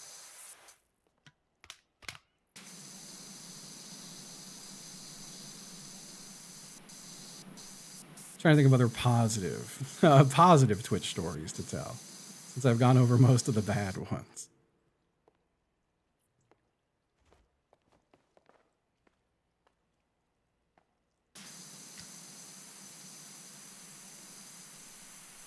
It's weird. I've always been friendly with a lot of different orgs, but never invited into any of the orgs. And like, I don't think it's anything against me. I think it's more of a, they're like, oh, well, you know, Justin's doing his thing. Like, I just think there's like no reason for me to join any groups like that when I could already like do stuff with them, you know?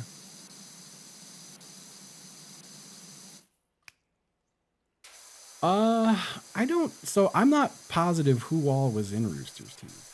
Rooster's Teeth. I know I've met like adjacent folks, but in like the last few years. Like, wasn't Chilled a guy from that? And like Steve?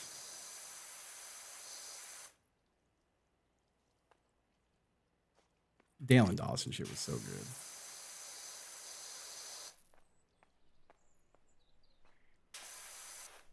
Oh no shit.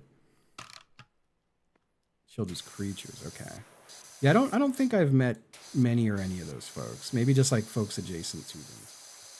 I feel like a dickhead. I've had, again, I'm not sure if they're from that crew or not. My brain blends a lot of people into the same crew because it was people I met during Among Us days. But I've had, I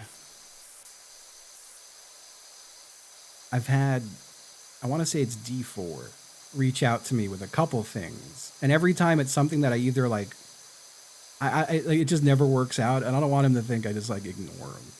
Because they seem like a nice guy.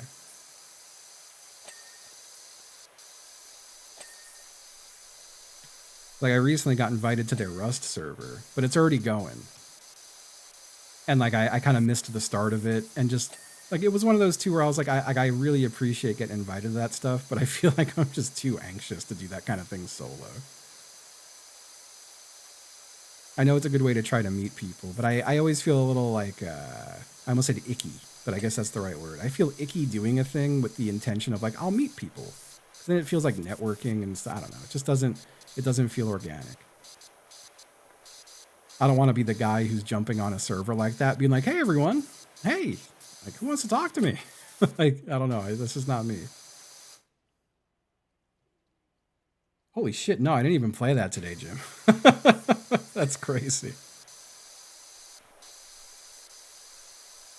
That is very funny. It's been only PowerWash today. Yeah, public Rust servers are rough. Yeah, I got to make sure like next time they reach out to me for something, I want to give it an actual shot.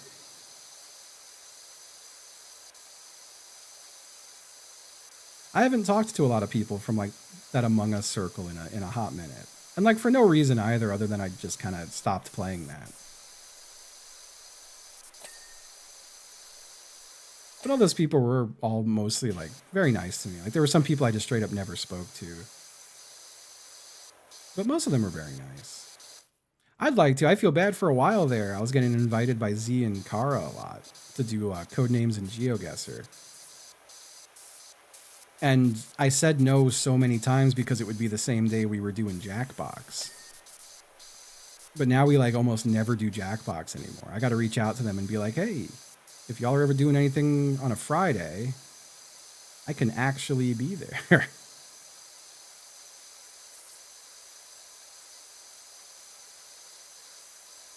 I've been playing some Deadlock with Scodge off stream. That's been nice. I hadn't talked to Scodge in a minute.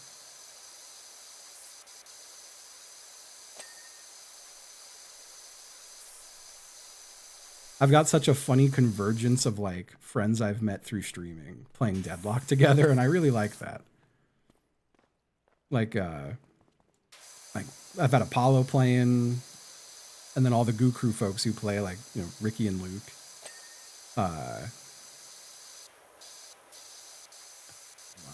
We've had Bear Taffy playing. Mathis just hopped into my server to play sometime soon. I played with Mathis a little bit. But it's a nice meeting of the minds, you know? Best Deadlock player in the group? I would say definitely Apollo. By a wide margin. I could put up some pretty good games, but I'm inconsistent with my good games. I feel like Apollo only has good games. I rarely see Apollo getting shut down in that game. Bear is doing it. Bear is still very new to it. Like, I think Bear is still on their like first handful of games, but he's starting to pick it up well.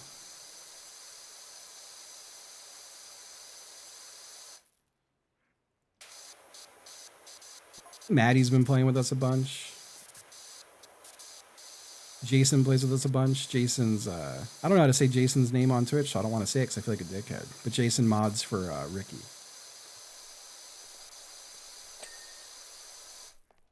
Jason's very cool. I'd like to stream some Deadlock. I would want to do it with a full crew. And I would have to ask all them, like we always play off stream. It feels weird for me to be like, hey guys, do you mind if I stream this? I don't think anyone would really mind it because like everyone pretty much is just who they are. Like, it's not like people would have to like watch what they're saying or behave any differently.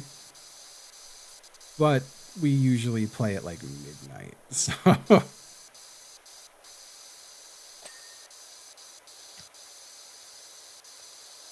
I want to see. I saw Ricky teaching Luke some fighting game stuff. I want to ask Ricky if he'll do the same shit for me.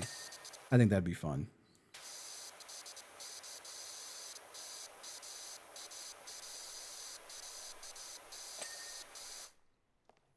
Real degen hours, yeah.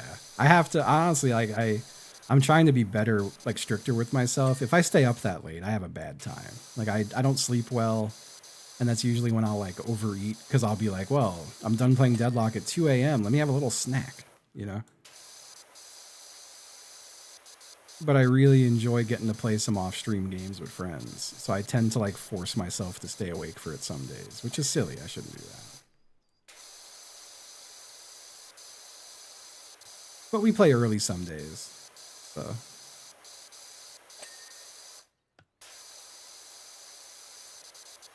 I feel like usually my dear sweet friend Super Jazz is usually playing in like the afternoons. But we'll get afternoon games going here and there. And that's nice. I'm sure Mike would stream it with me. Goo Crew fight games. It would be cool.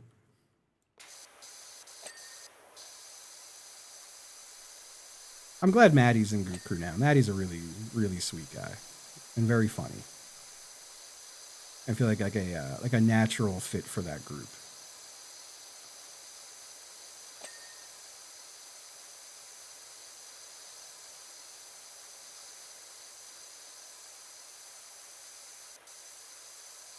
But he's also been playing a lot of Deadlock with us. Yeah, Slow Puke's been in for a minute now. Slow Puke's really fucking funny.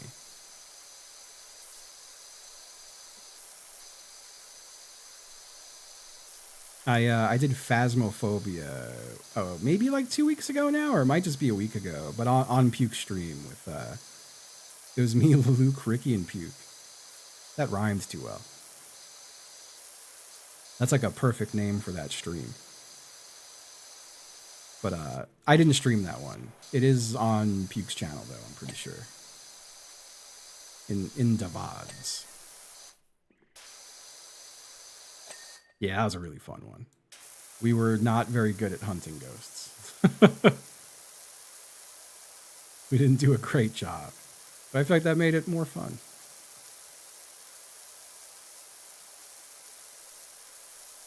Nah, I love everyone in the Goo Crew. All very sweet, funny people.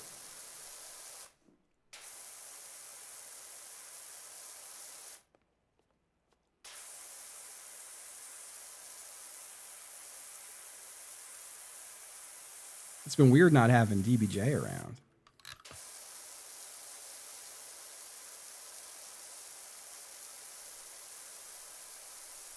I eagerly await DBJ's triumphant return. I don't know if DBJ said where they were. Have they? Japan trip. Yeah, Japan.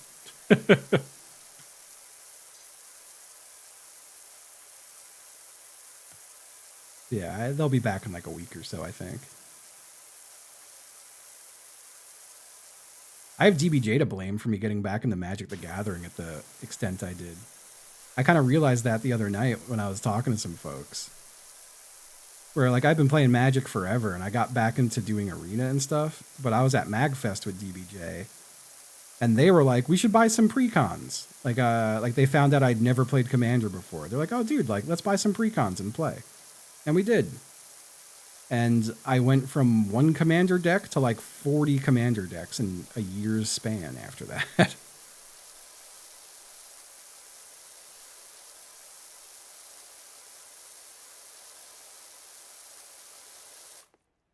Yeah, MagFest is a cool fest.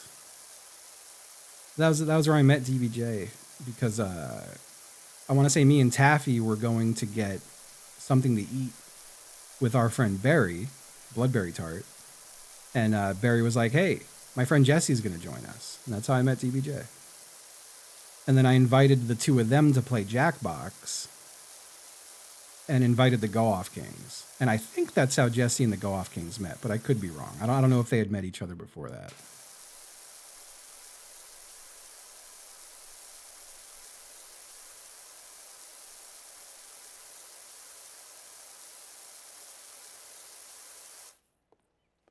Yeah, MAGA Fest.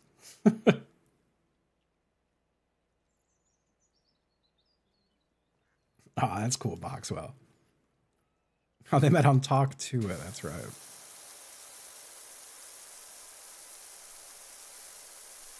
Yeah, I miss Barry's streams too. Barry seems to be doing well though. She popped in the chat not long ago, just kind of randomly. She was like, "Hey," I'm like, "Oh fuck, I haven't seen that name in Twitch in a minute." But she seems like she's doing well. The Goof Kings. I love those Goofy Kings. I feel like, and I don't know if this is like a weird thing to say, but I've had several people on Twitch now. Suddenly there was an influx of people who I liked and respect streaming on Twitch. And like the Go Off Kings, like I was aware of all those guys way before they came to Twitch through other stuff they do, like podcasts or even just like Twitter. And when I saw them on Twitch, like it was definitely the first month Go Off Kings were streaming where I was like, oh fuck, like I love these guys. They're hilarious. Let me go watch them.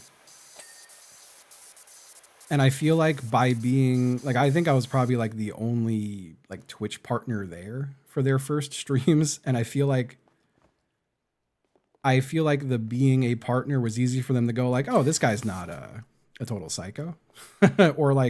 or even just being able to like, oh, this guy knows how to be on a stream. He wouldn't be like bad for us to come on stream. So I didn't feel weird asking. And then they said yes. And it was nice.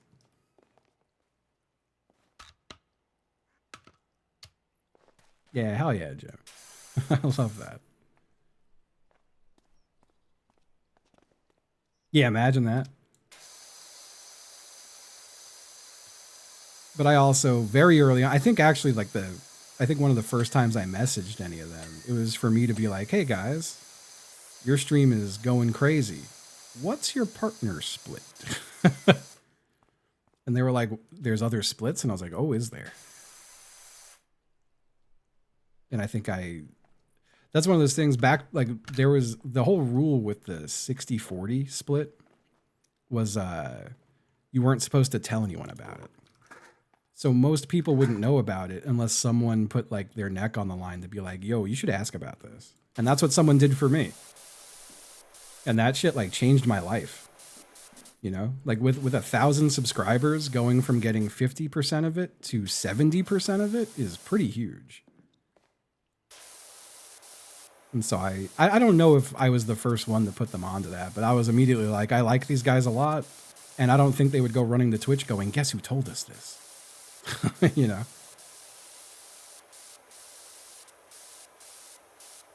Now everyone just knows about the 60 or 70-30. Everyone just knows about the 70-30 now. Well, actually, they make you qualify for 70-30 now, which is kind of wild. You need a certain amount of non-gifted subscribers to earn 70-30. I'm like the only person I know who I still have a custom contract that locks me in the 70-30. Yeah, you used to have to ask for it, and you weren't supposed to know about it. So like when I got told about it by a streamer, they were straight up like, who told you this? And I was like, a friend. But,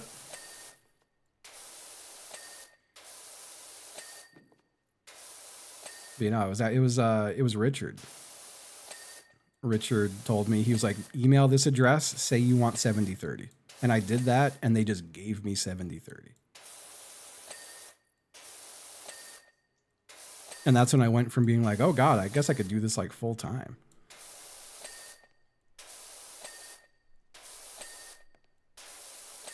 But you needed to have a certain amount of subscribers to qualify. And that was like when PUBG was popping off for me. So you have the custom thing too, Mouth? Let's go. I know at least one other, for a while I was like, I think this is a bug. I don't think I'm still supposed to have this custom thing. But I'm like, I ain't gonna tell no one to look into it, so. I'm not complaining. 80-20, no way.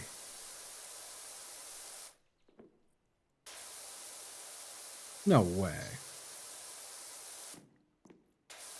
I've only heard of one person with a cut like that, and it was like Ninja. Oh, they get 80 and you get 20. Oh man, that's nice. It's nice that you're helping them out. I did hear some of the top people have like a 95.5 and shit like that, which is crazy to me. Yeah, 70-30 is, if I didn't have the 70-30, ain't no way I could do this full time. And I always hear, I feel like it's like such a misconception. Like I'll see people constantly talking about how, like whenever just people are talking about streamers and money, they'll be like, well, they make so much more off sponsorship deals and advertisements. And I'm like, that is maybe the case for like the tippy top, like the top 10 streamers, but that is so not the case. Like, or they'll say like, oh, well, most of their money comes from donos and stuff. It's like not, like I think in a year, yeah, I'm still waiting. I'm like, I've been sitting here bracing for my sub count to jump, to take a big jump off a cliff once the September subs wear off in like a few days.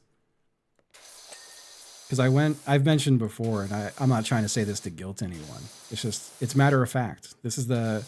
We have transparency here on the twitch.tv/HCJustin channel. I used to have over 1,000 paying subs, and everything else was like gifts and primes. And then as Prime got bigger, it shifted a little bit. But I've got like 600 paying subscribers now, and it was like way more than that before the price bump. So that is a little scary. That keeps me on edge. It's like 600 paid and the rest are gifted or primes, because Prime pays less now too. Yeah, I don't have a whole lot of primers these days. I think a lot of people just canceled their Amazon Prime too, because like Prime just ain't what it used to be. Yeah, I have a lot of... every few months I try to go through and purge a lot of my subs, because I just subbed to way too many people. I try now, because like I have people tell me, they're like, dude, don't give Twitch more money just because you want to, like, you feel an obligation to sub to me. But I do sub to any of my friends who are trying to get that 70-30 split, because you need to have a certain amount of paid subs. I feel like that's when it is absolutely worth subbing to a friend because you want to help them get a better pay.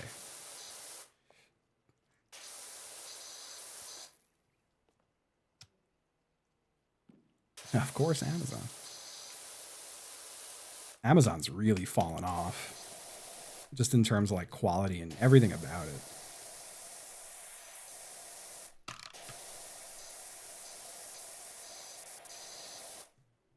Like it's crazy how big Prime Day used to be as a thing, and it's just not anymore.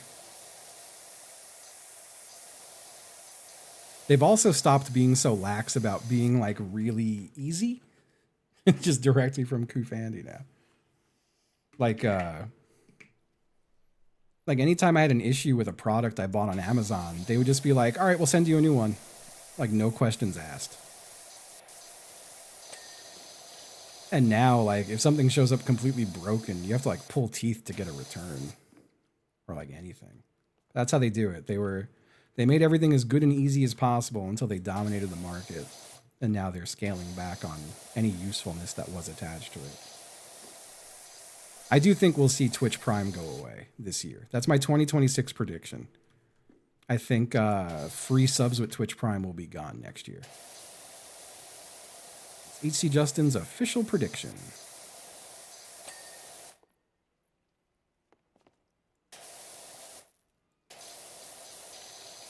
I really hope we don't see Twitch get sold to someone who I hate. Like, after fucking Elon bought X, I can't remember what it was in response to, but he replied to the Twitch account with how much to buy Twitch was the message he sent. And I was like, for the love of God. This guy already ruined my social media network of choice. Please don't ruin my job too. But I do think if it were to sell, that's the most... I do think I could see that happening. And I would be extremely sad. Saudi Twitch calling it? Fuck, man. You're right. I think you're actually just correct on that one. Yeah, Saudi or Tencent? God, I would much rather have Tencent. That's saying so much.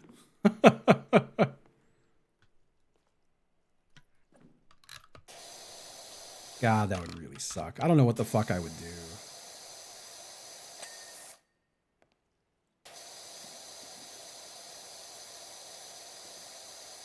God, you see the post people make? It's like it's a hat that says in English and Chinese, hello, I'm escaping the century of American humiliation. Can you show me where to get a Baja Blast?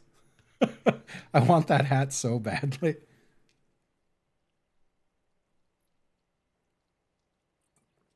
That's such a fucking funny hat. There's a white monster version.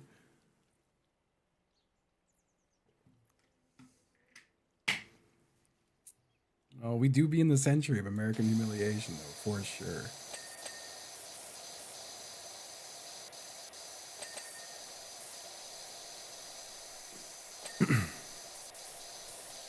It sucks feeling at all principled. I don't know. I wish I could, like, knock myself in the head and get rid of some morals. Like, man, the amount of people who have asked me to play Battlefield with them and the amount of sponsor offers that have come in for Battlefield, but I've said no to them because they fucking sold to the Saudis and Jared Kushner.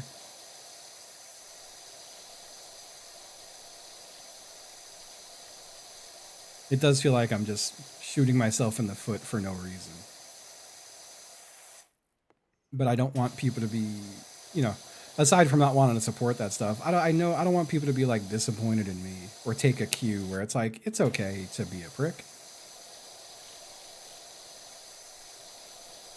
Justin seems nice, so I could also be a sellout. I would hate to give that message. Whoop.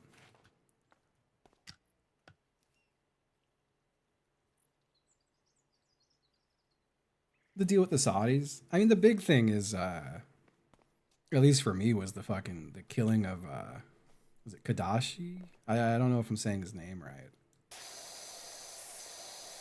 But, like, it's just a brutal...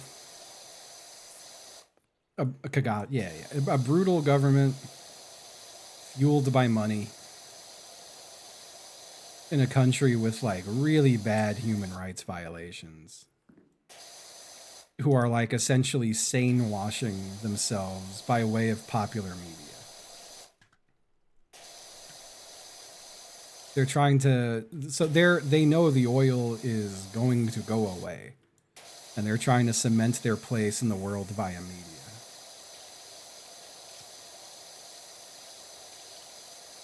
And that sucks.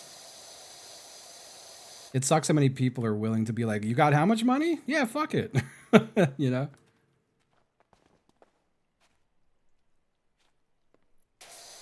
I remember doing a sponsorship some years ago that was facilitated by Twitch. And then I found out after the sponsorship that a Saudi prince had actually purchased that company. And I was being paid money from a Saudi prince. That's definitely not clean money, you know? A lot of suffering behind that sponsorship. And that feels terrible.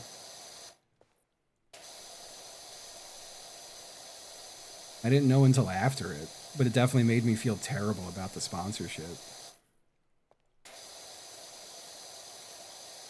Yeah, that too. I mean, shit. It's hard to have a conscience under capitalism.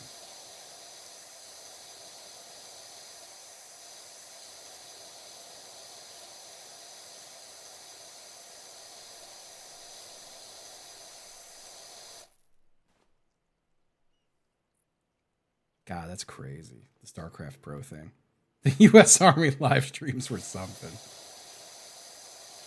God.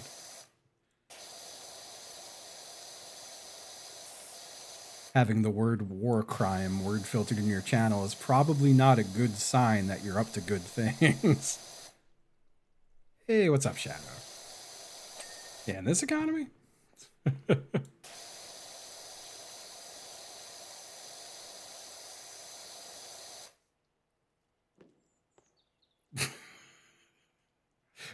Dave, Jesus Christ. Incredible. My God, Dave. Whoop. God, that's so crazy. But yeah, it's like the way I look at it too is like it's just Like it embodies the same spirit as a motherfucker like Elon, you know, like someone who's just buying themselves into popularity and notoriety. I just want nothing to do with that stuff. I'll be so fucking mad if Elon winds up buying Twitch, but I'll also be mad if like the fucking Saudi government winds up buying Twitch. Yep. Yeah.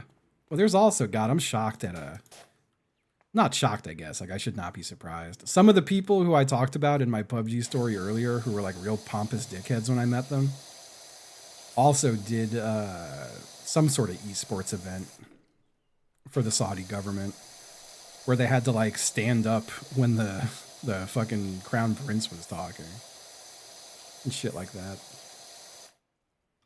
I gotta stop falling off this gazebo. You've been playing PowerWash Sim 2, Shadow? You on the PowerWash Sim 2 wagon?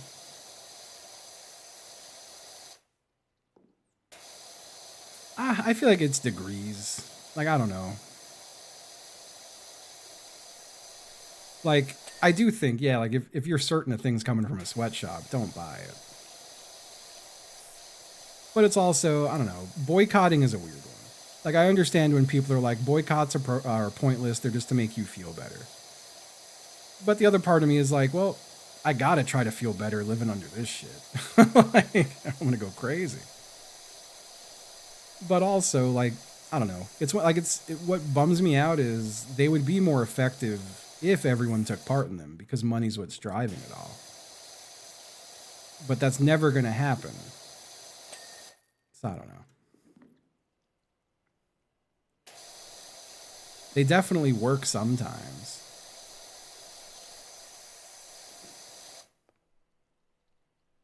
Yeah, do what you could afford. That for sure too. Like it's definitely it definitely comes from a more privileged place to be like, I could ignore this thing and buy the more expensive version of it to feel better about it. And I would never shame someone because they couldn't do that. Like, I don't know. I guess there's just nuance to it all. Nasty little nuance. Yeah, the Kimmel stuff. It's so funny that of all things, like you know, like Shaq meme, like brown people being constantly harassed and deported. I sleep. Jimmy Kimmel off TV, real shit. You know.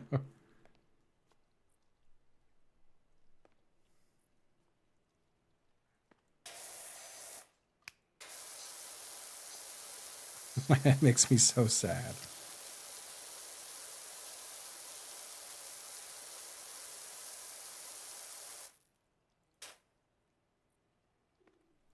Yeah, only so much is replaceable. You know what? I'm doing my part. I hope the Blue Jays win.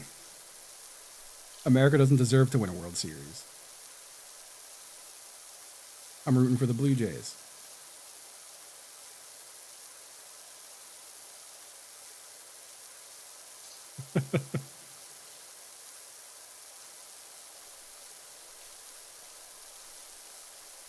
No, don't tell me that.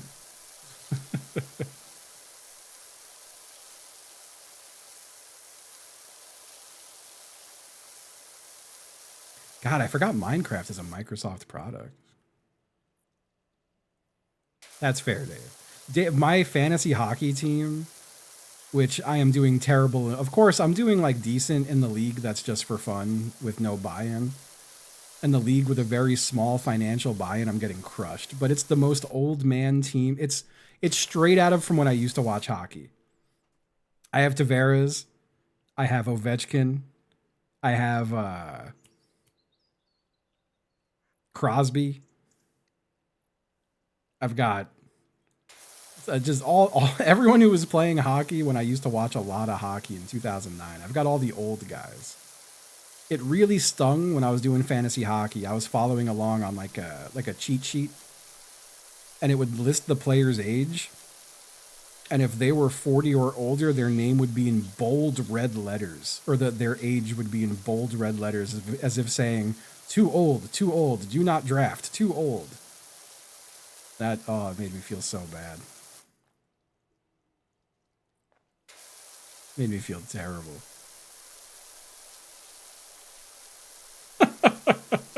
You can't say that around Dave. You can't do it.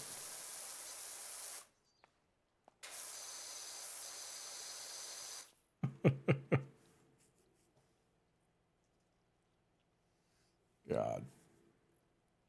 Oh, I have to stretch.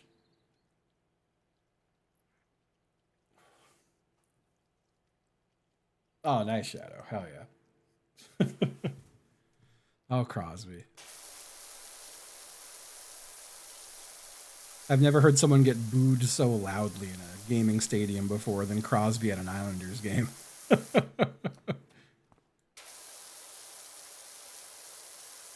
The loudest booing I've ever heard in my life.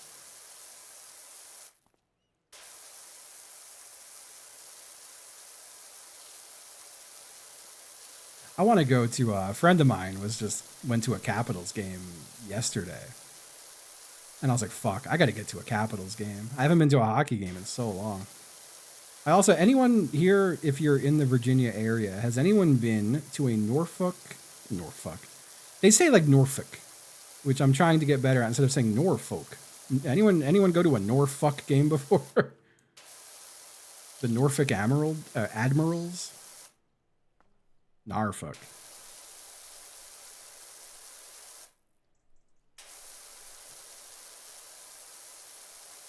The Australian ace be like. Thanks, folks. I'm cooking today. Lord Guru. Happy 16 months. What's up? Good to see you.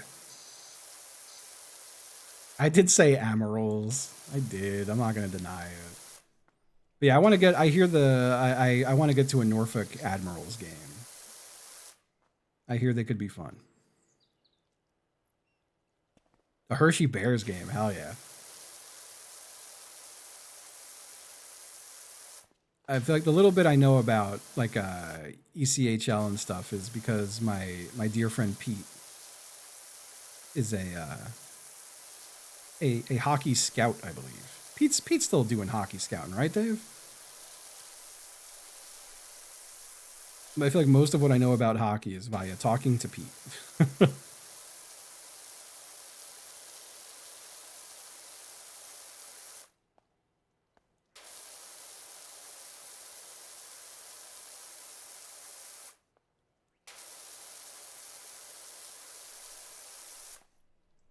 No, the Richmond Renegades are not still a thing. The only local sports here in Richmond, I think we have a soccer team, but I'm not positive. I think it's the Richmond Kickers, maybe. And we have, but we do have like the best-selling minor league baseball team in the country, I believe, the Flying Squirrels. I'm sad I didn't get to any games for the Squirrels last season at the Diamond, but they have their new stadium getting built right now, right next door.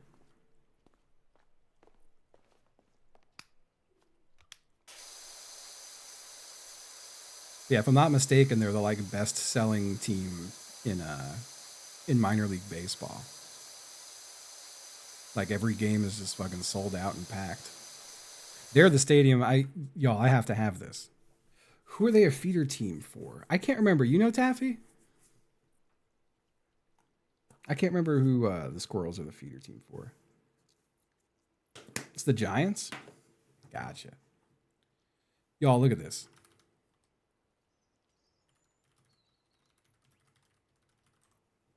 Y'all, look at this. They sell a hot dog with a bun of pickle. The bun of pickle. I want this so bad. They made this for me. They also got great mascots. The Flying Squirrels games are really fucking fun. They're so campy. They're like really campy, corny ass games, and like that rocks. That rocks so much. That's Scran right there. That's some Scran if I ever seen some.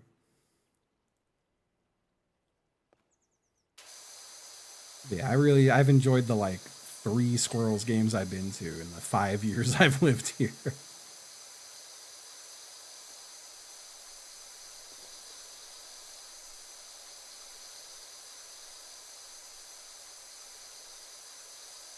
Yeah, yeah, good price on them tickets. Oh, Taffy, I have to like put a little list together, but there's so many. I've learned about so many more places where I need to go try food in Richmond. I've had a few people giving me new recommendations I've never heard. And I was so happy. I was with a group of people the other night and they were all talking food spots. And people were asking, where should we go for breakfast? And one of the folks I was with who I just met was like, Pearlie's or Boona Kerr's. And I was like, yep, that's the perfect answer. The perfect answer.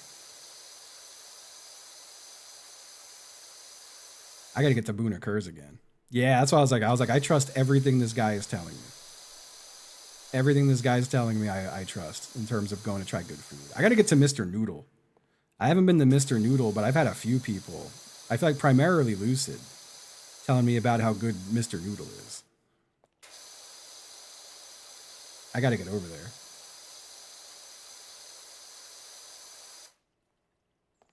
The Rocket City Trash Pandas. What a good fucking name.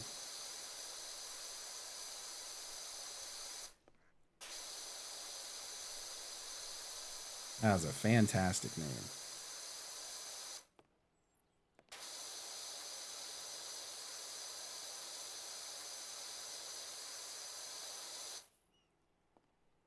The Danville Dairy Daddies? Oh my God. God damn. That waffle from Ale House fucks. I feel so bad. I've recommended Alewife to a few people, and none of them have been happy with it. And I'm like, man, maybe fucking something changed since I last been there, because I loved that place. It makes me afraid to keep recommending it. I got to get back there. It's been a couple years. Oh, no shit. I really like Alewife. But I also haven't had it in like 2 years now, so.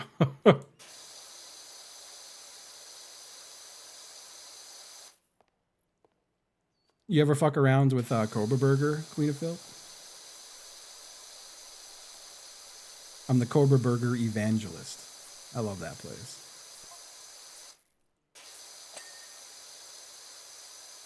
Oh, hell yeah. Love that. What's still dirty? This pole.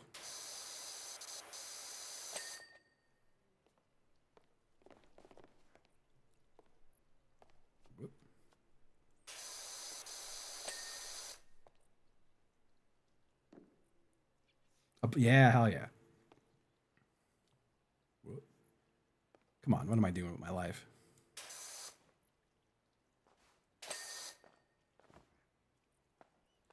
Yeah, no, Cobra rocks.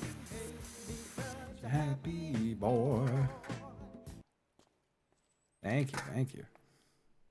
Thank you very much, Rudy. Welcome on back.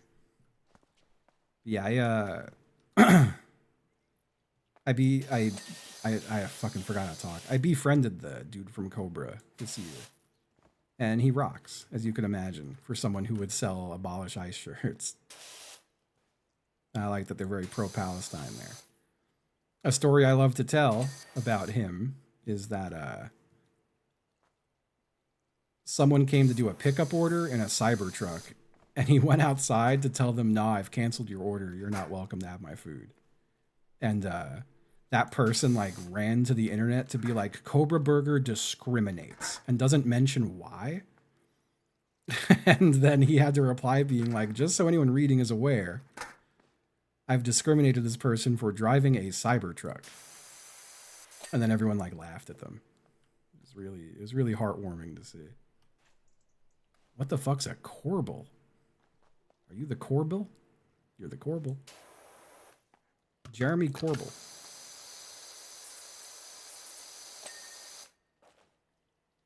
Another Corbel is dirty. I see so many Cybertrucks here in Richmond that it like genuinely makes me sick. It makes me sick.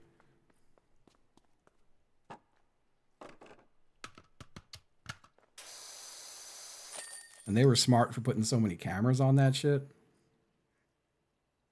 They put so many cameras on that shit because they knew people were going to be just spitting on them and throwing things at them and what have you.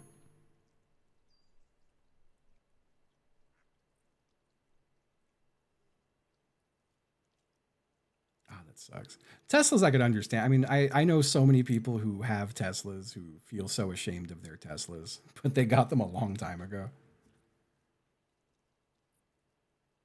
They apparently don't resell all that great. So that part of it sucks.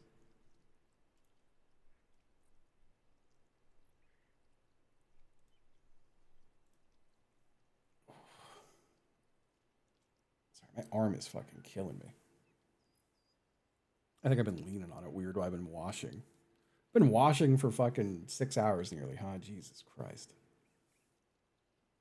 Good Lord.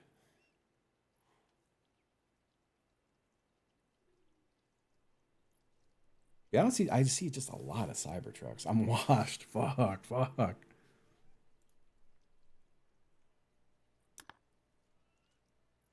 yeah, I thought it was just really funny the telling a person, nah, I canceled your order. You're not welcome to eat my food. I love that so much. The Rivian is sick. I have a friend who has a Rivian. I don't know if that's how you say it. Those things are pricey, but damn, are they sick. I'll be driving my Subaru till the wheels fall off.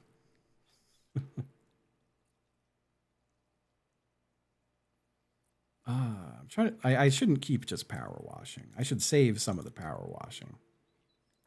And this is a big wash ahead, it looks like. In Muckingham. Barclay Street in Muckingham.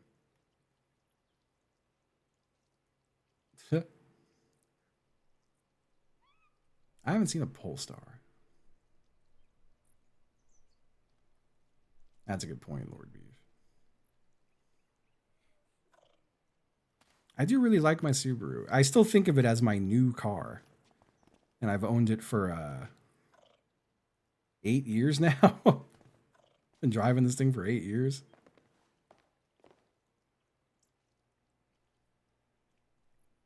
I feel like I should dip into the dulls. Take a dulls dip. I feel like that's all the washing I should do today. That's all my washing. All done my washing.